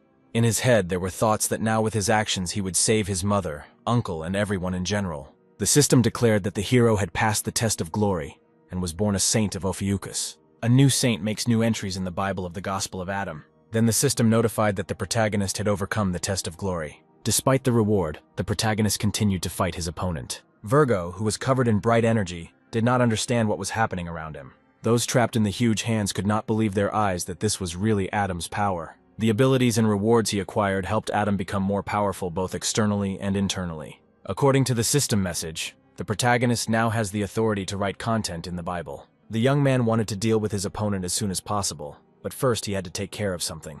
Virgo looked back and saw the condemnation of heaven, which was covered in chains. He found that the unknown space had been broken, and the relic had been revealed. Adam threw his opponent aside so that he would not stand in his way of valuable things. After this, the hero broke the remains of the crystal, removed the chains, and grabbed the relic. The madman was driven mad by the fact that Adam managed to grab the relic with only his strength. The main character's mind was filled with a feeling that he had not felt for 20 years. The system has notified that the heaven's condemnation is the 8th relic of Adam and the master's ultimate weapon. According to the hero, his weapon has not been fed with power for 20 years, and therefore looks emaciated. The young man had no idea that a huge hand had appeared right above him. Swinging his weapon from side to side, Adam cut the palm in half. He didn't even notice how he managed to cope with the impending threat. To control it, the protagonist delivered another blow to the huge hand. The force of this light blow reached the holy place. The force of this particular blow split the earth's crust into 2 parts. When the tip of the spear appeared in front of the protagonist, he asked what his opponent was planning to do. He noticed that even insects resisted when they stepped on the famous Libra. Adam declared that he was different from everyone else. He liked those who never give up. The next moment he asked his opponent whether he was giving up or would try to the last. Perio grabbed the holy scales and asked them to stop Adam. With the help of these scales' skill, all the wooden hands rose up to attack Adam. However, Adam was not afraid of this, because he had the most powerful relic in his hands. This relic smashed to smithereens all approaching hands. Suddenly, a moment occurred when the main character could fall into one of these monstrous palms. However, the next moment, instead of the main character, something powerful and healthy appeared in the palm of his hand. The protagonist was glad that after so many years he could use this skill. By combining the July Shooting Star and Sky Aurora skills, the Shining Storm skill was created. Giselle announced that the space had been torn apart and the power of the Holy Spirits had returned. Virgo and Sagittarius Alex were also in on the action. However, the main character did not like that his comrades were too slow in their actions. Perio realized that his fight was over, and he needed to run away from the scene before it was too late. Suddenly, an armed Kevin ran up to Perio and said that because of him he lost his right arm. When the young man swung his relic at Perio, he almost passed out from fear. The blow hit the man right in the middle of the chest and instantly severed his head from his body. At that moment, Perio laughed like crazy because he used a special skill. Previously, he did not want to appear in front of his opponents in such a form. It was only at that moment that Kevin realized it wasn't Perio. The young man addressed his opponent by the name Jean-Louis Morand, and he did not deny it. As sad as it may sound, Jean was here on very important business. The severed head of a man asked Perio to get rid of strangers. However, they decided to give the man another chance and tied him with energy bonds so that he would sacrifice himself. The system announced that Jean-Louis Morand was using the rented skill, equivalent exchange, and Perio was presented as an offering. The protagonist asked the gray-haired man if the enemy's name was really Perio. However, the man did not have time to answer this question, because behind him Perio was absorbed by several pairs of hands. At the end of the battle, the system announced that Adam's body strengthening progress had increased to 85%. Now even one strong swing produces incredible striking power. The protagonist grabbed the relic and decided to go to the dying Perio. The genie who came to Adam encountered a strange ice phenomenon. He realized that this was the fight that Adam had mentioned at school, and that he was probably now fighting with the saint. Suddenly, the ice barrier moved forward and began to destroy everything in its path. The man was upset that the shrine had been razed to the ground.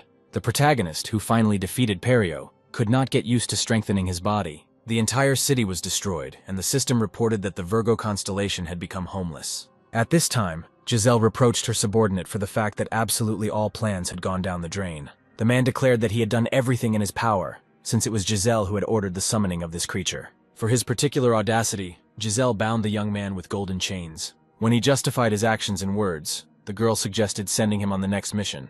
She asked where Alex and Adam would go now. The man suggested that because Kevin Azar had fully confirmed his innocence, Sagittarius and Adam would go to Scorpios. However, the main characters believed that the Scorpios were definitely not involved in this. Even armless Kevin was sure that the Scorpions had nothing to do with this. Alex hit Kevin for trying to shift all the blame onto others. When the young man was told about the dagger, he said that if he was going to get rid of Adam, he would not need the dagger. The Holy Virgin wanted to show evidence in favor of the Scorpios, and asked the people to clear the way to the repository of relics. The dagger was also very familiar to the Saint of the Virgin. One day he conducted a secret investigation among all the constellations. This was done in order to find the enemies hiding within the saints. He opened the relic vault and reported that he had found this while searching. All these items were found in Scorpios 5 years ago. This dagger belonged to those who threatened humanity. A fourth person appeared in the vault and said that he didn't think so.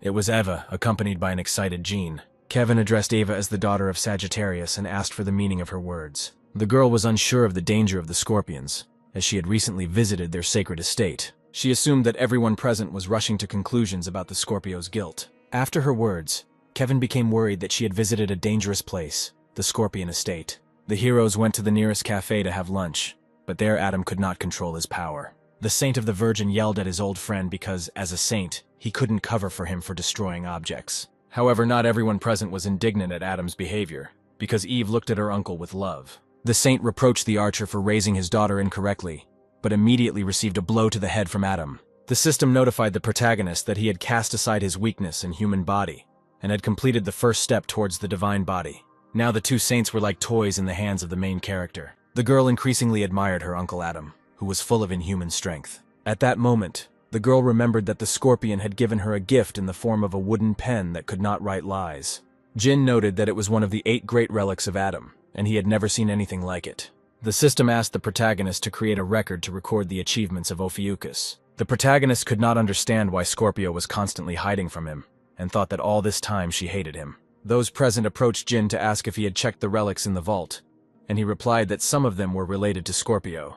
The Holy Virgin was glad that his words were finally confirmed. He was sure that Scorpio was definitely connected to them, and he was also sure that she was talking to a being from a mystical civilization. Besides, he saw the girl 20 years ago when she poisoned all of Adam's food. The Holy Virgin declared that the culprit must be Scorpio, who was trying to kill Adam. During his story, Kevin put poison in Adam's food. The protagonist asked him what kind of bottle it was, and he said that it was medicine for maintaining the body. According to him, Adam could never show true strength in a fight with him, so he constantly mixed drugs into his food. When the archer asked if it was really a medicine, Jin decided to check the ingredients for poisonous substances. The system announced that the main character's level of faith in others has dropped. Jin apologized to Adam because he never thought the Inquisitor would collude with another faction. Adam found this strange from the start, since he was trying to start a rebellion, but he didn't even try to defeat or kill Jin. Jin suggested that the rebellion was nothing more than an attempt to force the Saints to fight. The information Adam had previously collected pointed to Virgo. This was so suspicious that it became obvious to Adam that the Virgin had the condemnation of heaven. Since Adam only has partial memories from that day, he is unsure of the criminal's hair color. Jean suggested that St. Kevin might be the culprit. The protagonist couldn't be sure, but the snowflake was definitely not a real criminal for him. In his opinion, such an attention seeker would not have done something like this quietly. Remembering the gift of a fountain pen, Adam was sure that Scorpio was involved in everything. Adam was finally able to make Derek his believer, but for now the meeting will have to be postponed. He proudly announced that Derek was indeed his very first believer and congratulated him on this. Eva was offended that it was her brother who became a believer, and everyone forgot about her. When her uncle ignored her question, she announced that she would ask Derek about everything. Eva called her brother and wanted to tell him that negative consequences awaited him for such a thing. However, it was very strange that Derek did not answer her calls or messages. At this time, the phone was lying next to Derek, and he thanked the heavens for the fact that he managed to win the duel with Eric. Eric was lying unconscious against the wall, with Derek's book lying next to him.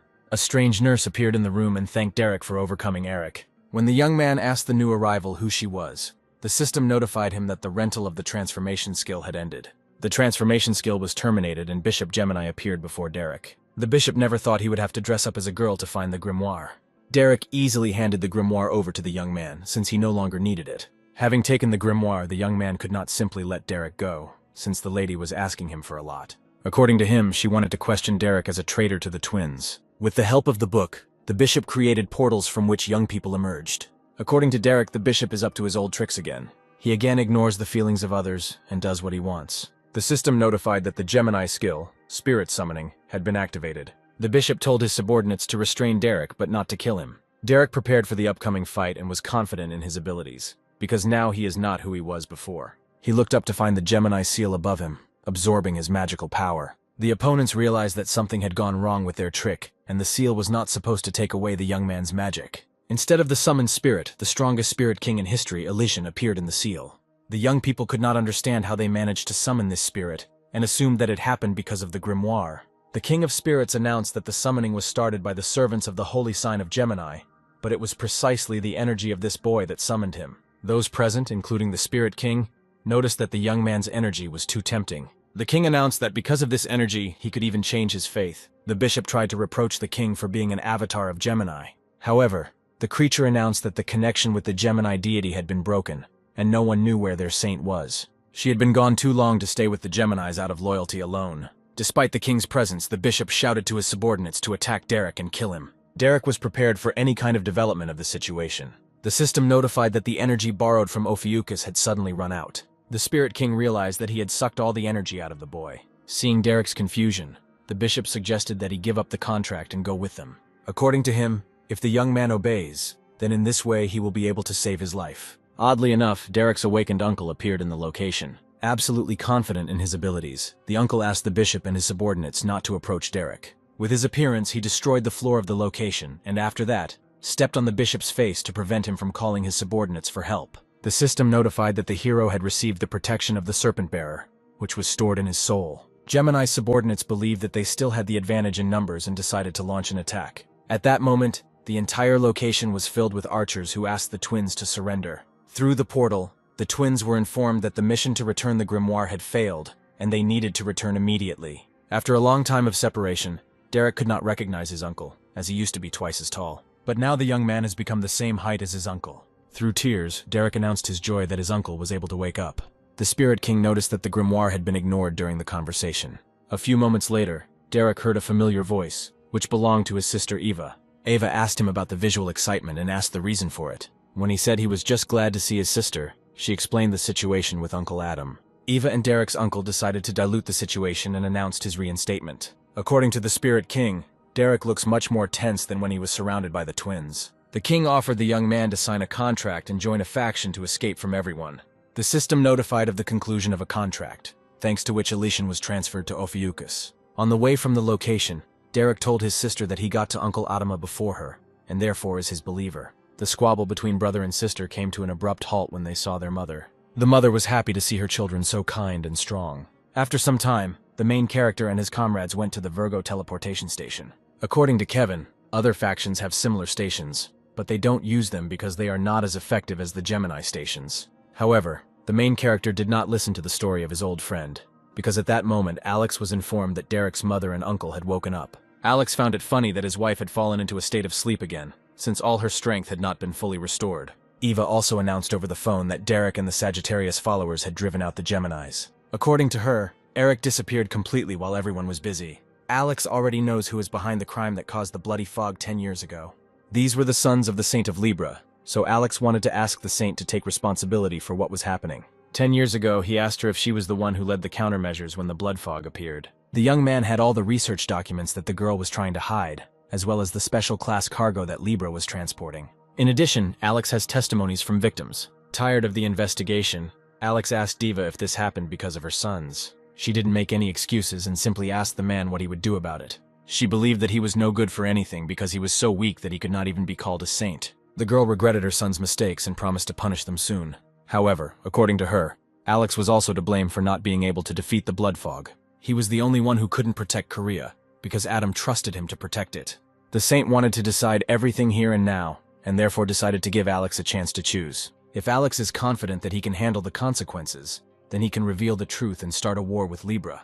But if not, then he can decide everything personally. Like a true mother, the Saint of Libra asked forgiveness for her son's mistake. She thought Alex must be familiar with this feeling, since he himself had 2 children, Eva and Derek. She asked young Alex to hurry up with his choice, since she didn't have much time for it. According to the young people, Alex had no choice when the Saint mentioned his children. So Alex took it all on himself for the safety of Derek and Eva. The protagonist understood why Alex sent his children to other factions. He could not guarantee them the safety of the weakened faction of the Streltsy. Adam was glad that Derek was able to switch from the Gemini faction to him. The system notified of a new task, which required Adam to create an emblem of the Serpent Bearer and appoint his Holy Serpent Bearer. At that moment, Adam asked those around him if they wanted to join his faction, but they refused. The system warned the protagonist to stop luring other people to his side. Kevin was outraged that Adam didn't ask him about joining his faction. For the sake of decency, the protagonist asked the young man about this issue, but he said that he hadn't even thought about it.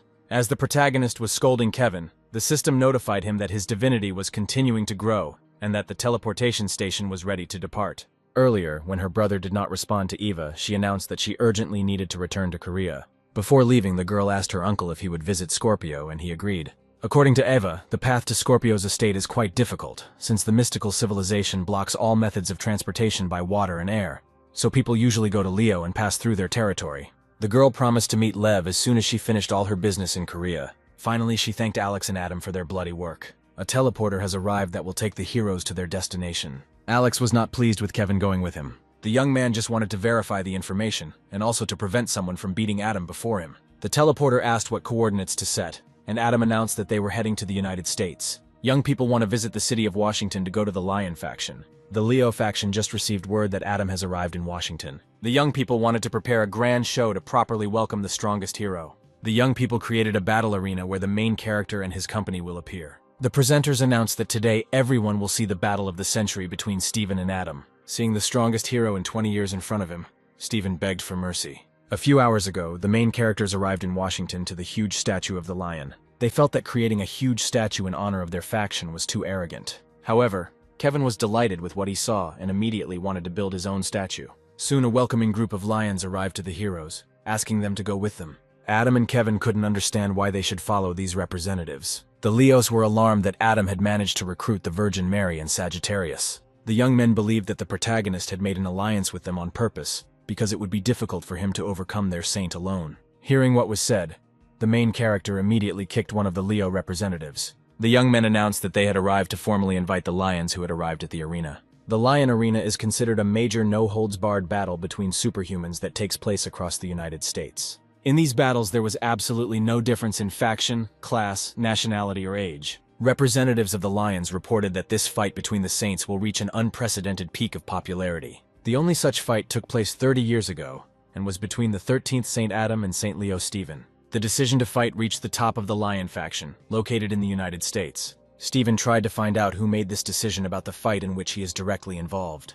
The Lions representative said that he had prepared everything for this battle, and Stephen only needed to show himself. The young man already knew that Adam had humiliated Stephen during the incident that drew 10,000 paws because of his sudden attack. He was sure that he had done this to Stephen to take revenge for the loss 30 years ago. Stephen was sure that Adam now thought that their score was tied, and that they would have to choose a winner.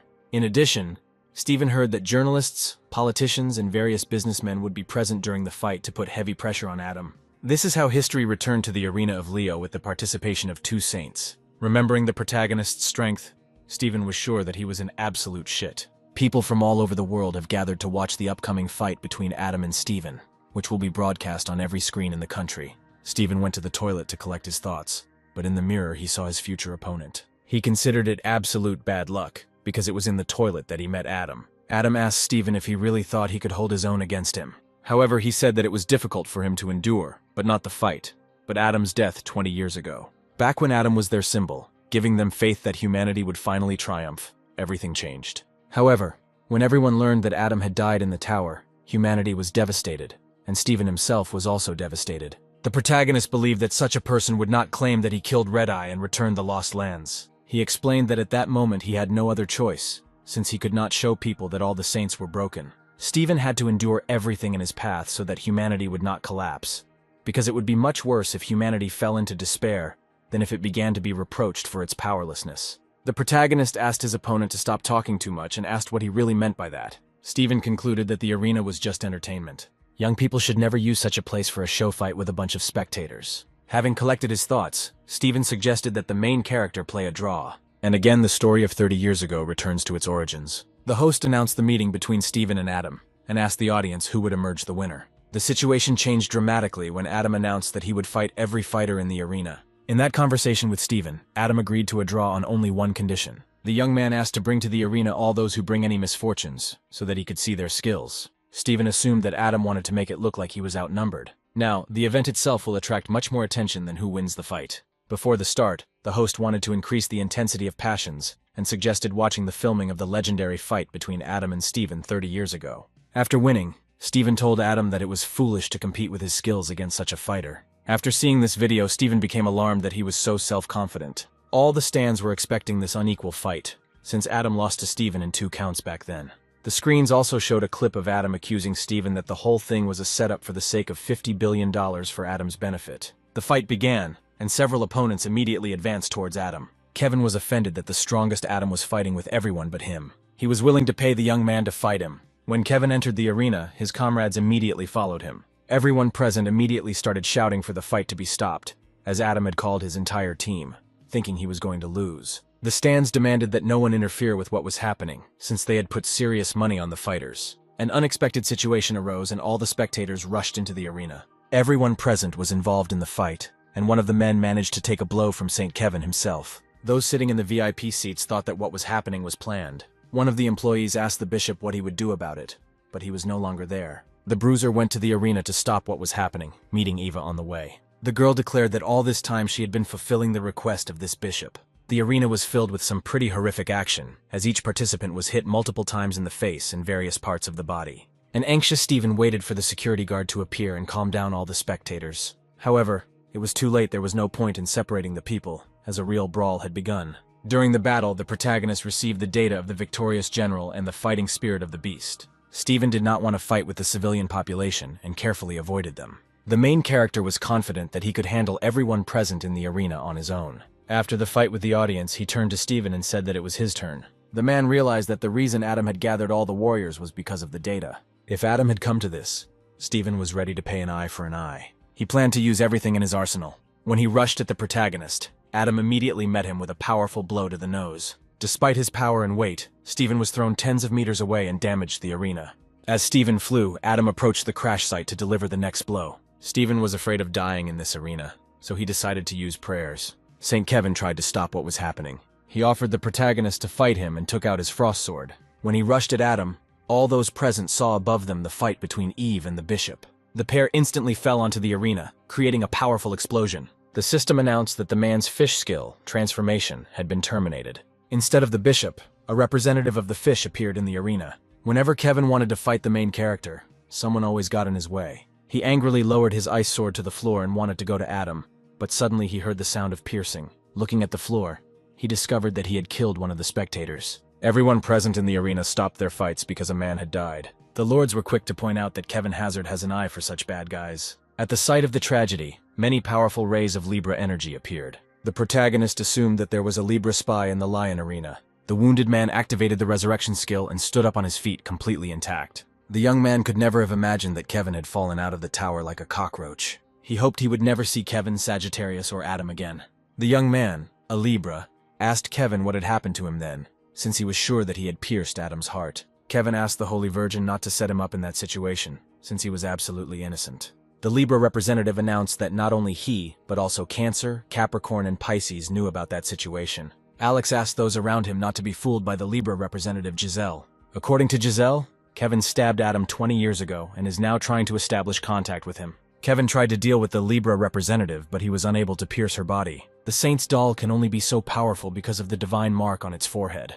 A divine mark is a special stigmata that a deity may bestow upon its believer. Any follower is capable of using power comparable to that of a saint, meaning the doll is on the same level as Giselle herself. The protagonist asked Kevin to move over so he could deal with the Libra representative. However, the man believed that all attacks were in vain, since a follower with a divine mark received protection directly from the deity. Until Adam gets his deity here, he won't be able to fight this young man.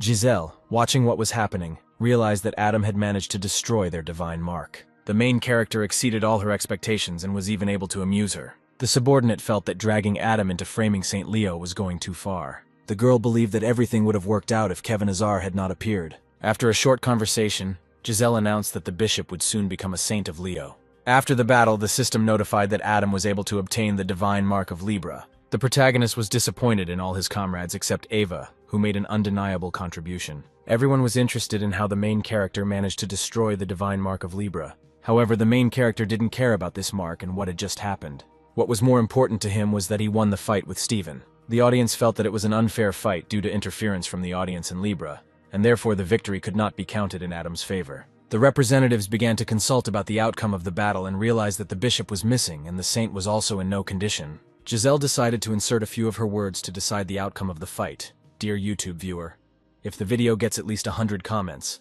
I will definitely publish a new part. I'm sure you can do it, because you are a very cool viewer of SSS rank. Thanks for watching. Without thinking twice, the girl proudly announced that the victory went to her uncle. All the lords rejoiced that it was a good idea to put money on this particular man. Kevin asked Alex if Adam had a divine seal, but he said he hadn't had one before. Kevin found it too strange that Adam was able to destroy the divine mark with his own powers. Based on Kevin's thoughts, Alex concluded that Adam was the deity of the new constellation. In the Lion's Arena, the pig avatar absorbs various treasures. The main character asked the gladiators to provide documentary evidence that they were coming to Ophiuchus. The system asked Adam to recruit additional followers to increase his influence. Kevin continued to call Adam a deity, but Alex asked him to provide evidence for his words. When he couldn't say anything sensible, Alex attacked Kevin. According to Kevin Azar, the hero copes with avatars that even saints don't listen to. It is in his faction that there is no god, although in the other 12 they are. Sagittarius did not believe that an ordinary person could become god, and asked Kevin not to make excuses. At this time, the main character remembered that Libra in the arena mentioned the situation of Adam's death. It looked very much like she had a hand in it, or at least saw who did it. Adam was sure that Libra was definitely connected to him being stuck in the tower, and she was also very close to her god, and was definitely connected to that as well. The system notified the protagonist to baptize all his followers and give them god names. Adam asked his friend to stop fighting and go with him to see Derek. The Saint of Scorpio watched what was happening through the mirror. It was no surprise to her that Adam had accomplished a historic feat in the Lion's Arena, since Leo had never been Adam's equal. As she gazed lovingly at Adam, she was informed that the Scorpio hospital had been attacked. According to the speaker, the hospital was attacked by Libra and Gemini, but the son of Sagittarius dealt with the problem.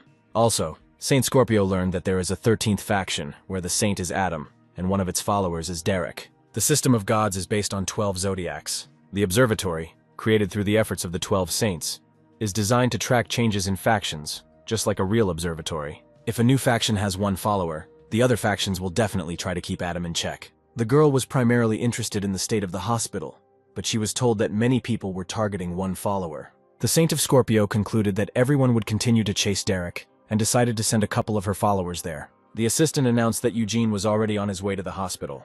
In the park near the Scorpio hospital, avatars stopped those who wanted to steal their loot. Everyone was unanimous in saying that they needed to move on to kill Derek, as one of Adam's followers. But one of the avatars, hearing what was said, dealt a powerful blow to the young people. Derek, hiding in the bushes, watched what was happening. The idea of setting these pathetic people on avatars belonged to Derek, for which he was praised by one of the avatars. The avatars that Derek was trying to control decided to grind this young guy into dust. Derek was sure that the Sagittarius members were taking care of his mother, so there was no need to worry about her and he just needed to run away from the place. Suddenly, after a squabble with the avatars, he saw an unknown guy in front of him. When he asked Derek who he was, the hero dropped Adam's protective coin. The next moment, the coin hit the ground and lit up with blue energy. A moment later, Derek's father, Alex, was in her place. The father asked his son why there was such chaos near the hospital, but it took him too long to tell. Eugene asked Alex if he was a Sagittarius saint. Derek pointed at the guy and said that a bunch of assassins were chasing him because he became Uncle Adam's first follower. However, the young man began to make excuses, because he had not yet managed to do anything bad.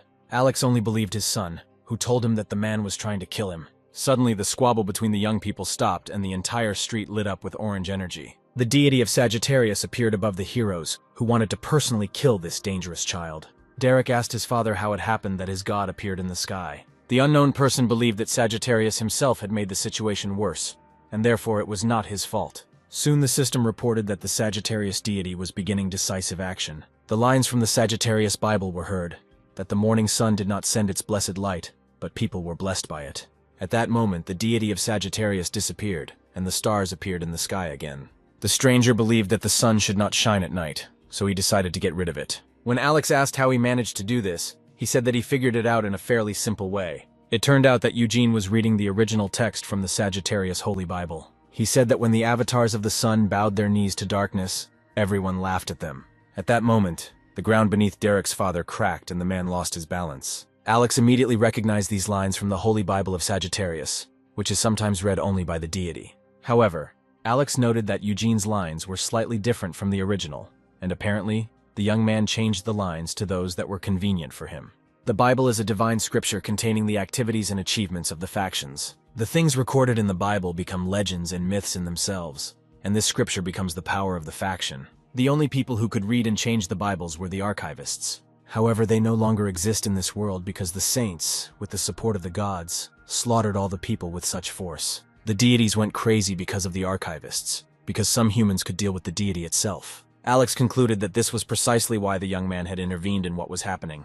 Eugene had fun watching the hero's haughty faces turn to fear at the sight of him. While he was thinking about his further plans, the powerful Adam appeared above him. The protagonist jumped on Eugene and pushed him into the floor. Adam reproached Derek for not being where he needed to be, other than visiting the hospital. Previously, the deities demanded that their subordinates kill all remaining archivists. They also had to deal with those who dared to belittle the authority of the deity. A little boy who witnessed the massacre asked God for salvation. After a bloody fog, 20 years later, this young man woke up in a hospital. However, when he woke up, an unfamiliar voice spoke to him, asking about his condition. It was the Saint of Scorpio who had been monitoring the awakened boy's condition all this time. The guy couldn't understand where he was and who the woman in the chair next to him was. Saint Scorpio declared that this was her holy estate and there would be no problems here. Eugene, who was bound by Alex's restraints, woke up near Scorpio's hospital. All this time, Adam's comrades watched the man and waited for him to wake up. When he started calling for help, those around him immediately called Adam. At this time in the hospital, Alex was finally able to meet his wife, who had just woken up.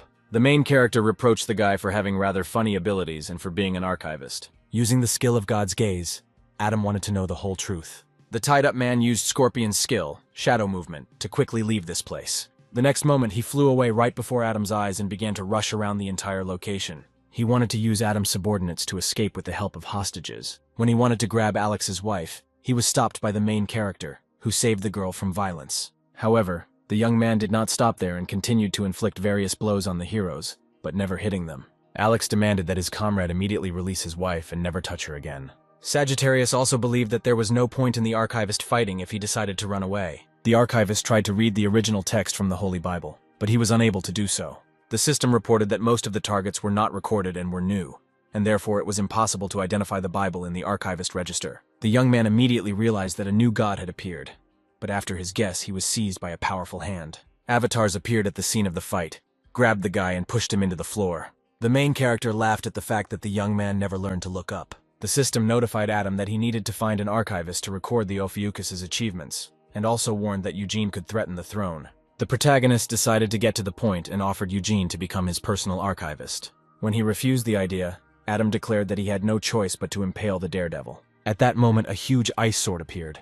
In addition to the ice sword, a powerful scorpion force appeared around Eugene. The young man immediately realized that Saint Haley was present in the location. The girl reproached her subordinate for starting to act without her orders. She had told him earlier to be careful, but he had allowed a huge sword to almost fall on him. Adam asked the saint to answer his questions, and if she did not want to, then the conversation should not end in shouting. Scorpio's avatar asked the protagonist to watch his language. Seeing Adam in front of her, Haley turned her head 180 degrees. After this, she felt uneasy and fell to her knees. Saint Scorpio thought that Adam should be in Leo's estate, but not in front of her. Soon she collected her thoughts, took a deep breath and decided to turn to Adam. She used an active filter to try to avoid feeling nervous. However, the conversation could not begin because the saint was in love with Adam. The main character knew that the girl was avoiding him only because she hated him, but he had something to ask her, so he asked her to pull herself together. Derek couldn't understand why the saint was acting like this, but Adam said it was all about her feelings. When the avatar approached Adam and asked him not to touch the princess as the situation had become too stimulating for her. At this moment, Haley was completely out of her mind. Having forgotten about the seizures, Saint Adam decided to first talk to Derek. He put his hand on his head and asked him to be baptized. Baptism is necessary in order to meet the deity and become his official follower. The young man wanted this ceremony to take place in a solemn atmosphere, but Adam did not have time for this. When the protagonist touched the boy's head, blue energy appeared around them. Derek momentarily lost consciousness and found himself in a dark space. A familiar voice asked him if he was ready to become a servant of Ophiuchus, and he confidently agreed. Then the voice asked him to look behind him where there was a bright flash of energy. In the center of this flash was the silhouette of a deity who looked like Adam. Looking at the deity, Derek concluded with absolute certainty that it was his uncle. When the young man was baptized into the followers of Ophiuchus, Ophiuchus appeared in place of Adam. The huge snake opened its mouth and released beams of its powerful energy at Derek. After this, Derek came to his senses and again saw the real Adam in front of him. The system notified that Derek had been baptized and had received a new skill. Thanks to this ritual, the main character also received some skills and increased the level of the existing ones. The news that Adam was the deity reached Derek faster than anyone else. Saint Scorpio came to her senses and asked Derek how his first baptism had gone. For awakening one follower, the hero received abilities and increased the level of baptism and feelings of the 13th level. Adam activated the 13th sense and created an energy around himself that repelled the Scorpio avatars. After that, he grabbed the girl by the throat, but she didn't even dodge. At this point, the main character decided to conduct an interrogation and started with the first question. He asked Saint Scorpio why he felt the energy of a mystical civilization in the source of her power, and the girl replied that she did not understand what he was talking about. Adam concluded that she had deceived both him and her god, and that her subordinate was also bringing misfortune by pretending to be an avatar. The avatar pounced on Adam and reproached him for touching their holy princess. To everyone's surprise, the Saint of Scorpio confessed that the source of her power was the energy of a mystical civilization. However, she still considers herself human and is on Adam's side. The main character asked his interlocutor to prove her words. For this case, he had a questionnaire for Haley to answer. She answered questions about her relationship with Adam and her future with him without hesitation. It seemed strange to her that Ophiuchus wanted to find out her true intentions with these answers. The protagonist decided to test the truth of Haley's words with the help of a wooden pen that she gave him. A wooden fountain pen is incapable of writing lies and reveals the truth. When the hero decided to check the truth of the first question about her attitude towards him, the girl started shaking. The pen reported that Haley adores Adam because he is so damn charismatic, which is why she betrayed the mystical civilization. Confused, Adam moved on to the second question about a relationship with him in the future, to which the truth was that Haley wanted a sexual relationship with him. The main character thought that the pen was a little crazy, but his comrades thought otherwise. Derek screamed across the entire location that Uncle Adam's innocence was in danger. The avatar turned to Adam and said that their princess had returned to her roots and chosen humans. After an awkward pause about Haley's sexual attitude towards Adam, the girl decided to take her subordinates and head back. The protagonist asked her not to rush as they needed to finish the conversation. He asked her what she knew about the weapon of the mystical civilization, namely about the blade with which he was pierced in the tower. The girl said that this blade was imbued with the power of the monarch. Monarch is the name of the high-ranking figures of the mystical civilization, and this weapon is capable of dealing with God himself. According to the saint, this is precisely why Adam could not dodge the blow of such a dagger. Because of the danger of this weapon, Haley collected everything she found and sealed it. Now all charges against Saint Scorpio have been dropped, since the motive for storing this weapon has become known. A member of Adam's squad deduced that there was another leader of the mystical civilization, but Red-Eyed had been defeated 20 years ago. Haley announced that unfortunately, he was not the final boss, and there were at least 3 more creatures as strong as him. Adam was shocked because he managed to catch one of the pets that they treasure so much. Alex was alarmed by the fact that there were at least 3 more such creatures, but the protagonist didn't care. He asked his friend not to be afraid of this news, because he would easily deal with everyone who would get in his way. Adam asked Haley to give him her subordinate, and then he would believe that she was on his side. He pointed to Eugene, who was still under the avatar's paw. The young man was sure that the lady would never sell him, but she easily agreed. After that, she asked the main character if he needed anything else besides this boy. After this conversation, the main character returned back to catch his breath and drink coffee. As agreed, Eugene was the main character's guarantor. Adam laughed at Eugene because Scorpio sold him for free. The young man was angry about this situation and wanted to catch Adam in one of the dark alleys. The system reported that with Eugene's help, synchronization with the Ophiuchus Bible had been achieved at 99%. It was also announced that the archivist who betrayed the constellation became a servant of Ophiuchus. Eugene wanted to change a few lines in this message to harm Adam. However, the main character noticed that his assistant had gone crazy and was up to something. He declared that life does not always go the way anyone wants it to. The system repeated the text, and Eugene realized that it had been changed, and that his words had been changed. Adam's assistant reported that Libra is first in the faction rankings, and at the moment, even Adam will have a hard time standing up to them. Moreover, the Libra Saint Giselle is not just a representative of her deity, but can be called a deity herself. Confronting Giselle is almost like confronting the god of Libra. To meet him, or a representative of a mystical civilization, Adam needs an archivist to confirm his achievements and prestige. Eugene couldn't understand how Derek's mother could change the words he had just written. The system notified that the protagonist had passed the intelligence test and had acquired 2 archivists at once. The action then takes place at the Libra estate, the headquarters of the Libra faction.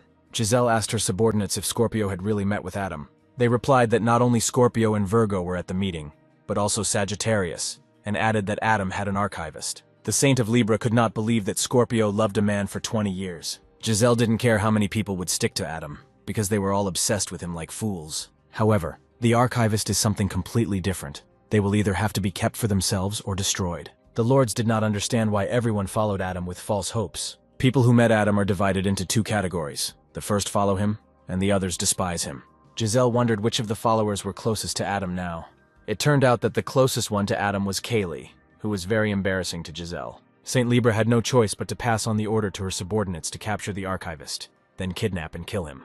Not far from the Scorpion construction site, Alex asked Adam if he really wanted to take his wife into his faction. The protagonist agreed and said that the safest thing to do was to hide it with him and develop it secretly. Earlier, Alex said that none of the energies of the 12 gods suited the girl, and Adam concluded that she should go to him. Scorpio suggested the idea of having Eugene and Derek's mother go to Adam's faction since he would be fighting Libra. Adam explained to his friend that his wife would be an ordinary parishioner and would not officially take up the position. Scorpio immediately remembered that they had checked Ava when she was visiting their estate. According to her, she managed to suppress the energy things on Ava's hands, but they are gradually approaching the limit. It may become much more difficult to suppress them further, Haley said.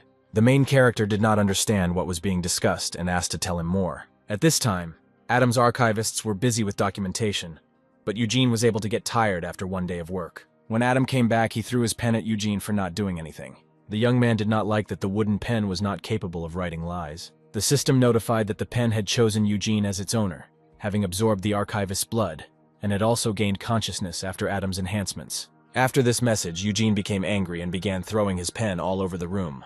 The pen vented its anger when its owner threw it away. The son of the Saint of Libra arrived at the estate of Ophiuchus at the behest of his mother. He wanted to complete this task so that his mother would praise him, since he had previously screwed up with the bloody fog. The mother wanted her son to capture the archivist Adam, but the young man felt sorry for Eugene. He decided that the easiest way would be to grab Derek's mother and at the same time annoy Derek himself. The son of Libra created a special energy in his hands and wanted to attack the girl. Suddenly, an angry Kevin, who was looking for Adam, burst into the room and crushed the uninvited guest with his actions. Kevin Hazard didn't like the fact that Adam dared to leave him with the lions. No one paid attention to this remark, since everyone was looking at Libra's son, who was crushed by the door. Everyone present was confused about what this young man was doing there, and Alex thought that Kevin had brought him there. The protagonist remembered the face of the man he had beaten earlier. Alex assumed that Libra's son was here to get up to something again.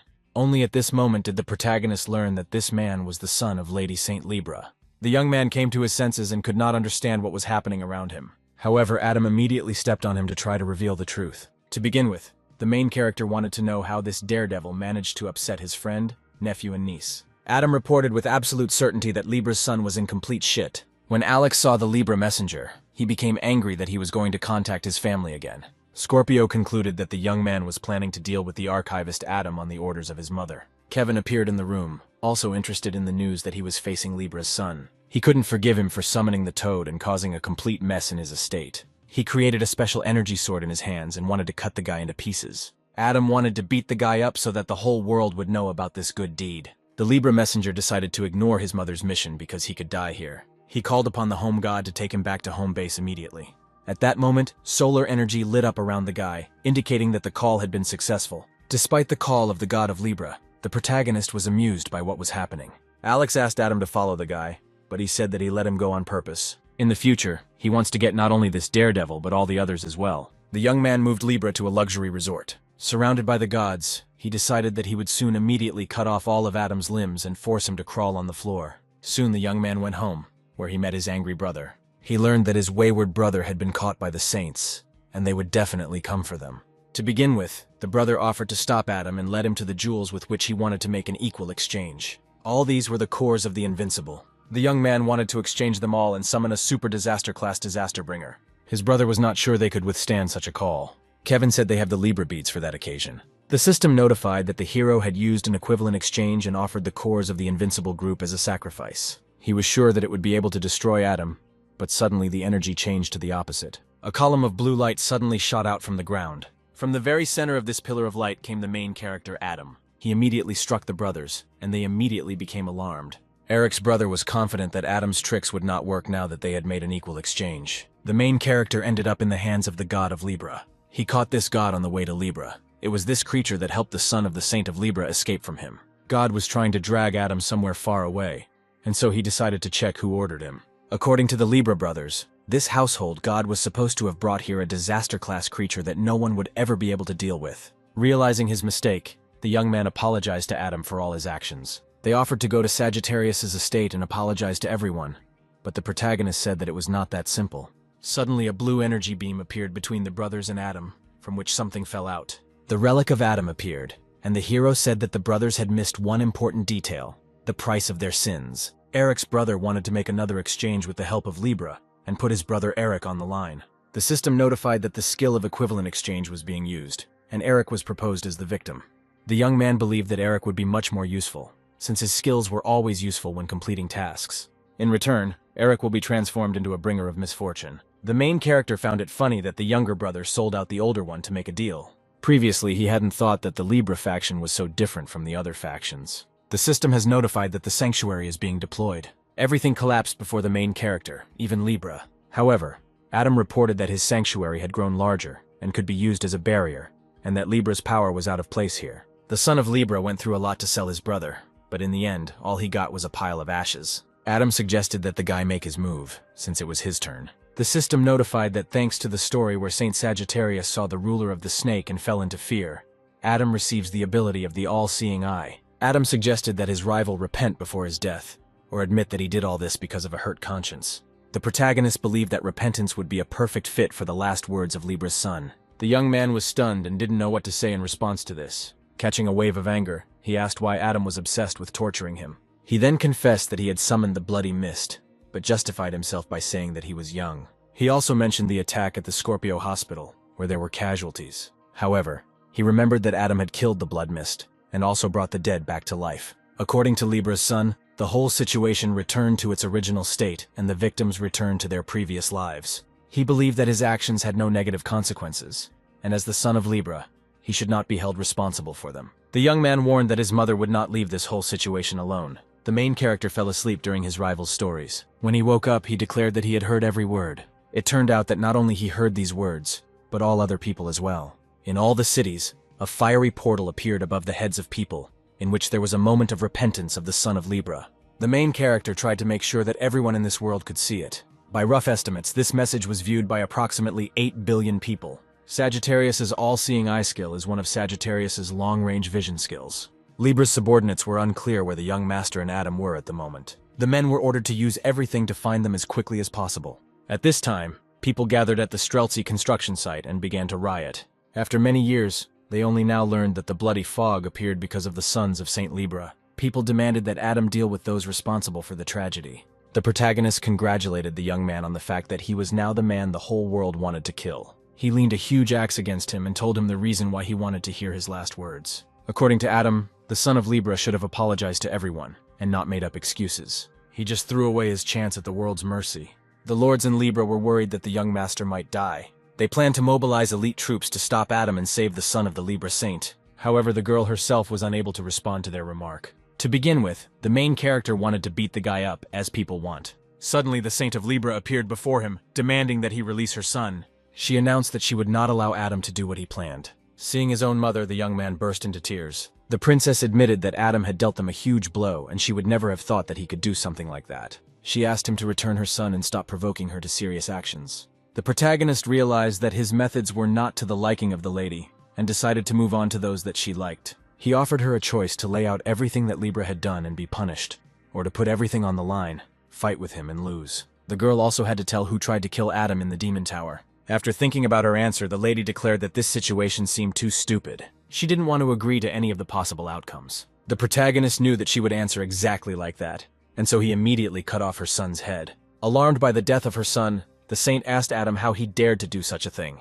Now the girl hoped to get rid of Adam completely. The protagonist laughingly announced that he would now do much more terrible things. He put out his hand and created his energy on the young man's corpse. The system notified that the hero was resurrected thanks to the super regeneration skill. The young man could not understand why his head was still there, since it had just been cut off. Without thinking twice, the main character struck the guy with an axe again and cut off his head. He then used the regeneration skill again to anger the Libra Saint. Adam thought it would be too boring if he just went and killed this man. Losing your head just once is not enough to atone for all the suffering inflicted. Adam decided to repeat his actions as many times as there were victims due to the disaster. The execution of Libra's son was shown on all portals around the world. The young man demanded to spare him, but the protagonist believed that he was already doing this, resurrecting him every time. After 100 attempts, Giselle asked Adam how many times he planned to test her patience.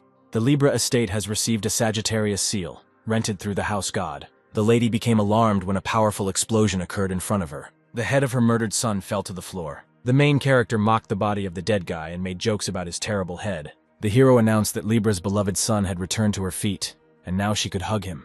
The girl promised that Adam would definitely pay for this provocation. Taking the image of the Libra Saint, Adam said that this was not a provocation, but his response to all the decisions she had made.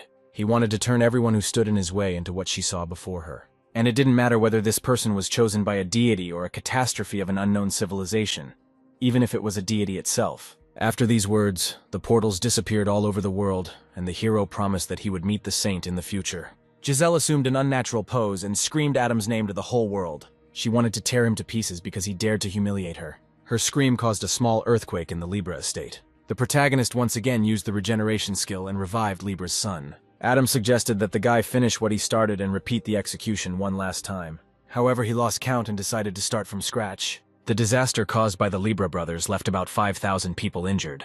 After completing the calculations, Adam announced that the young man only had to die 10,000 times. In the Lion Arena, a battle took place between Eva and one of the giants. The girl's strength was considered incredible since she managed to destroy her opponent in just a second. According to the men, Eva does not show much emotion, and at the moment of her victory she seemed to be in deep shock. It turned out that the girl had been behaving this way since the moment Adam declared war on Libra. When the girl heard about the declaration of war on Libra, it was as if her jaw dropped. However, now, during the victory, she is in a completely different mood. The audience agreed with Adam's decision, as Libra had always behaved disgustingly. After another victory, the girl was asked to say a few words about this fight, but instead she announced that she was leaving Lviv once and for all. She later added that she would now be in her Uncle Adam's faction. The public has openly reported through the media that Libra has deceived the entire world. According to them, Libra hid the truth about the bloody fog and set up Sagittarius. It has also been suggested that Adam is deliberately trying to set up Libra in order to become the best faction. Because Libra was silent, one of the young men assumed that Libra was indeed to blame for what happened. It was also said that Libra may deliberately drag out time in order to later make a pathetic excuse and hush up the incident. Haley suggested that Kevin use the media to perform a similar manipulation.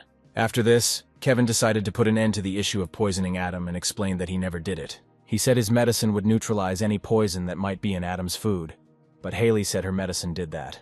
According to the girl, she had to go through a lot to neutralize Kevin's poison in the main character's food. After some arguments, Kevin noticed that Adam had been missing for a long time. At this time, the main character was in Hawaii, where he managed to destroy the Libra estate. In front of him lay precious crystals that were created from those that bring misfortune. The protagonist concluded that these crystals were meant to be used to summon a catastrophe, which fits with why the parrot tried to summon him in particular. During the break, Adam remembered that he had sent a gift to an old friend.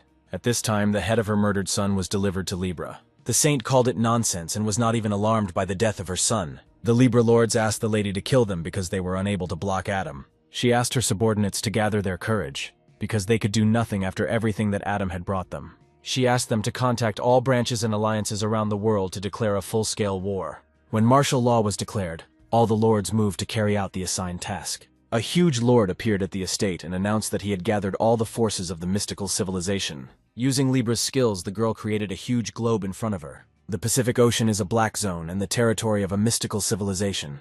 It is in that place that many different monsters live. The saint sent them a special signal that their time had come. Thousands of troops from the Libra army gathered together to strike back at Adam. Giselle was confident that she would be able to destroy Adam and his subordinates. With her army and monsters, she wanted to show a feeling of overwhelming despair. The system notified that there were 65 hours left before the attack on humanity. In Hawaii, instead of the refuge of Libra, a workshop and palace of Ophiuchus was created. Early in the morning, a portal appeared there, from which all of Adam's comrades and subordinates emerged. They did not understand why the protagonist had called them, and assumed that he needed some kind of help. They saw the palace of Ophiuchus in front of them, and could not believe that Adam had managed to build it in such a short time. At the door they were met by a very nice girl who immediately recognized them as Adam's comrades. Yasa is the former spirit guardian of Aquarius and Libra, and now she is just a spirit and guardian. From the girl, everyone heard that Adam took her when she was kidnapped and brought to Libra. In Yasa's hands was the egg of the deity Ophiuchus, that is, one of the rewards for overcoming the test of strength and intelligence. The girl explained to the guests that she needed to grow this egg, and then, since she is the goddess of care and health, Scorpio turned to her avatar and asked him to bring from their sanctuary everything that was possible. With the help of handouts, Scorpio wanted to make sure that she would not be kicked out of the faction with a minus. After the welcoming speech, Yasa announced that all those present could enter the new palace of Ophiuchus. When the door opened in front of the heroes, special energies fell upon them. What appeared before them was not Adam, but the real Ophiuchus. In the center of the palace there was a pool filled with hot lava. Now Alex understood what Adam was planning to build on the site of the former Libra camp. Avatars of Ophiuchus appeared on the scene and announced that the master was waiting for friends in his forge. On the way to the forge, everyone heard a sound typical of a blow to metal. When the guests arrived at their destination, they saw a naked Adam in front of them. Naturally, Haley immediately felt uneasy since she is in love with the main character. She instantly lost consciousness, but for everyone her behavior was nothing new. Kevin asked his friend when he managed to build this castle, because the Libra building was demolished only yesterday. The hero explained that he had acquired a new skill that helped him with this. This place is now a sanctuary in which Adam can settle, and also becomes a workshop for the creation of sacred relics. Despite all the protagonist's enthusiasm, he still has a lot to do. He already knew about the declared war, so he spends all his free time making weapons. He decided to make personal weapons for Derek and the rest of his close associates. Suddenly, the castle started shaking and Haley disappeared completely. It has been suggested that the palace of Ophiuchus was attacked. The system notified that an express parcel from the Scorpio sanctuary had arrived. Haley asked Adam to think of it as a housewarming gift. The girl began to unpack the boxes and found food, jewelry, and sacred materials there. When Haley was away from Adam, Kevin laughed at his friend that he and Haley would have beautiful children. In one of the boxes, Haley found things that didn't belong to her. The box contained letters with Leo's seal. The main character could not understand who came up with the idea to send him letters. Haley read that there was something written on the envelope about a resume. Derek remembered that his sister had announced yesterday that she was leaving Leo for the Ophiuchus faction. At Lev's headquarters, Steven reproached Eva for making too loud a statement to the whole world. According to him, too many people decided to follow the girl. Steven wanted to keep his subordinate by his side, but she asked to be allowed to swim freely. A few days after the fog incident 10 years ago, Eva and her brother were in the hospital. Eva saw the sunlight and decided that Father Alex had arrived to visit them.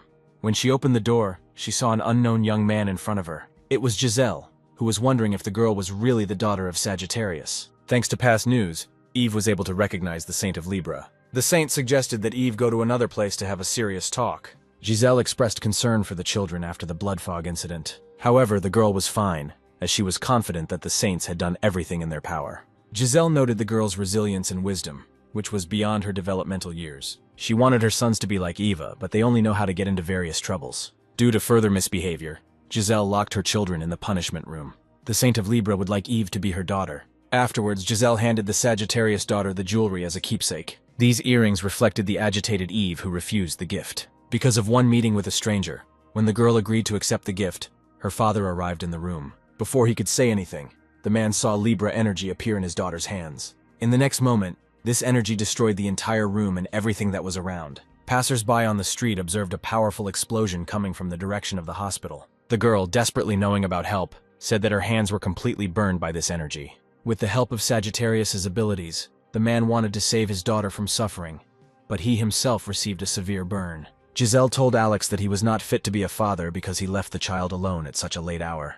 The girl ran around the room and screamed in horror that she was in unbearable pain. Alex demanded that Giselle fix what she did to Eva. The Saint of Libra explained that her step was a response to all those words with which Alex had once threatened her. According to Lady, the girl could have been completely absorbed by this energy of the evil deity, and Eva still holds on for a long time. The only way to save Alex's daughter is to send her to the Libra cult. Since the man did not want to give up his daughter, Giselle offered to give herself in exchange. She asked Alex to put aside his lingering attachment to Adam and come under her command. She knew what Alex was worth, and that's why she values him more than any of the saints. If a man follows her, she will restore his lost power and raise him to the level of a saint again. Giselle extended her hand and offered Sagittarius to make a choice in favor of herself or her daughter. Little Eva grabbed her leg and began to beg for mercy. She angrily shouted at the guest not to touch her father. The next moment, the girl used the energy of the evil deity against Giselle herself. Libra wanted to teach the girl a lesson before taking her under her care. Using her amulet, Libra created a special energy and threw Eve into the wall. The entire street was covered in yellow light, which emanated from the hospital windows. This was Leo's special skill on the blessed battlefield. Stephen appeared in the location and said that he was going to get his hands on Sagittarius and his daughter. He demanded that Giselle obey his order and give him Eva and her father. At this time, the girl was completely safe, since there was a special barrier around her. Looking at the girl, Stephen noticed that an evil deity had attached itself to her. In Stephen's sanctuary, this could be done by someone of the highest rank. He suggested that what was happening was clearly connected to the constellations, and the image of Leo appeared in the location. According to Stephen, the constellation Leo rules all animals and can be called a leader of the highest rank. The man explained that the basis of all sects is that all actions are aimed at attracting power to their sanctuary. Giselle used an evil deity to take Eva, and now she wants to stop Stephen.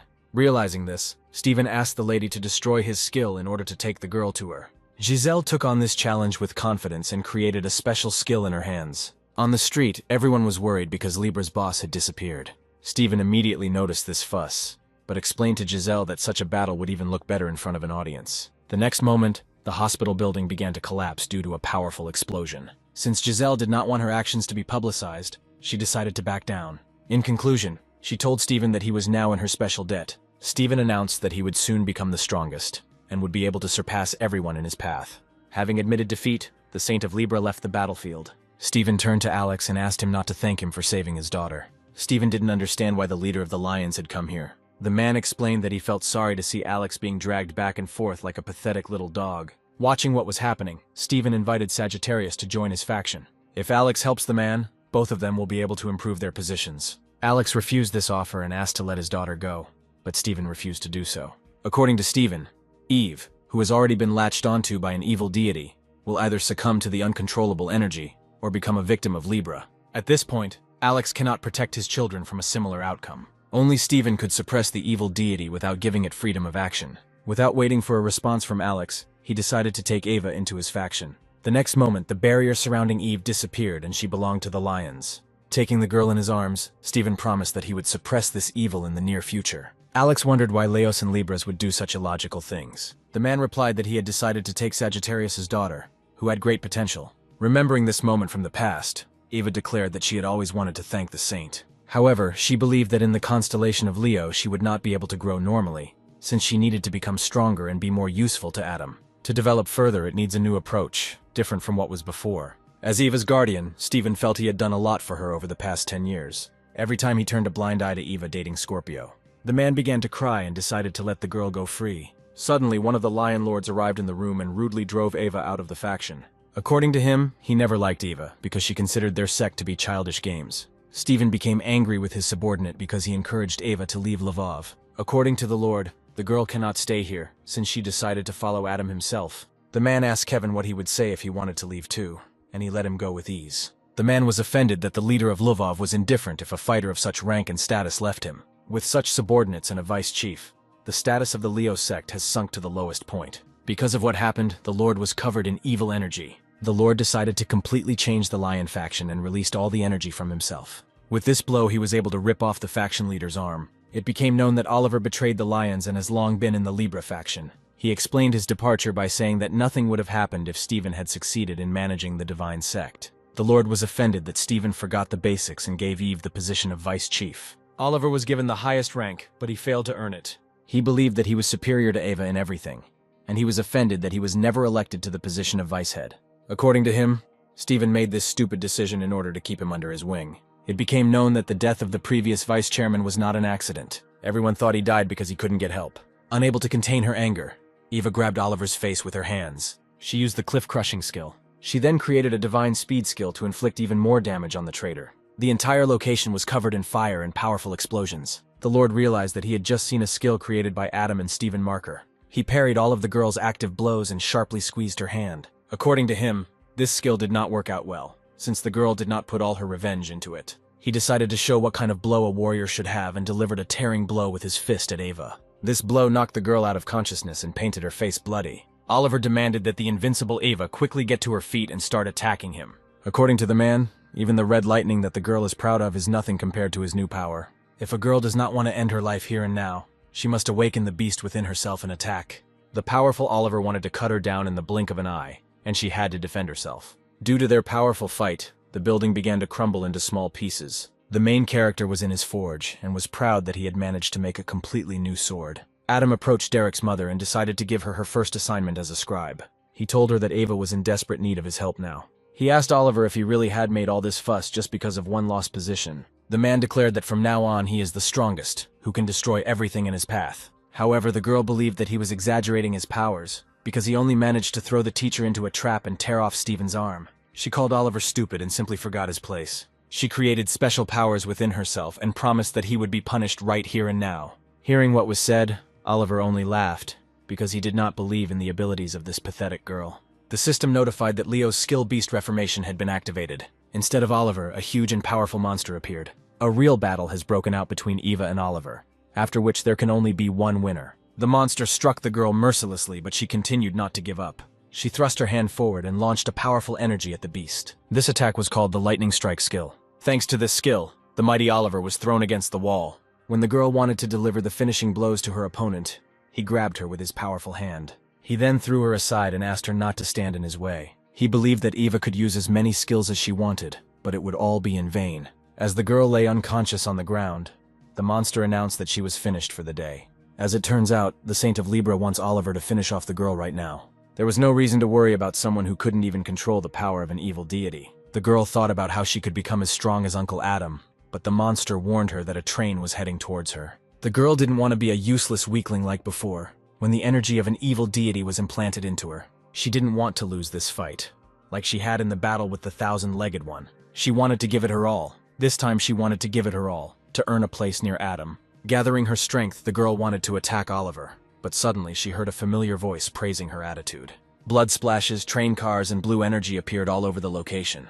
The girl noticed a spear stuck in front of her, and she was greeted as the one who kept an indomitable spirit within herself. The weapon of Ophiuchus chooses its owner, and wherever the owner is, the weapon will find him. It is assigned to one person until the end of his life, also until his task is completely completed. Adam handed his newly created spear to his archivist. However, the girl did not know what to do with him. Adam realized that he needed to teach the girl the basics first. The hero asked to throw the spear high into the air, and it flew across the entire country in search of its owner. At this time, Stephen was receiving treatment for the loss of his arm. After this, the man had to go in search of Aquarius to get proper treatment. Behind Stephen and his assistants there was a powerful blue energy that destroyed everything in its path. The spear pierced several floors of the building and ended up in front of Ava. The system informed the girl that the Ophiuchus weapon chose her as a person with an indomitable fighting spirit. She received a task in which she had to prove her rights and obtain the power of immortality. This must be done in order to have full rights to be on Adam's team. The heroine realized that Adam had sent her this task, and she wanted to complete it as quickly as possible with particular enthusiasm. The monster thought that this time the girl was just lucky, but she would not be able to deal with him. Grabbing the gift from Uncle Adam, Eve rushed to attack Oliver. With her actions, she created the Lotus Flash skill, but nothing happened. The monster laughed and reminded her that she was powerless against him. The system reported that Ophiuchus's energy was enveloping red lightning. Eva's spear strike created a powerful energy in the street that surprised Stephen and his comrades, and her blow was also able to break the earth into two parts, just as Adam had once managed to do. Stephen decided to go to the battle site to check out the situation. Arriving at the scene, he saw Oliver lying there with not a single living spot on him. According to Stephen, Oliver lost because he was fixated on getting the vice chairman's job. Ava is the vice chief only because for her, becoming stronger is not a way, but a goal in itself. She is much more suitable for the position of Cardinal Leo than Oliver, whose thoughts are occupied only with the title. Oliver laughed and said that he had heard too much chatter from someone who had had his arm torn off. Stephen asked the dying traitor if Eve had such a powerful force before. The girl went after Oliver to lead him to death, but suddenly, grabbing the spear, she saw Mr. Stephen in front of her. The Guardian asked the girl why she was emitting not the energy of Leo, but the energy of Adam. The girl reminded him that she had decided to switch to the protagonist's faction, and this made Stephen angry. The man decided not to let the girl go anywhere and announced that she could only pass over his dead body. Thanks to the system, Stephen saw a task that needed to be completed to prove his rights. He saw Eve's task to prove her rights, since the holy constellation of Leo blocked her path. The heroine must get what she wants by defeating Stephen. At this time, Oliver promised that it was not over yet, and they would have time to learn the true essence of Libra. Due to the battle between Eva and Oliver, the main building of the Libra sanctuary is destroyed, and this may have wild consequences. Suddenly, a bright yellow flash appeared in front of the heroes, which frightened them. From what Stephen said, Oliver is planning to summon someone from his faction. Thanks to his summoning, red eyes appeared in the sky above the building. It was previously known that this character died in the Demon Tower. The residents believed that a disaster was coming and decided to hide from this dangerous place. At that moment, Stephen realized that he would have to protect not only himself and his faction, but also the civilian population. In the sanctuary of Ophiuchus, the main character had a bad feeling.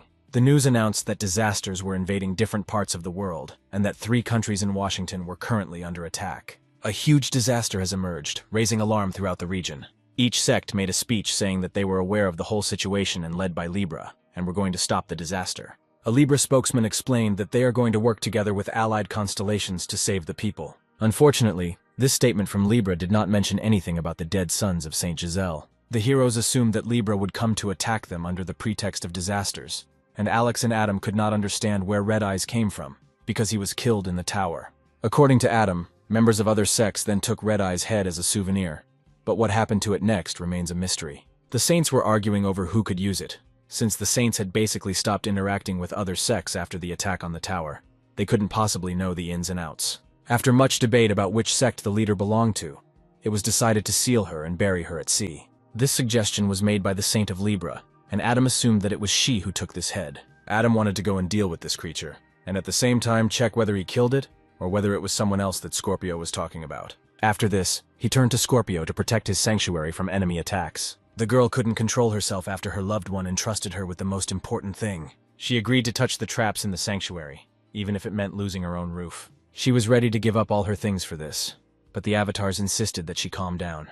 The girl's brilliant brain figured out that Adam's proposal was a hint about cohabitation. The main character wanted to go to Red-Eyed, and Alex was going to go with him. Adam asked his friend to go to Korea, but he couldn't do it because his daughter wouldn't be there. The main character calmed Alex down and said that at any moment he feels the girl's strong aura, thanks to which he can control her. He wanted to send his comrade to Korea only because it would be difficult to deal with Libra in the Sagittarius sect. As expected, chaos reigned in South Korea. The Lord was tasked with preventing monsters from crossing the front line. The monsters were enormous in size, and it would be difficult to deal with them without joining forces. These were the beings that Libra summoned from the Pacific Ocean. Saint Taurus appeared at the scene of the disaster, looking for Alex. Alex's subordinates announced that he was not around right now, but they could pass on any important information to him. Ivan asked not to do this, because he could very well wait for him. He asked one of the young men never to block his way. The next moment he threw the man forward a few meters and he hit a rock. The Sagittarians believed that the Saint of Taurus had come to fight not against disasters, but against them. The system notified that Derek's uncle was receiving the protection of Ophiuchus, which was in his soul. Taurus felt offended that he was not working on his team. From the man's words it became clear that he was working for the Libra faction. Alex sent his wife to serve in Ophiuchus's castle. After that, he used the Return to Sanctuary skill and headed back. The main character asked his friend to sort out all the fuss and restore order in Korea. The promised weapon was already ready, and all that was left was to wait for Alex to return. After the man left, Adam asked his relative to prepare for a possible war. The girl asked what they would do, and the main character promised to find the rat that was lurking in his sanctuary. Sagittarius's flight was observed by his enemies who wanted to get rid of him. However, their leader believed that there was no point in getting rid of the small fry, since their target was Adam. There was a ghost knight on the battlefield that had the highest danger level and could not be captured. Besides him, there was a vanguard of military forces of an unknown civilization, whose capture was also impossible. Scorpio created the Scorpio relic using sand. It was a statue of the unwavering Scorpio that supported his barrier. The girl decided to calm down only when the entire island was covered with relics, and she wanted to fulfill Adam's request in an ideal way. Soon all the Scorpio relics exploded one after another. The girl anxiously announced that there was an enemy around her that the statue could not cope with. Raising her head, she saw an armed squad of monsters and ghosts in front of her. They immediately realized that they had arrived at the sanctuary of Ophiuchus, which looked quite terrible. The opponents demanded that they be shown the deity of Adam. Eugene couldn't figure out who had come to visit them this time. When he asked this question, a sharp spear immediately flew at him. One of the rival bosses asked the young man not to contradict him. The avatar stood up for Haley and asked her to be careful. The girl could not believe her own eyes that in front of her was the vanguard of the military forces of an unknown civilization. The enemies couldn't believe that the Ophiuchus faction emitted the same energy as them. Noticing the Libra traitors, one of the main fighters asked the other to get rid of them. The avatar got into a fighting stance to fight the attacker and protect the princess. After that, the enemy wanted to strike Haley with his huge sword. The sword was a couple of centimeters from the frightened girl's face. Without thinking twice, she created a special skill in her hand to strike back. The energy of Scorpio formed around the girl, which could easily destroy any enemy. She then used the power of Ophiuchus and cut off the heads of some of the attackers with one blow. At this moment, the main character appeared on the battlefield. He was armed with a powerful bow, which he had made especially for himself in his forge. The enemies immediately assumed that the very Ophiuchus that the Saint of Libra had told them about had appeared before them. The main character asked the new arrivals who they were, but they responded rudely. Then the main character asked his opponents to shut their mouths, because they were attacking the deity Ophiuchus himself. Only then did the opponents realize that Libra was not just afraid of this wonderful young man. It seemed to them that Adam was not a dud, since with his appearance he was able to strike several fighters at once. One of the monsters asked Adam what his name was. He proudly stated his name and aimed his bow at the questioner. The Lord bowed before Ophiuchus and asked for forgiveness for underestimating him. He introduced himself as the vanguard of the military forces of an unknown civilization, which are also considered to be ghost knights. Their goal is to destroy all humanity that believes in Adam and the cunning saints. The leader grabbed his weapon and promised that they would now fight the obstacle in their path. The protagonist asked those present not to talk nonsense, since they would not be able to destroy him. At his words, all the opponents became angry one after another and prepared to attack. The main character used a special skill, creating a special flash. From this flash, Adam's new deadly weapon instantly jumped out. It was able to destroy everyone who was in its path just by flying. One of the surviving leaders wanted to instantly strike Adam, but he managed to dodge. The ghost's weapon ended up in the protagonist's hands and remained there forever. At the next moment, the main character pulled this stake and the ghost flew after him. After killing this attacker, the hero asked everyone to attack him immediately. He was absolutely confident that he would be able to defeat anyone who stood face to face with him.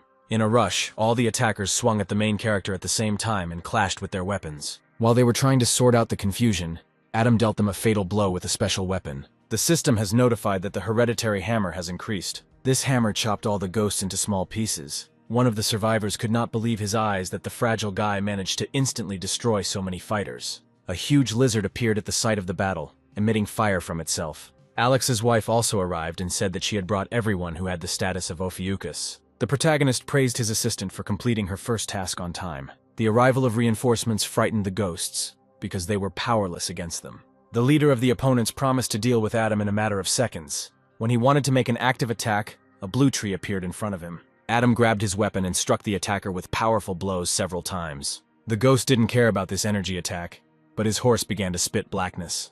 In response to this attack, the ghost decided to activate his best abilities. The protagonist expected this outcome of events and was ready to attack. Because of Adam's weapon, all of the opponent's attacks were in vain.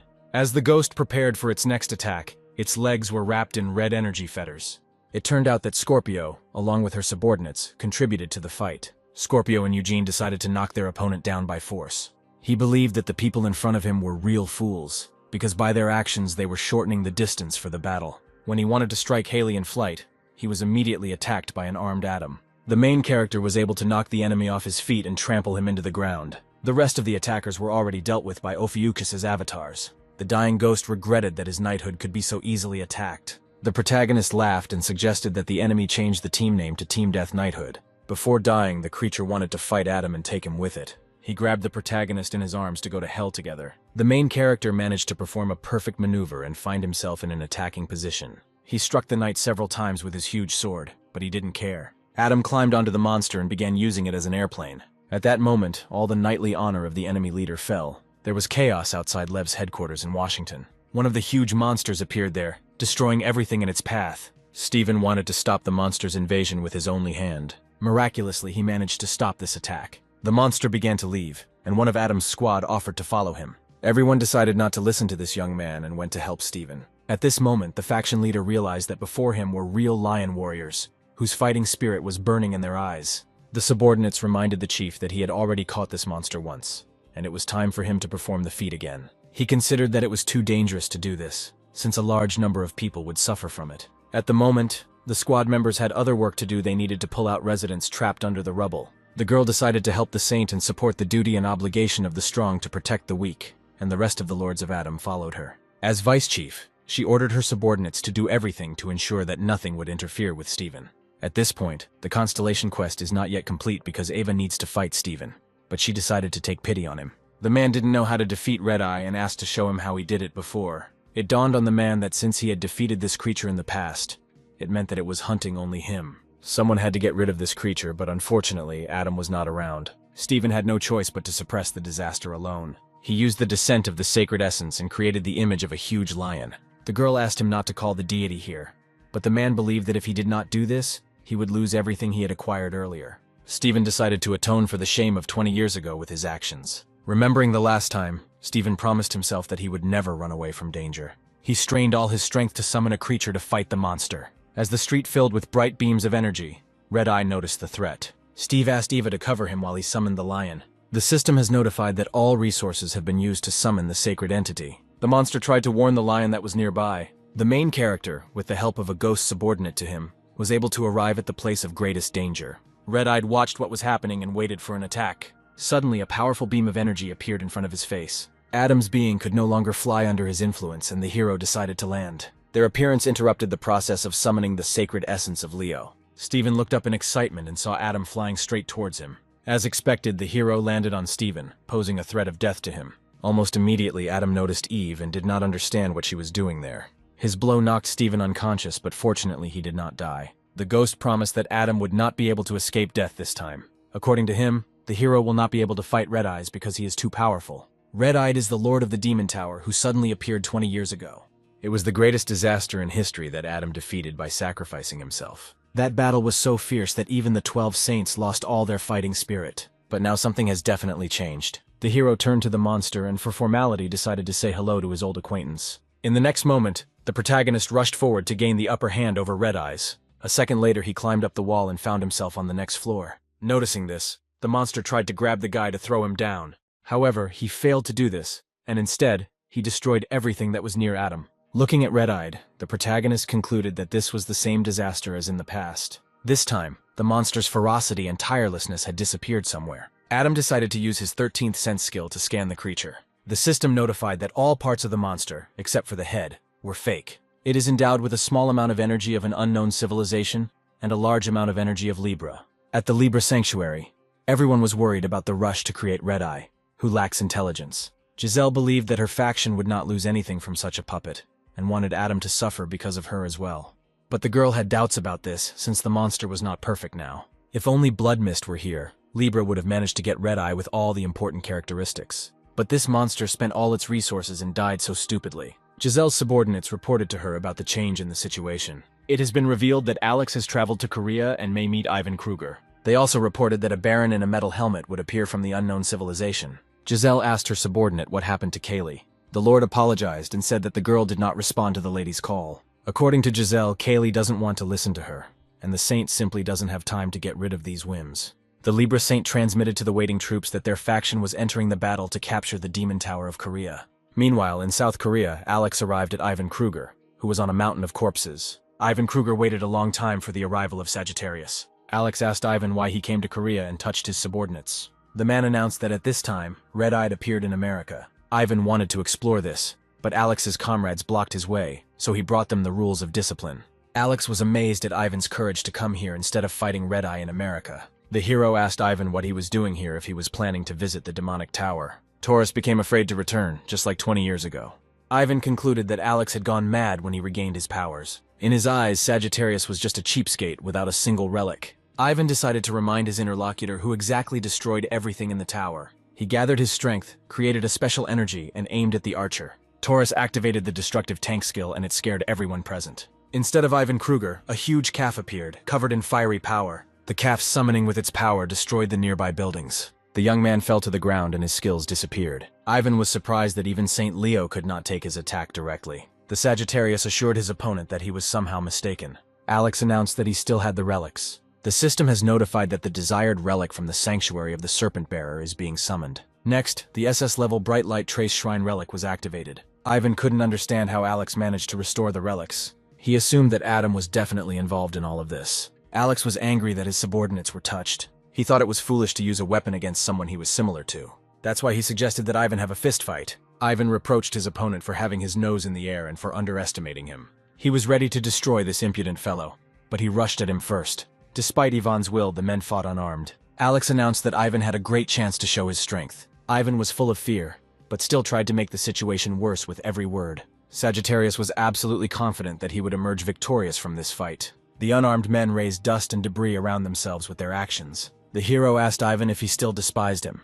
However, without answering, he struck him in the face with his clasped fists. The blow made Alex take a few steps back and blood started flowing from his nose. Now the archer was focused on his actions so as not to miss. One of the hero's blows knocked down his opponent, causing him to bleed. Enraged by what was happening, Ivan dealt a powerful blow to Alex. Such mutual attacks between the opponents continued for a long time.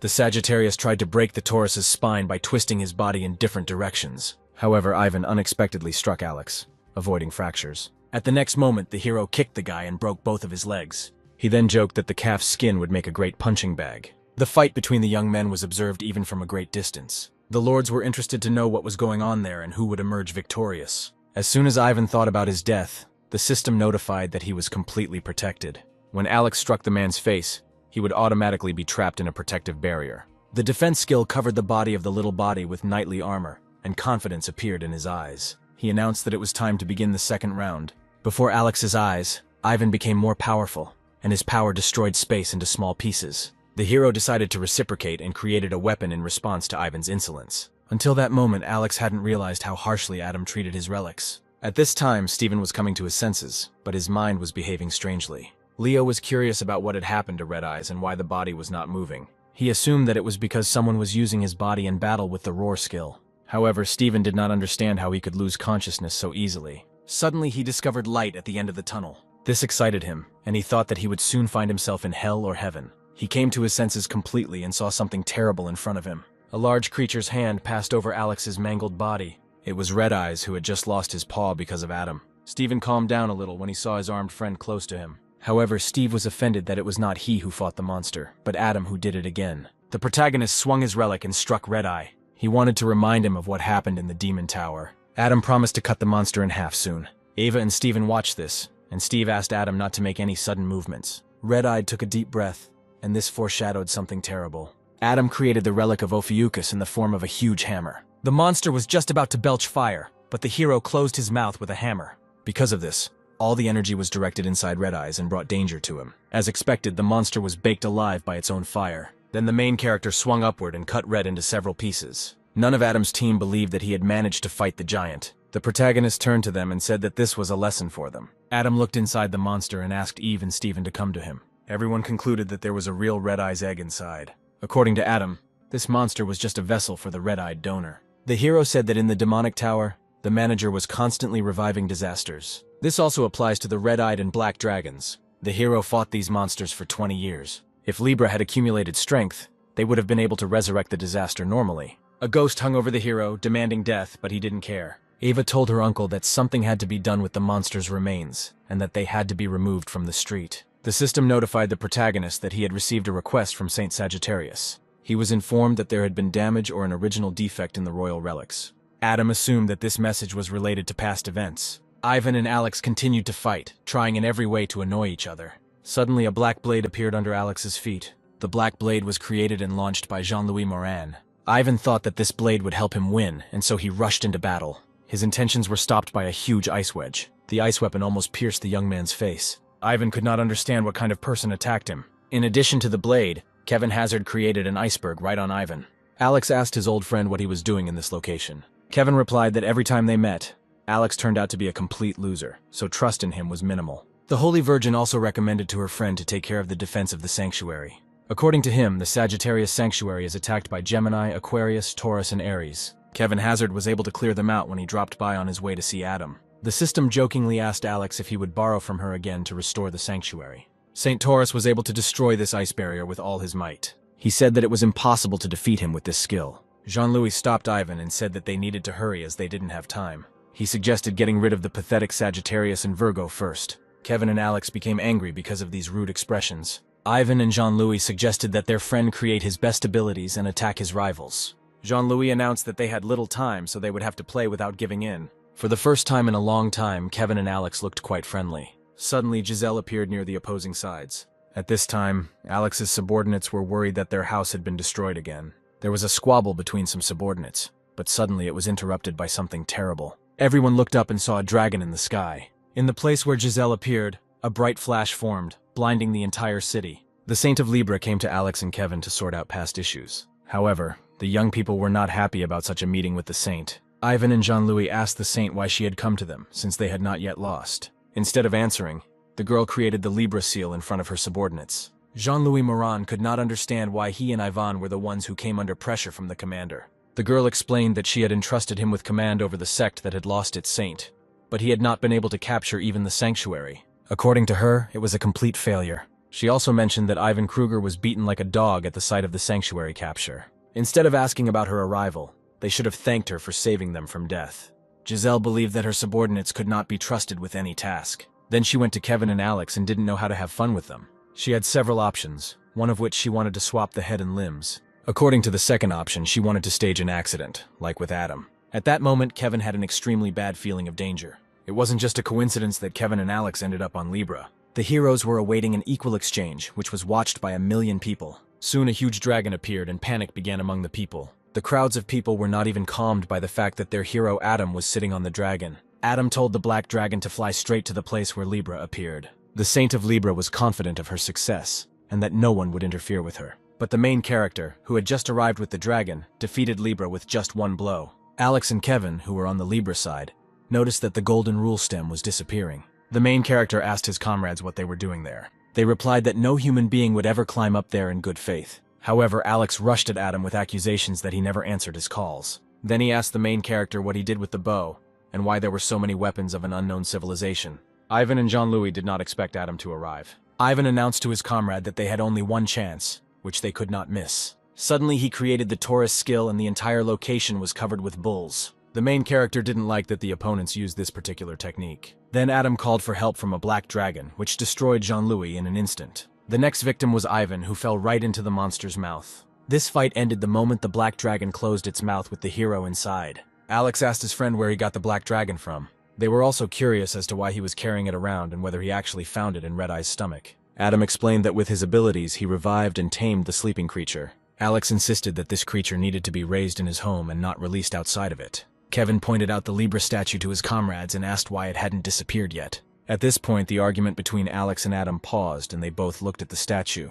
At the next moment, the entire location was covered with the energy of the Saint of Libra, and later she herself appeared. Previously, Adam thought that it would be much easier to deal with Libra, but now everything was becoming different. He had to create one of his relics, a huge hammer. Earlier, the main character smashed this girl's face with the same hammer. He asked her to turn around again to repeat what she had already gone through. This time he was absolutely ready to turn the saint into a punching bag. Giselle called Adam a cheeky little snake that bared its fangs. The main character called his tamed dragon for help in the face of danger. He asked him to take his 2 comrades and fly away from here. According to Adam, Alex and Kevin were supposed to take care of the civilians. They are of no use in this location, and Adam will have to cope alone. Suddenly, a stream of bright light burst forth from the Earth's crust. The black dragon grabbed Alex and Kevin, but they began to resist. The next moment, Adam's pet managed to fly away from the dangerous place. Due to a bright flash of light, everything around Adam began to collapse. Only at this moment did the protagonist realize that Giselle had never been human. She is a being endowed with special powers to destroy all of humanity. However, the young lady did not agree with her opponent and considered herself a normal person. The protagonist confirmed his words by the fact that even after Giselle's head was broken, she continued to wreak havoc. He asked the sacred goddess to stop pretending and reveal her true self. This time, the young girl did not make excuses and admitted that she really was not human. A special Libra energy appeared around her for a quick attack on Adam. The main character could not understand how this creature had ended up on Earth. He said he would be delighted to see the show the other gods would put on when they found out about this. However, Giselle said that it didn't matter. Suddenly, she created the skill Bullherd Stomp and launched an attack on Adam. She loved this skill, although it was not as effective when performed by her. Kevin and Alex noticed that the divine mark of Taurus had appeared on Giselle's head. The girl asked to save the delight for later, because she hadn't even shown half of it yet. At that moment, a huge Libra appeared over the city, and around it were several constellations. There was not only Taurus, but also Cancer, Gemini, Capricorn, Aquarius, and even Aries. Now the main character understood why Giselle was not afraid to get a slap on the wrist from the other gods. After all these gods were in cahoots with the Saint of Libra. The girl explained that the anger of the gods, who had lost their saints, had reached the boiling point. She announced that she had recently become a representative of 7 constellations, including her own. Despite the enemy's strength, Adam felt it was his responsibility to beat the crap out of their cabal. Giselle couldn't understand why the main character hated them so much. According to her, Adam could rule the world if he wanted to. The protagonist interrupted her reasoning and asked her to get to the point. The girl honestly said that she doesn't really like Adam, but she acknowledges his strength. So she decided to invite him to join their team and become the ruler of the entire world. If he makes the wrong choice, All the constellations will grind him into dust. The main character decided to refuse this offer and asked not to do something like this again. Adam explained his refusal by saying that he cares about other people, while Giselle and her constellations, on the contrary, destroy the world. The girl explained that by destroying this city, she would remove the heavy burden of responsibility for the people from Adam's shoulders. Suddenly, she exerted her strength and created Ares' skill, Heavenly Weapon. Next came Aquarius's independent skill, Tornado. Giselle then used Cancer's skill, Clone. She believed that the main character was to blame for the fact that a real catastrophe could happen now. The Saint of Libra created a holy seal around Adam and asked her subordinates to attack him. Giselle also controlled sharp swords that she sent towards Adam. Suddenly, one of these sharp swords appeared right in the center of one of the streets. Giselle believed that Adam would have a hard time breaking through her strongest skill, which was caused by the power of the constellation. However, she still suggested that he try to cope with it, because she still had a lot of strength left. This skill destroyed the entire location and almost completely covered the main character with stones. The girl insistently advised Adam to get out as soon as possible, because she wanted to use all her swords. She was ready to flood the entire world with these remaining swords. As the swords plunged into the ground one after another, people ran in panic without looking back. However, only reporters wanted to make a sensation out of these events. Suddenly, a sharp red sword also fell near them, but they did not even move from the spot. Kevin Kazar arrived to them, wanting to save the civilian population. Kevin and Alex wanted to save the civilians, but Kevin could only freeze them from the attack. Kevin suggested working together to try to break this sword. However, this will be a little difficult to do, since this is the power of the constellation itself, and not the saint. Kevin believed that the only thing they could do to help Adam was to save the citizens and evacuate them. Suddenly, the heroes raised their heads and saw something terrible above the roofs of the houses. The water of the Han River flowed from all sides, rising higher than the buildings. People began to pray to the divine spirit to save them. Seeing this, Kevin also began to pray to the great master of Diva to lend him his power. A whirlpool of water appeared around the main character. Adam immediately realized that Giselle was trying to flood the city with river water. After this attack, Giselle was surprised that Adam still hadn't fled the scene. However, she was sure that after she poured all the river water into the city, Adam would definitely leave it. Suddenly, a bright flash of unknown origin appeared in the path of the water streams. The system notified that Kevin had used the skill January of the Ice Wind. Thanks to his abilities, his opponents noticed that the river water instantly froze into ice. Then Giselle turned to the others with the news and asked them to deal with Adam and his comrades. She pointed to the spot where Kevin's brightest flash of energy had been. Suddenly, a black dragon rushed at her from the void, with a red light in its eyes. The main character invited Giselle to meet his new friend, whom he had recently tamed. On the black dragon, Adam used the Take the Hit skill for him. When Giselle wanted to resolve the whole situation peacefully, the dragon unleashed his fiery wrath on her. The next moment, Giselle used the double constellation skill, Teleport. In one of the teleports, she managed to catch the entire fiery stream of the black dragon. With the help of the second teleport, this stream spilled out onto the street, but Adam managed to disperse it into the air.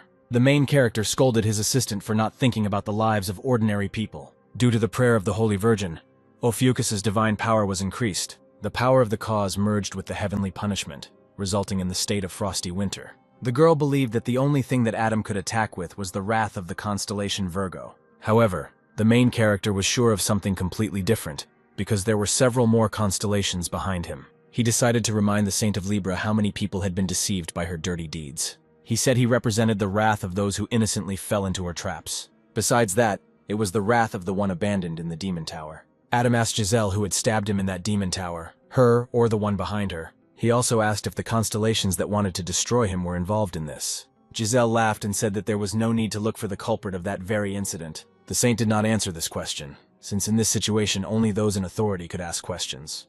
Suddenly, a destructive skill that destroyed comets appeared above Adam's head. Next came the skill of the sun god's ring, which blinded Giselle. As the leader of the cult, Alex ordered his followers to pray for Adam. The system notified that the holy constellation and the deity of Sagittarius had sided with Ophiuchus. The hero wanted to convey to Libra that not only the followers suffered, but also ordinary residents. The system kept notifying that more and more people were praying for Ophiuchus. At that moment, the main character was filled with the anger of tens of millions and billions of people. His powerful energy caused Giselle's face to crack again. Adam knocked his opponent to the floor and began to strike her with blow after blow. But suddenly he didn't notice how a pair of hands appeared above his head. These were the hands of all the constellations that stood on the side of Libra and wanted to help the saint. After some skirmishes, the system notified that the Scorpio sect had sided with Ophiuchus. Scorpio's heavenly punishment was formed in the form of a poisonous chainsword, which immediately plunged into Giselle's chest. The most powerful explosion occurred in the place where Giselle stood. The system has reported that the energy of the darkest star has been dissipated. The girl wanted to use the powers of the Dark Cancer, but she failed. She was captured again by the protagonist's chainsword. This attacking blow made the girl lose her temper, and she promised that she would kill Adam at any cost. The location has changed to blue and the Capricorn World Destroyer skill has appeared. Giselle screamed that this star rightfully belonged to her. She tried with all her might to prevent this star from ending up in Adam's hands. At this time she felt the north wind, the constellation Virgo. This skill even absorbs the light of her huge sword.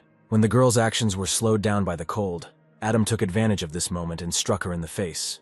He said that the star would never be hers because she was simply showing her greed. The protagonist wanted to kick, but Giselle activated the teleport. Thanks to this skill, the girl managed to end up right behind Adam. She dealt him a powerful blow, saying that he was already a corpse. She used the combination skill of Taurus and Capricorn, ramming barrage. The system notified that the saint was captured using the Sagittarius constellation skill. In addition, the girl was injected with the poison of the Scorpio constellation, which lowers all her characteristics. Only at this moment was the heroine sure that her end was coming. But before her death, she decided to increase the powers of the 7 constellations to the maximum and unite them together. Seeing these actions, the main character also decided to go to the bank. He called the Black Dragon to him in order to use it to attack the pitiful saint. Due to the forced binding and concentration of the 7 constellations, a powerful resistance occurred. Because of this resistance, several beams of this energy fell to the ground right at the feet of the television crew. The screen showed the powers of the constellations coming together and flying into the sky above Seoul. People were grateful to everyone who was able to save their city from invasions. Everyone continued to pray sincerely in the name of Saint Adam. Alex and Kevin also continued to praise their comrade after the tough fight. Ava also believed in the strength of her uncle, who was fighting on the battlefield. Stephen told her that in this situation no one could do anything except Adam himself. Then he ordered his followers of the constellation Leo to pray for the fighting guest Adam, and asked all those who cared to give him all their strength. At that very moment, the main character seemed to feel a surge of vivacity and energy. The system has notified that the constellation Leo blesses the constellation Ophiuchus, and therefore gives it power. In addition, many people prayed for Ophiuchus, and now his divine power has become stronger than ever. Inspired by new strength, Adam swung his hammer and decided to finish off Libra once and for all. At the same moment, Taurus, Capricorn, and Aquarius were destroyed. In addition, the saints of Aries, Cancer, and even Gemini were erased. The main character stood over Giselle's corpse and did not know why all this was necessary. Now Giselle was all broken, and Adam could not ask even one question. Earlier, the girl said that the questions are asked by the one who is stronger, which is why Adam wanted to know a lot of things. He wanted to use all his skills and even his 13th sense to gain all of Giselle's knowledge. Suddenly, he heard a voice from the darkness, which admired Adam for defeating Libra. At the end of the location, one of the giants appeared. The main character did not know who was in front of him and immediately asked who it was. The creature said that it was the commander of a great unknown civilization. He appeared 30 years ago, exactly when the army of an unknown civilization invaded the Earth. The planet was under the control of an unknown civilization. Any resistance to these creatures was simply pointless. Then the Commander Baron said that one could be saved if one gave him human freedom, will, and all resources. According to the monster, Libra was originally supposed to get rid of Adam and restore the demonic tower on Earth. But in the end, the whole plan went wrong. The Baron didn't think it was possible to defeat the Phantom Knights in Libra with the power of the 6 sacred essences. With the goal of rebuilding the Demon Tower, Baron shouted that he would destroy Adam immediately. At this moment, it became clear to the main character who had been standing behind Libra all this time.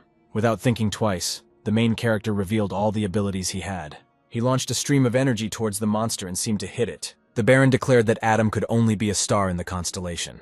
The power of the constellation and its unknown civilization are opposite. The protagonist felt as if the monster was devouring his strength. He had already experienced something similar once from a dagger in the Demon Tower. The weapon of an unknown civilization contains the power of a monarch, which emits a terrifying energy capable of defeating anyone. The system notified that unknown space was isolating Adam from his original world. The main character also lost contact with the constellation that granted divine power. It was all similar to the space he had found himself trapped in by the Virgin. Suddenly a voice from the darkness called him, and he realized that it was someone he knew.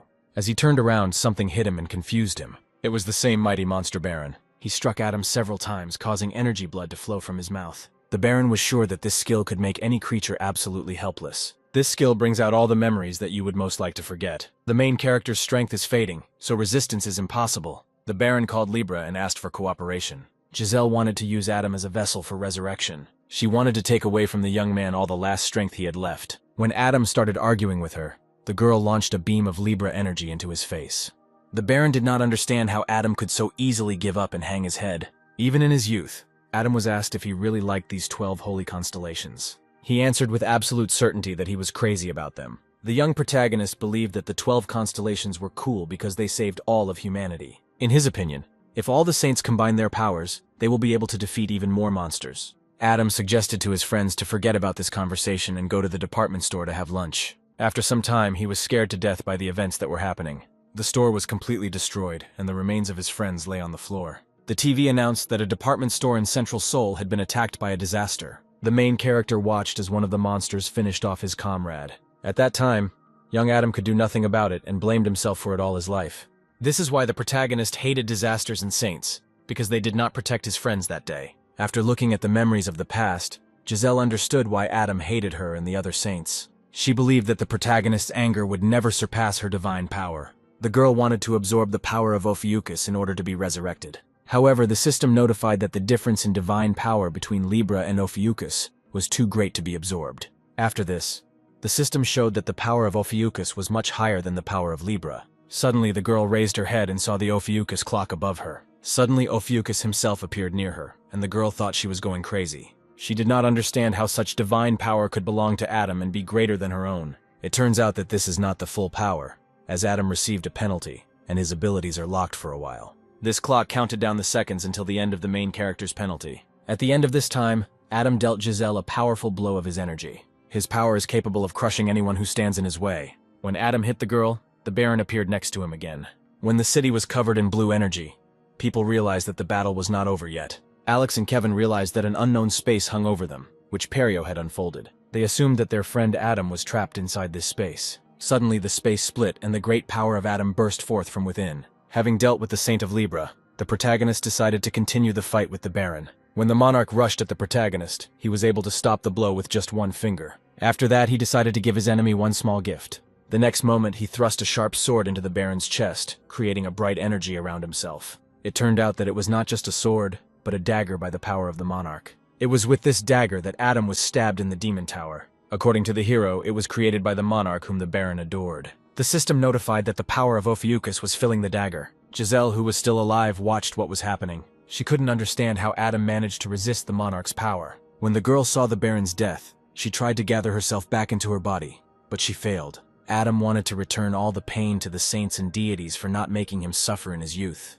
At that moment, the system activated and reported that Adam had absorbed the power of the Libra Saint. This was exactly the revenge of the main characters towards Libra. By this act, the Saint of Libra will be destroyed to absorb her power. The girl could not come to terms with the fact that she would simply disappear from the face of the earth. She would like to fulfill her contract and summoned a statue of Libra in the sky. She believed that without support, Adam would not be able to fight her and turn into a pancake. Viewers discovered that the Libra Palace had completely changed its appearance due to Adam's energy. Soon the system notified that Adam had managed to recreate the palace using a certain skill. Adam became a true deity and acquired the skill of a constellation deity. After a moment, the main character woke up and saw the Baron's throne in front of him. As expected, the same commander who had been finished off in that battle was sitting on it. The Baron reported that preparations on his part were complete. Behind the Baron stood Libra, safe and sound. Then the girl announced that this time she would definitely be able to get rid of the snake's owner. The Baron doubted this, since Adam, even before he became a saint, had destroyed all the demons in the tower. Ophiuchus has a divine status that surpasses that of the general. Giselle couldn't believe that Adam was stronger than any general. Then Libra suggested crushing Adam with the power of Libra and 6 other constellations. In addition, her factions discovered Red-Eye, who was buried at sea. The main character realized that he was in the memories of the Saint of Libra. The Baron decided to help Giselle and agreed to send her the Ghost Knights under her command. In conclusion, he said that they would meet at the Demon Tower after Adam's defeat. Adam, absorbing the power, also took Giselle's memory. Then in my memories I saw young Kaylee, who was attached to her parents. The young lady was in complete admiration of Mr. Adam and his heroism. However, she didn't like that Eve was constantly hanging around Adam. That is why Kaylee also decided to go to the main character to talk to him face to face. She wanted to do it as soon as possible since her mother would soon be fighting Adam. The protagonist assumed that Kaylee was another Libra child. The subsequent memory included a phrase that Adam must be eliminated once and for all. Libra had no doubt that this time she would definitely be able to complete what she started. However, the other constellations needed guarantees not to get involved in the fight just like that. From the conversations of the saints, the main character learned that 20 years ago it was Giselle who planned his murder. Just in case, for any outcome of events, the girl recruited a general from an unknown civilization. Everyone believed that even Adam could not do anything with the power of the monarch. That's exactly how 20 years ago and now everyone wanted to get rid of Adam and was constantly doing something. Suddenly the main character came to his senses from a familiar voice calling him by name. All his family and friends were around him, including Scorpio and Derek. According to his comrades, Adam fell from a high tower on his own due to the joy of victory. The tower, which was built on the site of the sanctuary of Libra, became the second sanctuary of Ophiuchus. The main character announced to his comrades that from now on he would be pursued by monks from the constellation. Kevin didn't understand why the saints had no reason to chase Adam before. However, the reason was clear. Ophiuchus is a zodiac that has 2 deities. To be continued, dear YouTube viewer. If you liked the video, be sure to write about it in the comments and like it. If you are active enough, I in turn will definitely make a sequel. Thanks for watching.